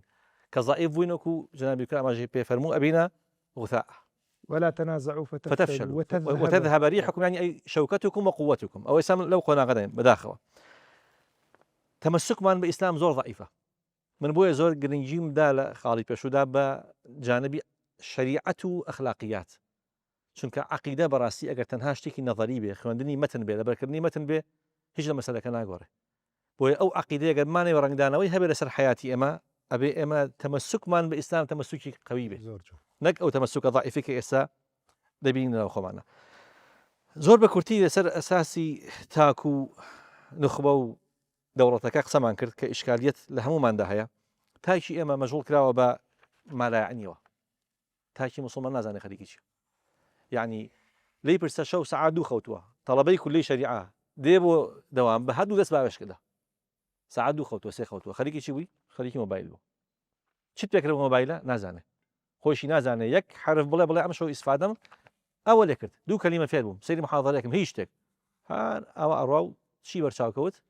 مەلایانی سەیرێکە هەز نەکردن بە مەسئولیەت ئەللا مەسئولیە ئەوەسانی بەرز یعنی ئێمە وامان لێ هاتووە منکر ئەبینین ئینکاری ناکەین معروف ئەبینین ئیعانەی ناکەین يعني تأثيرات سلبيان هي لسر شوناس بتأكيد جنابي الكريم يعني إنسان مسلمان كلا شانازيكاني أما كلكم راع وكلكم مسؤول عن رعيته إما ألين دست بقرب كلاوكي خوتا باني با أولا مسؤولية وايكل وكزلي ما شوناسي نما كابرا شت لماضي خوي دايشي خشكي سيري مسلسلي هنديكا تركيكا 600 ألقا حوصل ألقا إنكاري ناكات أو شب النتيجة تنها سبب نية يعني بيشوناسي وعملية طبعا بالتأكيد مسألة تغليبي مصالح فردي بس المصالح أممية أو خلاص زوجين ولا مسألة شوناس ده إما وما لك راو هركز ده إما مشغولي وكو نظريكي رأس ماليكي غرب تو تشيب كيت أو بك كبرجواندي خوتي تداه أم تغليبي مصالح فردانيتا أنانية دروزكا واللي أكال هدف جورها كأميبونا دول كبيتو لكاتك أجر سيدي مجوي صحابة وتابعين وسلفي أمتي رضي إخوان لبي هر كاملوان مصلحتي أمتي لبيش مصلحتي خويو أنا قاعدة فقهية كشجر مصلحتي الشخصية دي مصلحتي عامة تعرض أبو عامة كبيشك بالله عفوا يعني ليرة دا جوازي بيني شناسي تاكو جماعتي كومل شناسي تاك أكريبلين مروف بيني خوي آودان بيت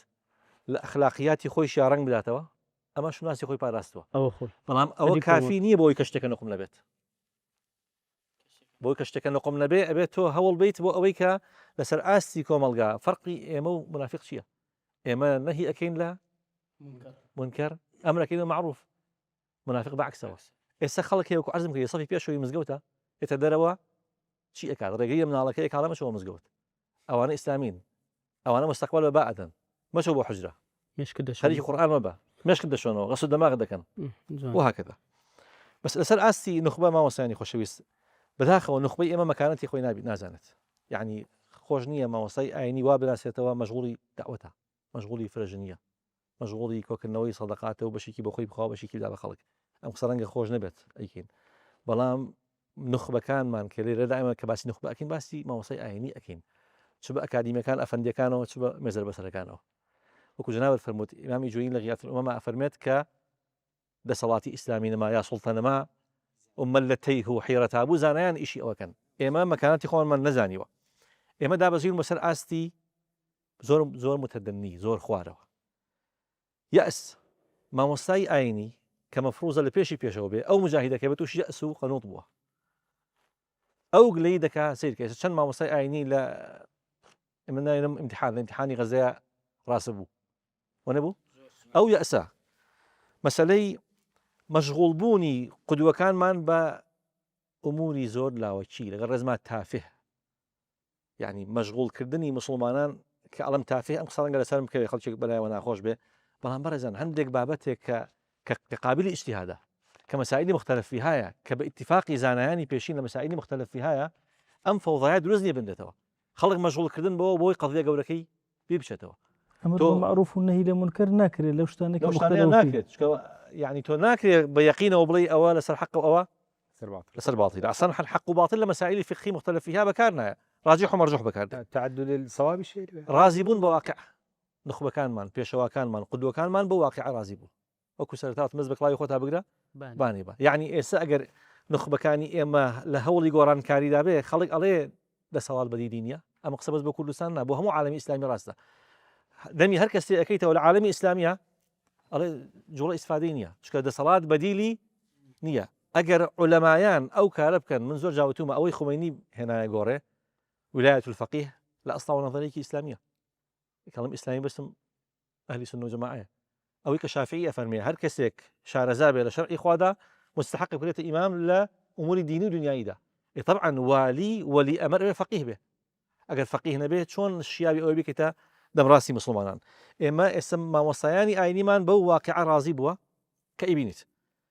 مسألة موضوعي نبون يعني ما وصاني برز زور جننجا إنسان سيد سعادة هذا كلام خو بس أرجع هؤلاء مزور كرتي كمو إما أكو أرزم كلام يا لم يجوا أجين يا علي مثال أجين زور لموضوع يبون ودورين سطحيبون ياخذ توانوا أوي بي أو سرية الظاهرية لقل المعطلة إيش لو خالاني دوباره كمؤثرانت ببلان إشي لسركات أويك بشجيري إسلام بك كزور ظاهرية زور حرفية كابن حزم تيبران بوا براتها ما وساني برز أسأل عالمي إسلامية ظاهري بونك لجوريا كاري يسأل أكريت زور لظاهري بونك ابن حزم زيادة تيبريوا ابن حزم رأس ظاهري بوا بس لمقابل ده هم عالم بوا هم كمال قواعد ويساور رساي هيك كبشك لظاهري بونها كال أكاتوا بس أو ظاهري بوني أمروت هرويجي في زور أبي تيبران بوا لبرامبر إيش ده تياري معطلة إيش قرآنية إيش حداثية إيش تنويرية لكوتايدا أم دوانا بخويان بزانن يا نزانن هل كان الإسلام حقيقة كأدن هل كان لو إسلام أدن كإما أمانة به برين أول شو ناسي إما كوتا قال ما وصاني برس إما تشبكين بو أوي لم كيش جولانا رزقان من بيت پروردي شيء درست براسي پروردا القرآن ده سيجار كباسي تزكية أكات جاري كان سجاري سيدنا إبراهيم ويزكيهم ويعلمهم الكتابة والحكمة إن صح التعبير قال بأدبين به قرآن بو سيدنا إبراهيم رازكاته عفوا سيدنا إبراهيم فرمي ويعلمهم الكتابة والحكمة ويزكيهم قرآن دو جاروي رازكاته ويزكيهم ويعلمهم الكتابة والحكمة تربية تزكية به فيش تعليم بيت بلام كارين أو هبه معنيني أو كبتنها كافي به أكبتنها تربية وتسكية كافي بيت هند جاريش نبوني علم برو انحراف ما نبات تربية تزكية هبل بدوي أوا علم هبت دوای ئەوە خاڵی کۆتایی مەشغوڵ بین بە دوو شتەوە یەکەم خۆمان بناسین مەقولەیەکی شەهیرە هەیە وەکو حەدیث ثابت نییە من عرف نفسه عرف ربه یا فقط عرف ربه ئینسان ئەگەر خۆی ناسی ئەو جا بە واقعی خۆی ناسی ئێمە نەمانتوانین خۆمان بناسین ئەگەر خۆمان بناسی بایە بەڕاستی لەو گێژاوەی ئێسەیە نەئەماینەوە خاڵی کۆتایی مامۆستایانی بەڕێز ئێمە کار بکەین بۆ ئەوەی کە بگەین بە دەسەڵات ئەوەی جەنابی کۆر فەرمی لەگەڵ ڕێزما من ڕەنگە لێ خاڵ لەگەڵ یاڵەمە کە فەرمی هەرگیز سڵتەش و ناز دروست ناکات ئێستا ئێمە عەسی تەفاهەیە ئەژین ئەو شوناسی ئێمە ئەمانەوێ ڕاستە ڕەنگە سڵتە دروستی نەکا بەس ئەو شوناسە تافیهانەی کە هەن کێ دروستی کردووە ئەو سڵتە تافیهانە دروستیان کردووە واجبی کۆمەڵگەیە کە دەسەڵات بدا بەو کەسەی کە شیاوە ئێمە وەکو کۆمەلگای مسلمان بەڕاستی نەگەیشتونەتە نضوج وعیمان نییە هەر ئێمەین دەسەڵات ئەدەین بە خەڵکانێک کە شیاو نین کاتی ئەمە گەشتینەتە ئەو مەرحەڵی کە دەسەڵات بدەین بە کەسانێک کە شیاون وردە هیچ مانع نییە مە مانع الجەمع نییە ئێمە لەسەر ئاستی فەرد ئیژەکەین بۆ گەڕانەوەی شوناس با لەسەریشەوە ئەو ئیشکە بۆ تەطبیقی ئەو شوناسە بارك الله فيكم دەست خۆش بی کاکتۆری بەڕاس بە تایبەتی لەو خاڵی کە گوتمان فەرقی بینی شوناسی تاک و جەماعەتیە بەڕاستی زۆر مەفهومی دیکەی لە بۆمە وازح کردەوە دەستان خۆش بی خوا خێر بنووسی بەڕاستی وەکو بەو شێوەی کە لە بۆ دانرا بوو شێوە ئەکادمیەکە و تعریفی شوناس الحەمدلله هەدەفەکەی زۆر زۆر باش پێکەیە. مامۆستای بەڕێز کاک دکتۆر گیان دێنە خزمەتی جەنابەت وەکو ئاخر جار کە بینە خزمەتت و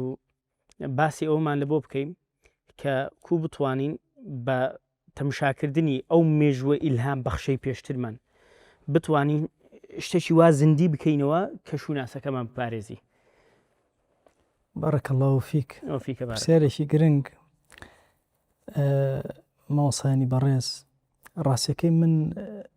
لە دوای 7 ئۆکتۆبر زۆر شتم لە فکری خۆم گۆڕی و بەڕاستی 7 ئۆکتۆبر تۆفانی گەورەی با بڵێن جیهانی ئیسلامی کە پرژ و شەپۆلەکانی بەر هەموو جیهانی ئیسلامی کەوتووە بەر کوردستان و بەر هەڵەبجەش کەوتووە بەخێر و بەرەکەتەوە بۆ هەموو بەخێر و بەرەکەتەوە. بەڕاستی موسڵمانانی هوشیار کردەوە هەمومانی گەیاندا ئەو قەناعەتە ئەکرێ مێژوو لە واقعە وجودی هەبێ، ئەکرێ بیلالەکان جارێکی تر کارکەنەوە، ئەکرێ مصعبەکان بچنە شوێنێک و ئەوەدانیکەنەوە، ئەکرێ لە ڕاستیە یەحیا سینوارێک بکەینە سمبولێکی گەورە کاری زۆر گەورە لە پشتیەوە بکەین، ئەکرێ شێوازی پەروەردەی فەقێ و با بڵێن مەداریسە قورئانیەکان لە شێوازی متبوونەوە و لە شێوازی دیفاع وەکو دکتۆر باسی کرد بکۆنە شێوازی هجووم. ئێمە ئومەتی ئیسلامی زۆر دیفاعمان کردو، هەندێک لە دیفاعەکان ڕاکردن بووە، دیفاع نەبووە. جارێک لەگەڵ ماوەسایەکی زۆر قەدرگران و زۆر گەورەیە دانیشت بووم، دوو قسم کرد زۆر دڵگران بوو، تۆزە دەمەقاڵەشمان بوو لەسەری، وتم ئوستازی گەورە هەموو عولەمای ئەزهەر بێنە نەیتوانی لە فقهی ئیسلامی بچێتە دەرەوە لە بابەتانێکە تەواو بووە. ئەو دیفاعی کردوتی وەهانیە و من هەندێک مەسائلم تەسبیت کردوتم، ئەو مەسائلێک کە تەسبیت کردووە ڕات کردووە لە مواجهە. وتم باسیەوەت کردووە خەتەنێ ئافرەت نییە و نازانم چی، وتم هەمووی نییە تم ڕات کردو لە واقعەکە. ئەی بۆ نایە وەکو ماسە سعیدی نورسی کە دیفاع لە حەدیثێکی مەوضوعەکە عجیبە باشە یە دیفاع لە حەدیثی مەوضوعەکە، چونکە فەرمێ قورئان دەوری گیراوە بە حەدیثی متواتر و دواتر صحیح و دواتر حەسەن و دواتر ضعیف و دواتر مەوضوع. ئەڵێ من کافر لە مەوضوع ڕاگرم ئەگەنا پەلاماری قورئان نەدەن، لەوێ مەشغوڵیان ئەەکەم. ئێمە بەڕاستیەکەی غەزە فێری شتی تری کردین، فێری کردین لە چوارچێوەیەکە ئەگەر هەموو جیهان پەلامارمان بدا دانەنیشین بیرکەنەوە خۆمان بپارێزین، بیرکەنەوەی پەلامار بدەین. بەڕاستی 7 ئۆکتۆبر هەموو جیهان هاتە بەرامبەر کۆمەڵێ لاو کە لەسەر پەروەردەیەکی قورئانی ئیمانی عەقیدەیەکی پاکدا مەزرا بوون، توانی مواجهەی هەموو جیهان کە شوناسەکی ئیسلامی بوو. طبعاً ئەمە پێیان خۆشە پێیان طبعاً ئەوە هەنگاوی شوناسە بۆ دروستکردنی دەوڵەت. ڕاستەکە ئەمەی کە دکتۆر ئەفەرمێ ئێمە دڵنیاین لەوە کە دەوڵات ئەتوانێت شوناس زۆر بەهێز بکە و ئەشتوانێ وێرانی بکە، هیچ گومان لەوە نییە. بەڵام مجەڕەدی دەوڵەتداری بڵێ شوناس دروستەکە شوناس دروست ناکە، بەڵام ئەکرێت تەوجیهێکی صحیحی با بڵێن ئەوە بکە شوناسەکە بکە. بەڕاستی کۆمەڵێ گەنج و لاوی بەعنی پێپەتی ڕوت و ڕەجاڵ توانیان بەرامبەر بە هەموو جیهان بە هەموو تەکنۆلۆژیا بوەستنەوە. ئەمە بۆ ئێمە دەرسێکی زۆر گەورەیە، بۆ شەبابی ئێمە زۆر گەورەیە. ئەکرێ شەبابی ئێمە کاتەکانی خۆی بە تایبەتی زۆر بە سەنگینی سیرکە، چونکە ئەم کاتانەی تۆ مێژووە بۆ دوای تۆ. حەسەن البەنا ڕەحمەتی خۆی لەبێ قسەیەکی بۆ گەنجەکان لە وتارێکە ئەڵێ ئەی گەنجەکان بخەون خەوی گەورە ببینن، لە خەویشتانە خەوی گەورە ببینن بۆی ئومەت هەڵسێتەوە. بۆیە ئێمە عالەمی ئیسلامی لە ڕاستیان ناکرێ بەم شێوازە. بڕواکە زەمەنی شێخی گەیلانی بەغدا وێرانەیەک بووە، ئەگەر تەشبیهی کەم لەگەڵ ئێستا زۆر وێرانەتر لە ئێستا. شێخی گەیلانی توانی بەغدا ڕێککاتەوە، هێمەتی کرد. کتێبێکەیە بە ناوی منهج الإعداد. ئێمە چی بکەین؟ ئەفەرمێ هەموو عالەمی ئیسلامی دوو شتی زۆر زەرورە، ئیرادەی پێویستە، ئیدارەی پێویستە. ئێمە ئیرادەمان هەیە بەس ئیدارەمان نییە. هەموو گەنج و لاوەکانمان هەموویان دێن لە کولێوانە مامۆستا من منهەجدانم قورئان لەبەرکەم دوای پێم لەبەر ناکرێ، منهەجدانم ئاوا چاک بم پێم ناکرێ. ئەوە هۆکارەکەی چییە؟ ئیرادە خەیرەکەی تایە بەڵام ئیدارەی نییە. ئێمە بەڕاستی ئەبێ لە قۆناغی ئیرادەی ناخمانەوە بچینە قۆناغی ئیدارە. ئەم قۆناغی ئیدارەوە هەر لێ ئەکا ئیدارەی نەفسی خۆت کە، ئیدارەی ماڵت کە، ئیدارەی دەوروبەر و مجتەمع و کۆمەلگا، ئیدارەی دەوڵەتت پێ بکرێ. بڕواکە ئەو کەوادرە ئیسلامیانێک کە هەیە لەسەر زەویە کەس نیەتی. فەرمو ئەو کەوادرە بەهێزانێکە لە ناو عالەمی ئیسلامی هەیە بە کوردستانیشەوە لەکوێ هەیە دەستپاک ئەمین دەمپاک بەهێز لە کاروبارە بەڵام سبحان الله بە وەکو دکتۆر فەرموو بە کۆمەڵە شتی بەسیتی لاوەکیەوە مەشغوڵە ماندووە نە شەو نوێژێکی پێ ئەکرێن نە دوعایەکی پێکرێن نە تاعاتی بێکرێن مەشغوڵە لە هیچ ئێمە وتمان بە ئەم دنیا گەورەیە بچووکەینەوە بیکەینە لادیەک نەک لە لادێکە نقم بین و دیار نەبین و بەوسەڵەمان دیار نەبێت بەڕاستی ئەبێ دوای 7 ئۆکتۆبەر مێژومان هێنابێت لەناو واقعە تەطبیقمان کرد بێ نەک لە مێژووە بژین جارێک لەگەڵ کۆمەڵە دۆستی سۆفیا کە زۆر دیندارن زۆرم خۆشەون گفتوگۆمانە کرد گفتوگۆیەکی زۆر چڕوپڕی علمی دوایوتم ڕەحمەتی خواتان لێبێ لە مێژوو خەو وەرنە دەرەوە بزانم چی هەیە من ئەم دووشتم واز لێ بێن بەس بزانم دوای ئەمە چی هەیە ینی لە واقعە وەرن با ئێمە بین مثلا باسی تەسکیە ئەەکەین تەربیە ئەەکەین منهەجمان چیە لە تەسکیە لە تەربیە لە یعنی تۆ باسی ئێستم بۆ بکە من باسی شێخێکی گەورەم بۆ ئەوکەی 1000 جار حیاتی خوێنمەوە ئەیکەمە نوێنەری خۆم لە ژیانە قبولمە بەڵام ئەمە مێژوویەکە لە واقعە پێم سلبێنە ئەو هێزەی کە ئەو هەیبوو بۆ تۆ نیتە بۆ من نیمە بۆ مامۆستایەکی ئاینی نیەتی بۆ شێخێکی ئەمڕۆ نیەتی ئەمە گرنگە کە ئێمە لە قۆناغی ئێستا ئەو مێژووی کە باسی ئەەکەین بەو قوڵیە کە حەضارەتی ئیسلامی پاراستۆ شوناسی ئومەتی ئیسلامی پاراستۆ بەشێکی زۆر بەهێزە لە پاراستی شوناسی ئومەتی ئیسلام ئەمڕۆ چۆن بەرجەستە ئەکرێ چی بکەین غەزەکان زۆرکەین چی بکەین لاوانی ناو غەزە پەخشکەین بەسەر هەموو جیهانە من ئەگەر غەزەش تەرحیل کرایە هیچ بەلامەوە ئاسایی بوو لەبەرچی بڕوا ئەکەن هەڵەبجە من لە 1970 هاتمە سلێمانی لە مزگەوتە یەکەم جار چۆن مزگەوت هەموو خەڵکی مزگەوت سێناوە یەک تاکە مناڵم لە ناو مزگەوتە نوێژمە کەس نەبوو بۆیە بەبیرمە ماسەحەی محەممەد سعید جارێک لە کۆڕێکە لە دوای لێدانی کیمیاوی و ئەمانە وتی من زۆر سپاسی خواکەم لەسەر کیمیاوی کە لێماندرا تێمە کۆمەڵە بانخواز لێوە کۆبوون خەر یەکمان نەخوارد خوا تەوزیعی کردی بەسەر کوردستانە بەبێ ئیرادەی خۆمان ئەبێ ئەم دعوەیە بگاتە هەموو ماڵێکی کوردستان ئیشی خوا بێ حکمت نییە بڕواکە غەزە بێ حکمت نییە ئەو مەوجەی کە کراوە و ئەو هێرشە تازە باسی شەرقی ئەوسەتی جەدید دەکرێت ئێمە باسی یەکەین شەرقی ئەوسەتی جەدید تازە لاوی موسڵمان لە هەر سوچێکی جیهانا بێ بە وریاییەوە ئەوێ عەمری کوڕی عاص بێ ئەوێ معاویە بێ رضی الله تعالی عنهم ئەوێ خالدی کوڕی وەلید بێ ڕاستەکەی يعني أيوة إمام علي بي أيوة حسن بي أيوة حسين بي رضي الله تعالى عنهم يعني براسي أمتي إسلامي هوشياريكي زور قوري ورقرتوها أميدا كان أم هوشيارية بريوي زياتر في بدين بوي شو ناس من بالطوابي دركوي ولا برامبر كافرة إما كينو تشي أكينو إما بيوس من أمر بويكا ديان صدان هزاران مليونها مجاهد من خصبة نوكارو وأمش دسي بيكر ولا جهانا أمرو يعني لآسي عالمي إسلامي أجر سيركي ملاحقاته یەک یەهودی نییە لەوێ شەڕێکی کردبێ گەنجی مسلمان محامی مسلمان شوێنی ئەکەوێ گیریان خواردووە یەک کۆمپانیانە بەشداری کردو گیری خواردووە بە خودی ئەو یاسای خۆی زۆری بۆ هێناوە بۆیە لە عالەمی ئیسلامیە خەوتن نەما بەڵام تەنها ئەوەندەماوە بەوسەڵەکە دەرکەوێ بۆ گەنجەکان و هەر هەمووی بەرەو شوێنی بڕوە کە ئومێ دەکەین لەم ساڵانەی کۆتاییە هەستانەوەی ئومەت دەست پێ بکە و بەوسەڵەی ئومە ئیسلامی دەرکەوێ الحمدلله غەزە ڕۆحێتی جیهانی زیندوو کردەوە خاڵێکی زۆر گرنگ کە من لێ بیرم چ ئاماژی پێ بدەم و سنانی مامۆستا باسی غەزە و جیهادی کرد بەڕاستی لە ناو خەڵکدا چە لە گرفتەکان ئیشکالیەتەکان کە بۆتە هەم ضعیفبوونی هۆی ئیسلامی هەم گرفتێکی گەورە بۆ خۆمان تێکەڵکردنی تەکفیری و جیهادیەکانە ئەخ نام لە جیهادی تراتوە ئەوە عالەمی خۆر ئەوە بە عەمدی پشتیوانی تەکفیریەکانەکە لە ناو گەنجی مسلمانی شاوانیشان ئەدرێت کە ئەوە جیهادیەکانن لە کاتێکە ئەوە جیهادیەکان نین خۆرەی جیهادیەکان تەکفیریەکانن هەر خۆی تۆمەکەی ناو گەورەی کردوویسە خەرخۆرەی جیهادیەکان تەکفیریەکانن ئێمە بتوانین ئەوە لێک جا بکەینەوە بارك الله دەست خۆش بی مام سایڤەڕێز طبعا گەشتەکەی جەنابەت حقەتەن چێژبە خۆش بوو ئەو هەدەفانەی کە هەمان بوو ئەوەلن اعتیزازکردن بە تاریخمان و تەمشاکردنی تاریخ وەکو با بڵێن یەکێک لە پێکهێنەرەکانی شوناس و هەروەها تەمشاکردنی تاریخ وەکو ئەداتەکی مەناعەتی فکری لە بۆ شوناس کە حقەتەن یعنی وربوونەوە لەو تاریخی کە جەنابەت باست کرد دەبتە ئەوەی کە من مەناعەتەکی باشم لە بۆ پێیابی شوناسی خۆم بپارێزم و تەمشاکردنی نمونەی ئێستا بە هەردوو ڕێی تشکت کردە سەر هەردوو ڕێی ئەوانەی کە دەوڵەتیشیان هەیە کە شوناسیان نییە کە باست کرد و ئەوانەشی کە ئێستا دەوڵەتیان نییە و خەڵک بە دوایان کەتێ و کۆمەڵەکن و پێپەتیەکن کەسی ئەوان بە دوو دەوڵەتێک دەکەون ڕاویان دەنێن بە تەطبیقکردنی ئەو جوهد و گەورەیەی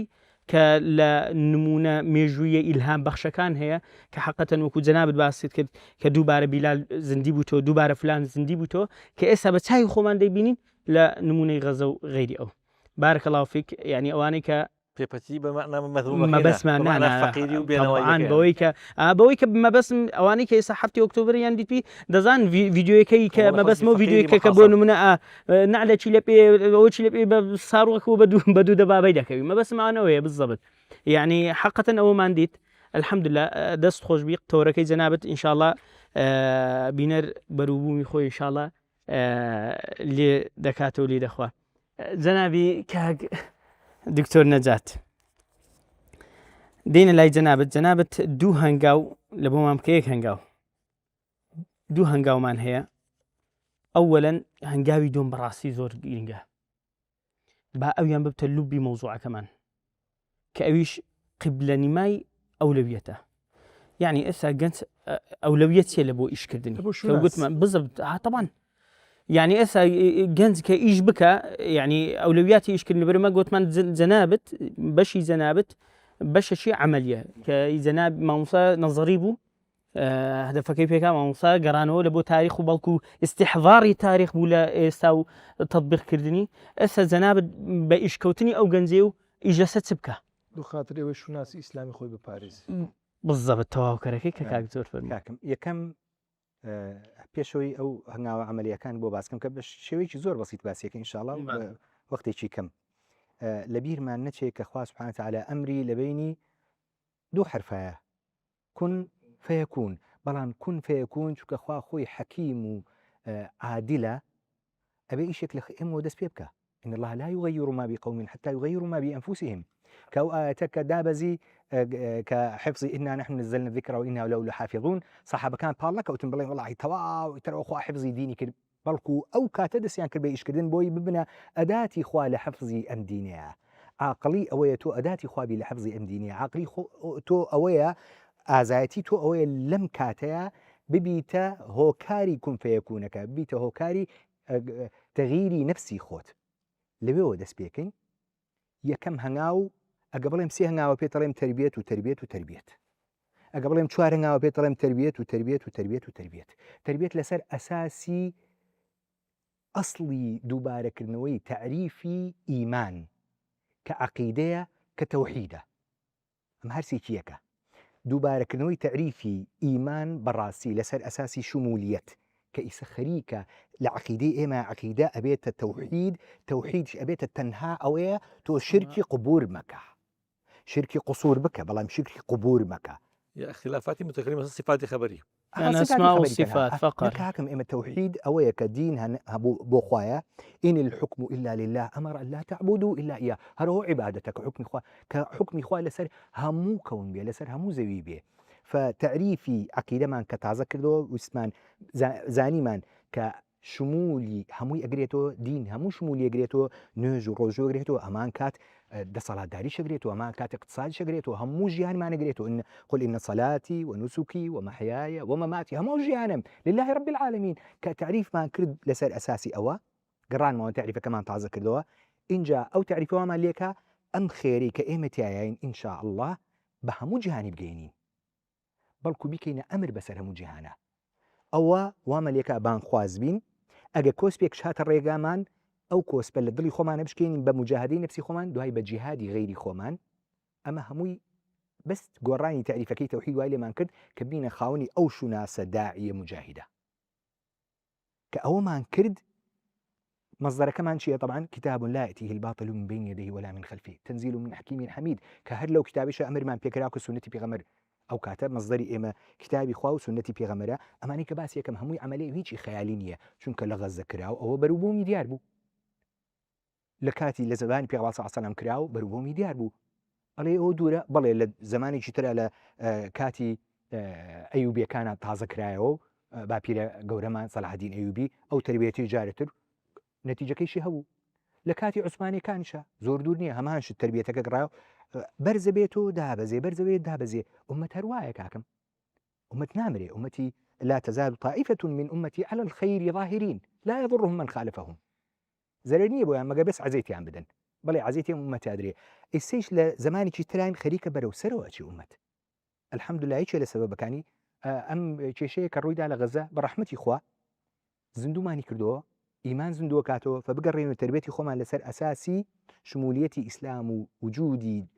دعوە و جیهاد بێ مەصدەرەکەمان وتمان کتاب و سونەیە دوایی نمونەمانشەیە نمونەی واقعیمانێ لە مێژوو نزیکا وەکو سەلاحەدین ئەیوبی لە ئەمڕۆیا وەکو یحیا سنوار و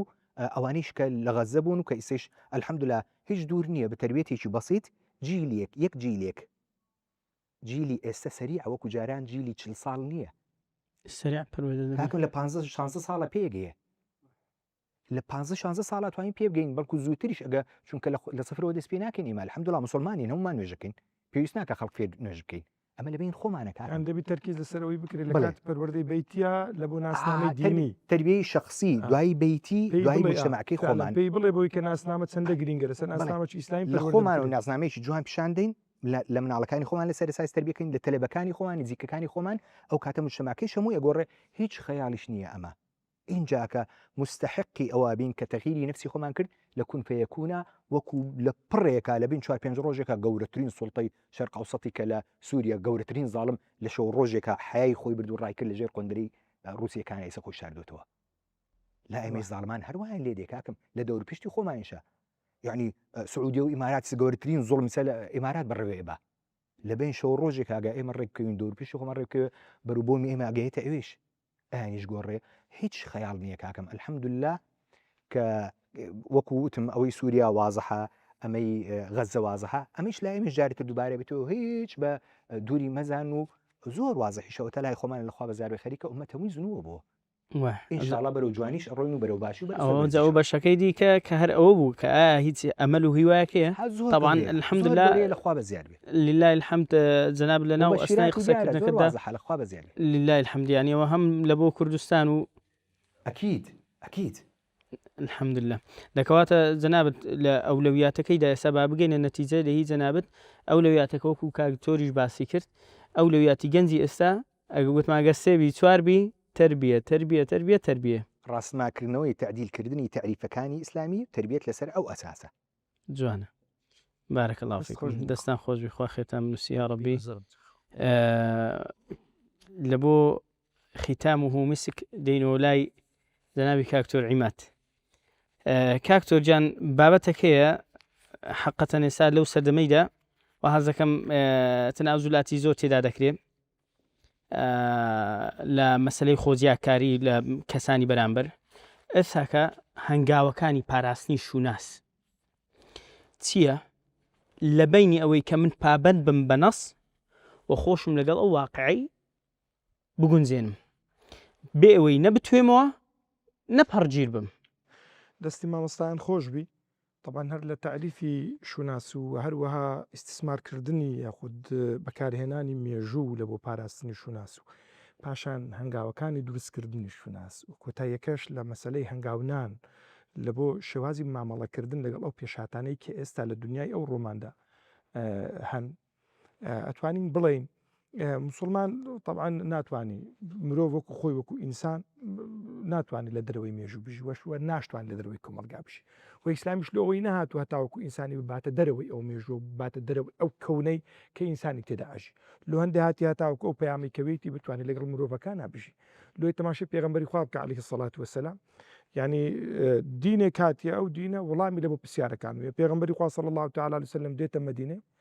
دەستورەکی دەنووسی دەستورەکە 52 بەندە لە 52 بەندەکەی 27 بەند متعلقة بيهود وغير مسلمانة 25 بنديان متعلقا بمسلمانة كواتر لوي وبيغمبري خوا صلى الله تعالى عليه وسلم بيمله بوي كوا او بيامي كأما هنا يتم بيامي شي هم جورا بيامي شي هم رنجا بيامي هاتي لبو سرينوي ناس لا مكان ديكي هاتي لبو تعديل كردني ناس لا مكان ديكي بي او بيوريك قرآن نايتي تغير بيتو تماشي قرآن بكي سورتك مان هي بناي آل عمران سورتك مان هي بناي مريم سورتك مان هي بناي بنو إسرائيل سورتك مان هي بناوي مثلا منافقون سورتك مان هي مثلا لبش الزوري سورتك كان أخوي پروردگار جل جلاله گفتگوی بين خوي الرأس شرك شيطانا باسك زور بحريته شي فلاوان وأخوي پروردگار جل جلاله شروك كي باسك بما أنا الله شي پێمانەڵێ بەوەی کەوا ژیان ناتوانانی تۆ ناستامەکانی دیکە ئەزمە بەس تعدیلکردنەکە چ هو الذي بمعنى ئەوەی ئەو پێوەرەیەکەوە قورئان هاتیە پێی ئەو ئینحرافاتێکە لە پێشا دروست بە قورئان دەیەوێ مۆرکێکی دینی بداتە یان ئەوە تەصحیحی بکە یان ئەوە جاری بەنسبەتە خۆمان بەنسبەتە خۆمان نەک برین ئەوەی بەرامبەر بچین بگۆڕین. استاذ پێغەمبەری خوا صلی الله تعالی وسلم حدیثێکی هەیە دەفەرم لەو کاتێکی ئەمن هاتم ئەگەر موسای کوڕی عیمران بەهات دەبا بەدوێن ئەگەر نا کابرا لە ڕۆژە قیامەت ناستە باشتر باش استاذ کەواتە تەصحیحکردن یانە تەجدید یانە تەصحیح ئیسلامەتی وهاتیە باشە کەواتە لێرە کاتێک کە پێغەمبەری خوا صلی الله تعالی علیه وسلم هاتیە بە پێ ئەو پەیامەی پێمانەڵێ بەوەی کەوا ئەتوو دەتوانی لەگەڵ خەڵکانی دیکە بژی مەلو هەندێک نهاتینە مەسحی خەڵکانی دیکە بکەین چونکە مەسحکردنی سنتێکە لە سنتەکانی خوا فەرمی هو الذي خلقكم فمنكم كافر ومنكم مؤمن هەر لۆیەش لە شریعەتی ئیسلامیە کوفر جەریمە نییە یعنی کوفر یەک لەو عقوبات نظامی قانونی عقوباتی ئیسلامی کوفر عقوبەی لەسەر نییە کوشتنی لەسەر نییە کوفر نابتە هۆی کوشتن کوفر وەکو خۆی کوفر کوفرە بەس چونکە پێش هاتنی ئیسلام لە دوای کاتنی ئیسلام کوفر هەبووە ناوێت دەیوێت تەصحیحی بکات داوای لۆ ئەکا وەڵامی ئەدات کەواتە ئینسان ئەگەر بیەوێ لەو عەسڕەی بژی نمونەمان هەیە لە سەردەمی پێشووتر ئەتوانین ئێستا تەطبیقی بکەین مسلمان ناتوانێت ئینسانێکی پەرژر بچووکە ئەوەی کە دوێنێ لە تاریخی ئیسلامی هەبوو ڕوو جیهانێکی دیکەی جیاواز هەیە دوێنێ پێرێمە دارالئیسلاممان هەبوو دارالحەربمان هەبوو بەڵام لە تەماشاکەی لە سەردەمی ئیبن القەیمی جەوزیە بابەتەکەی دەگۆڕی دەیکاتە دارالئیسلام و دارالدەعوە دەیکاتە دارالئیستیجابە و دارالدەعوە باشە لۆ لەبەروی ئێستا تەماشاکەی لە جیهانی غەربیە مسلمانی غەربی هەیە تەماشاکە مسلمانی نیوزلندیم هەیە مسلمانی هیندۆڕاسیم هەیە مسلمانی بەرازیلیم هەیە بەداک و باب خەڵکی وەیە عشیرەتی وەیە تو کو دەکرێت مەتەلەن لەنا ئەو هەردووش ئێستا تەماشاکەی ئەوانەی کە ئێستا لە فکری جیهادی ئەیشەکەن دەڵێن کاکە ئەبوو حەنیفە گوتی تیکەنجی دار دەبیتە داری ئیسلامەوەی تەطبیقی ئیسلامی لێ بکرێ و دەبیری ئەو بابەتانە لەبەرەوەی تووشی واقعەتی دیکە بووە ئەو واقعی چ بکات چ لێ بکە طبعا پێویستی بە خوێندنەوەیەکی تازەیە ئەمەش لیژنەیەکی تازەمان نییە بتوانین مەتەلەن هەمویان بە ئیتفاق دەوڵەتێکی ئیسلامی نییە ئەوەی تەبەنی بکات جارێکی دیکە فقهی سیاسیمان لە بۆ نوێ بکاتەوە تاوەکو بتوانین ئەو ناسنامە ئیسلامیەکە ئێمە هیچمان بتوانین پارێزگاری لێ بکەن بە خەڵکەچیت بدەین مەرج نییە هەموو کاتێک وەرگرتن و تەعاملکردن و مامەڵەکردن لەگەڵ سەقافەت و شارستان نەچیتیکە بە معنای لە دەستدانی شارستان بە معنای لە دەستدانی ناسنامەبی مسلمان دەتوانین ناسنامەی خۆی بپارێزی وەک باسم کرد لە مشتەرەکاتی سەقافش لەگەڵ خەڵکەچی دیکە ئیش بکە زۆر طبیعیە بەڵام ئەبێ ئەوەی ئاگادار بین خوا جەل جەلاله لە قورئانێ ئینسانی ئاگادارەکاتەوە بۆی کە ئینسان لە هەندێک شتا بە دوور بکەی مثلەن ئێستا خوا لۆ نەزەری حرام کردێ لۆ خاترۆی تووشی زینایە نەبی لۆ لەبەرەوەی ئەتو ئەدبا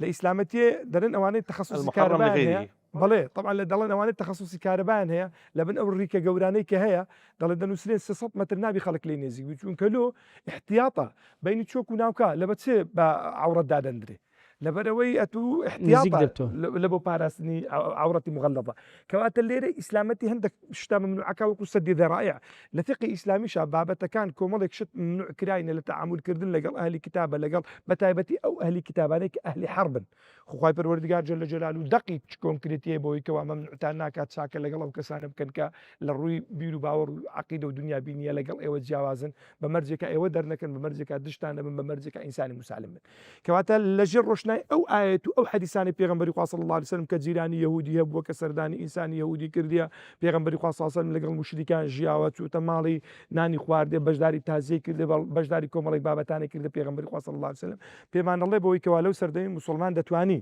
بەڵام بە مەرجێکی مسلمانە حەقیقی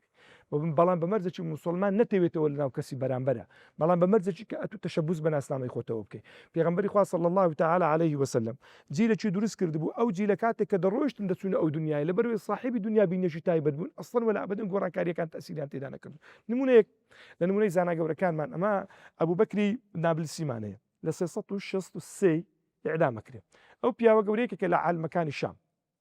ئەو کاتێک کە فاتیمیەکان هاتن احتیلالی منطقەی شامیان کرد طبعا زۆربەی عولەمای فەڵەستین ئەو بابەتانە هەراتن ڕۆیشتن چوە دیمەشق بەڵام کاتێک کە قەرامێتەکان بەسەر فاتیمیەکانە زاڵ بوون ئەو موعیز باللایە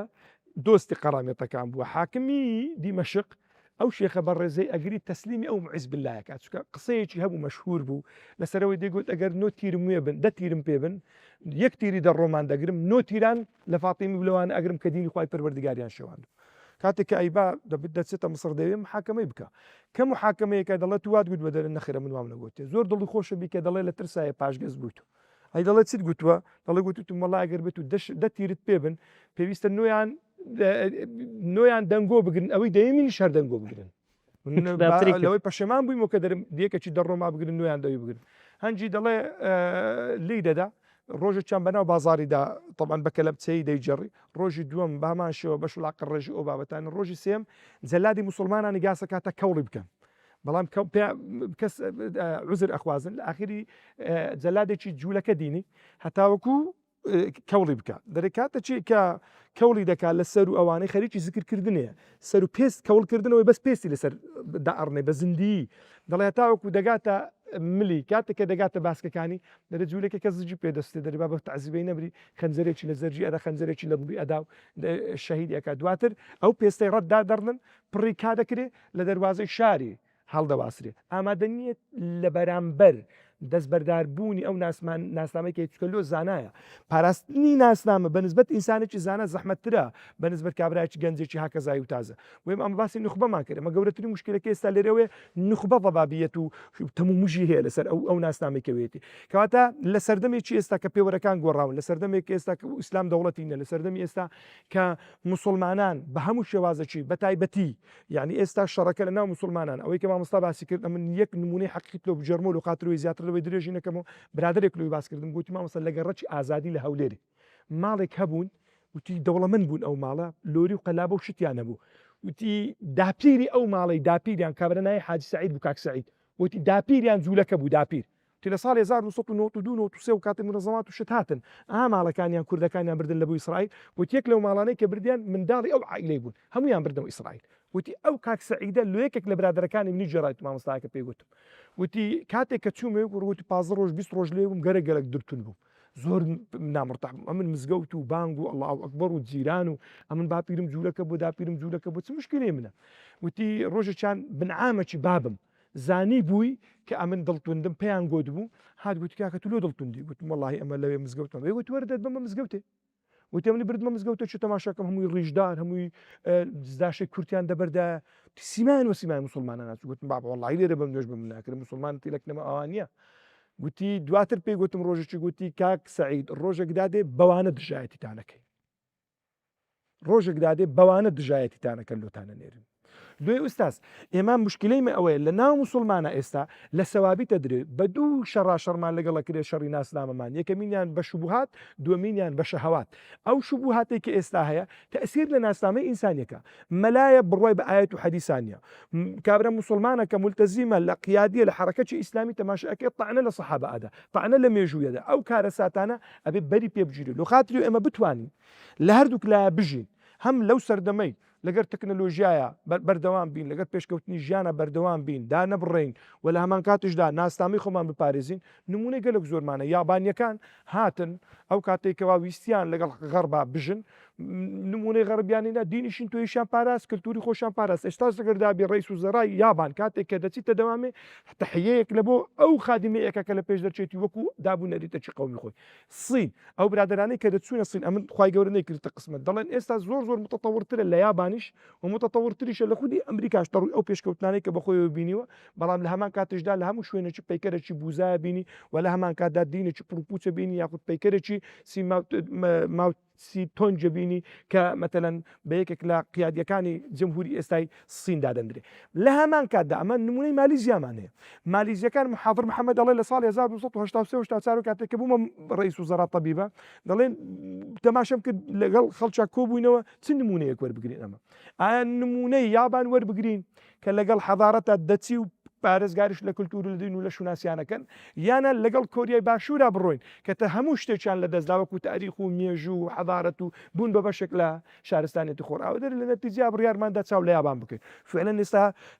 مالیزیایەکە کە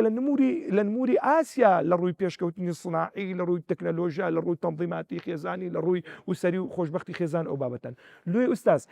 پاراستنی شوناس لەگەڵ ژیان لە ئێستادا هیچ تەناقض لەگەڵ یەکدیکە ناکەن وەک باسمان کرد ئەو چوار شوناسانەی کە هەمان بوون زۆر ئیعتیادیە کوردێکەبی مسلمان بی کوردێکی زۆر بە سوودیش بی لە بە کۆمەلگای خۆی با کوردێکە بی مثلا وەتەنیەکی عراقی بی مثلا ئەو کەسانی کە دەکەون نەژێر دەسەڵاتی حکوومەتی عراقی کوردایەتی خۆی بپارێزی مسلمانێکی زۆر ڕێک و پێچش بی لە هەمان کاتیشدا وەتەنیش بی شوناسی ئەوەی خۆشی پارێ وەتەنی خۆش پارێ لە هەمان کاتدا دەکرێت مسلمان بم و هەروە ئینسانێکم لە کاروانی مرۆڤایەتیشە بەشدار بم لە حەضارەتی ئینسانیە بەشدار بم بەشداریەکی کاراشم هەبی زۆریشی ئەتیادیە لێ بەڕاستی ئێمە وا تێگەیەندراوین بۆی کە ئەگەر بووینە مسلمان دەبی دژی عالەمێ بین دەبی دژی وا وێ ناکراوە مسلمان ناتوانێت لەگەڵ خەڵکی بزی مسلمان لێش حتى ئەوانەی کە ئەلمانین مامۆستا یەک لەو بیرۆکانەی کە دینی ئیبراهیمیان هینایە دەڵێن لەبەرەوەی دین بوویتە سەرچاوی کێشا دین بوویتە ئەلمانیە بۆ دوینێ گوتیتی ماتە الئیلا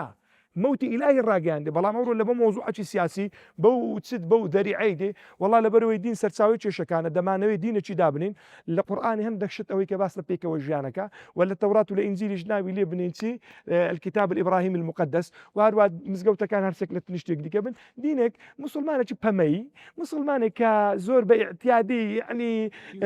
وچی کابرای گوتی لە ئەمریکام کابرا دیت سەلیبەکی لێرە بوو مانگەکی دەملیدا بوو تەڕبوشەکی ئەوەی جوولەکای لەسەری بوو تمەوە چێگوتیان وەڵا ئەوانە نەکە ئیدعای وحدەی ئەدیانەکەن ئەو فکرە پڕوپوچانە ئیشە لەسەر لە دەستدانی ناسنامە بەمەعنا ئەوەی ئەگەر ئەتو دەتەوێ واتی ئەگەینن لەو سەردەمەی بژی دەبی صاحبی ئەو دینەی بی ئەگەر ناکوو دەکرێت و مەتەلەن فەلەکت جیران بی وەڵی کاکە من مامۆستان فەلە بووینە مامۆستای ابتدایی زۆریش ئەتیادی بوو مامۆستای سانەویم ئەتیادی مامۆستای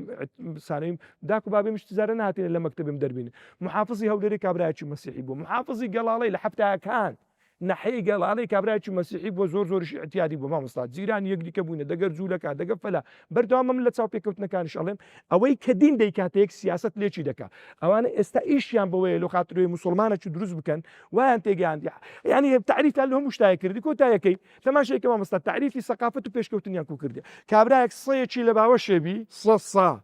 وەڵاوە چیەوە مسەقەفە بووبی زۆر پێدەکەنی بووبی زۆر عاقڵە لە ئینسانێک لە منداڵێکی عاقڵترە بەس کابرایەک ئەگەر بێت چێری هەبن مەڕی هەبی کەری هەبی گۆلچی هەبی لە مارێ ژیانی خۆ ماڵ و منداڵی خۆ پێ بەڕێوە بە ئەوە کابرایکی دەشتەچی ئەوە کابرایکی گوندشینە ئەوە کابرایکی نامسەقەفە کەواتە ئەوان هاتینە چی کردە لە لاوەعی خەڵکیان فعلا لە لاوەعی خەڵکیان ئیشێ کردیا تاوەکو ئەو ناسنامەی کایتت ناسنامەی کوردایەتیمان لە دەستدا کورمان لە دەستدا ناسنامەی دینیش خەریکە لە دەستێنین لە ئاخری بێ ناسنامە دەمینینەوە ئەویشم قبول ناکە نەتیجە و دەرەنجام دەبی کابرایەک بم وچی پوشتی بەربای قەدەر هەر کەسێکی بێ دەمبینی و دەمبا خوای پەروەردگارم ولاچ موفق بکە سەربەر جنابی کەفەی وەڵتانی بوون کاتە نەگاتە ئەوەی کە پێوتە شۆڤینی بوون ئەوەی ئەمڕۆ مەسەلەی ئەوەی کاکتۆر فەرمووی کوفر لە نظامی ئیسلامیدا جەریمە نیە بەسی جانبە قەضاییەکەی بوو لەنەڕووی عەقەدیەوە چ کوفر ئەگەر ئیلحاد بێ هەر جەریمەیە شرک بێ هەر جەریمەیە ئەم باسی ئەوم لە قانونی نظامی ئیسلامی لە جینایی عقوبەتی لۆدانەندرا قەضاءن جەریمە نییە کابرا کافرە حەدی لەسەر بەزەگەر ئیهانە بکابدین ئەبێتە جەریمە لەڕووی عەقەدیشەوە خودی کوفرەکە چ ئیلحاد بێ هەر جەریمەیە چ شرک بێ هەر بارەکەڵڵە تەواو قسەی کاکتۆر عیمادی زۆر جوان بوو وتی دین ئەوەی کە لێکی دەدا سیاست لێکی جیا دەکاتەوە سیاسی میکاڤیلی بزەبێت وەکو کە ئەو تێکەڵەیەکە لە بینیمەدا هەیە و پێکەوە ژیانە بە هەمان شێوە عکسەکە مەفهوم مخالفەکەشی وەربگرین ئەو شتێک کە دین دەیەوێت لێکی جیاکاتەوە کە عەقیدە و ئەوان دەیانەوێ لێکی بدەوە تێکدانی شوناسەکە ئەوەیە بزەبێت تێکدانی شوناسەکەی لێرەدایە لەو نقطەی کە باسی کرد ئەو یەک وەجهی باس کرد کە ئەوەی دین دەوێت تێکەڵی کە سیاست لێکی دەکاتەوە بە هەمان شێوەی کە دین دەوێت لێکی جیاکاتەوە سیاست دەوێت تێکەڵی کە وەکو دینە ئیبراهیمەکەی کە دەیانەوێت دروستیکەن دەست خۆش بیکە کتۆری بەڕێز لە بۆمان ڕوون بووە کە ئینسان هەرچەندە مستەوایەکە بەرز بوو حەزم کرد باسی گەنجیش بکەین گەنجێکی کە تازە دەست پێ دەکات بەڵام ئەوە لە بۆ گەنجێک لە بۆ ئەو قودوانەی کە هەن حەقیقەتەن و حتا لە بۆ ئەوانەی بەرامبەریشمان با زۆر لە پێشیان وازەح بی ئەمە بێ ئەوەی جەنابەت بێ فێرم بکەی بضاعی خۆم بە خۆم بفرۆشێەوە بەنەوەعکی دیکە بەڵێ من زۆر لە تو باشتر دەتوانم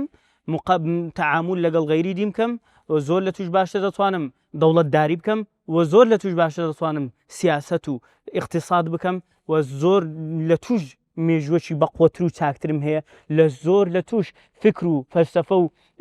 نظامەکی جوانترم هەیە و زۆر لە توش حرەکەکی چاکترم هەیە و بەخۆشم خاوەن شوناسەکی خۆم کە پێویستم بە تێکەڵکردنی شیناسی تونیە ئەوە دیدارەکەمان بوو ئەوە هەدەفی دیدارەکەمان بوو خۆگەر لەشمان بپرسن حاڵی مسلمانان لەو واتەیە مادام صاحبی شوناسێکی ئاوان لێ پرسین لەبەرەوە صاحبی مسلمانی وچی منە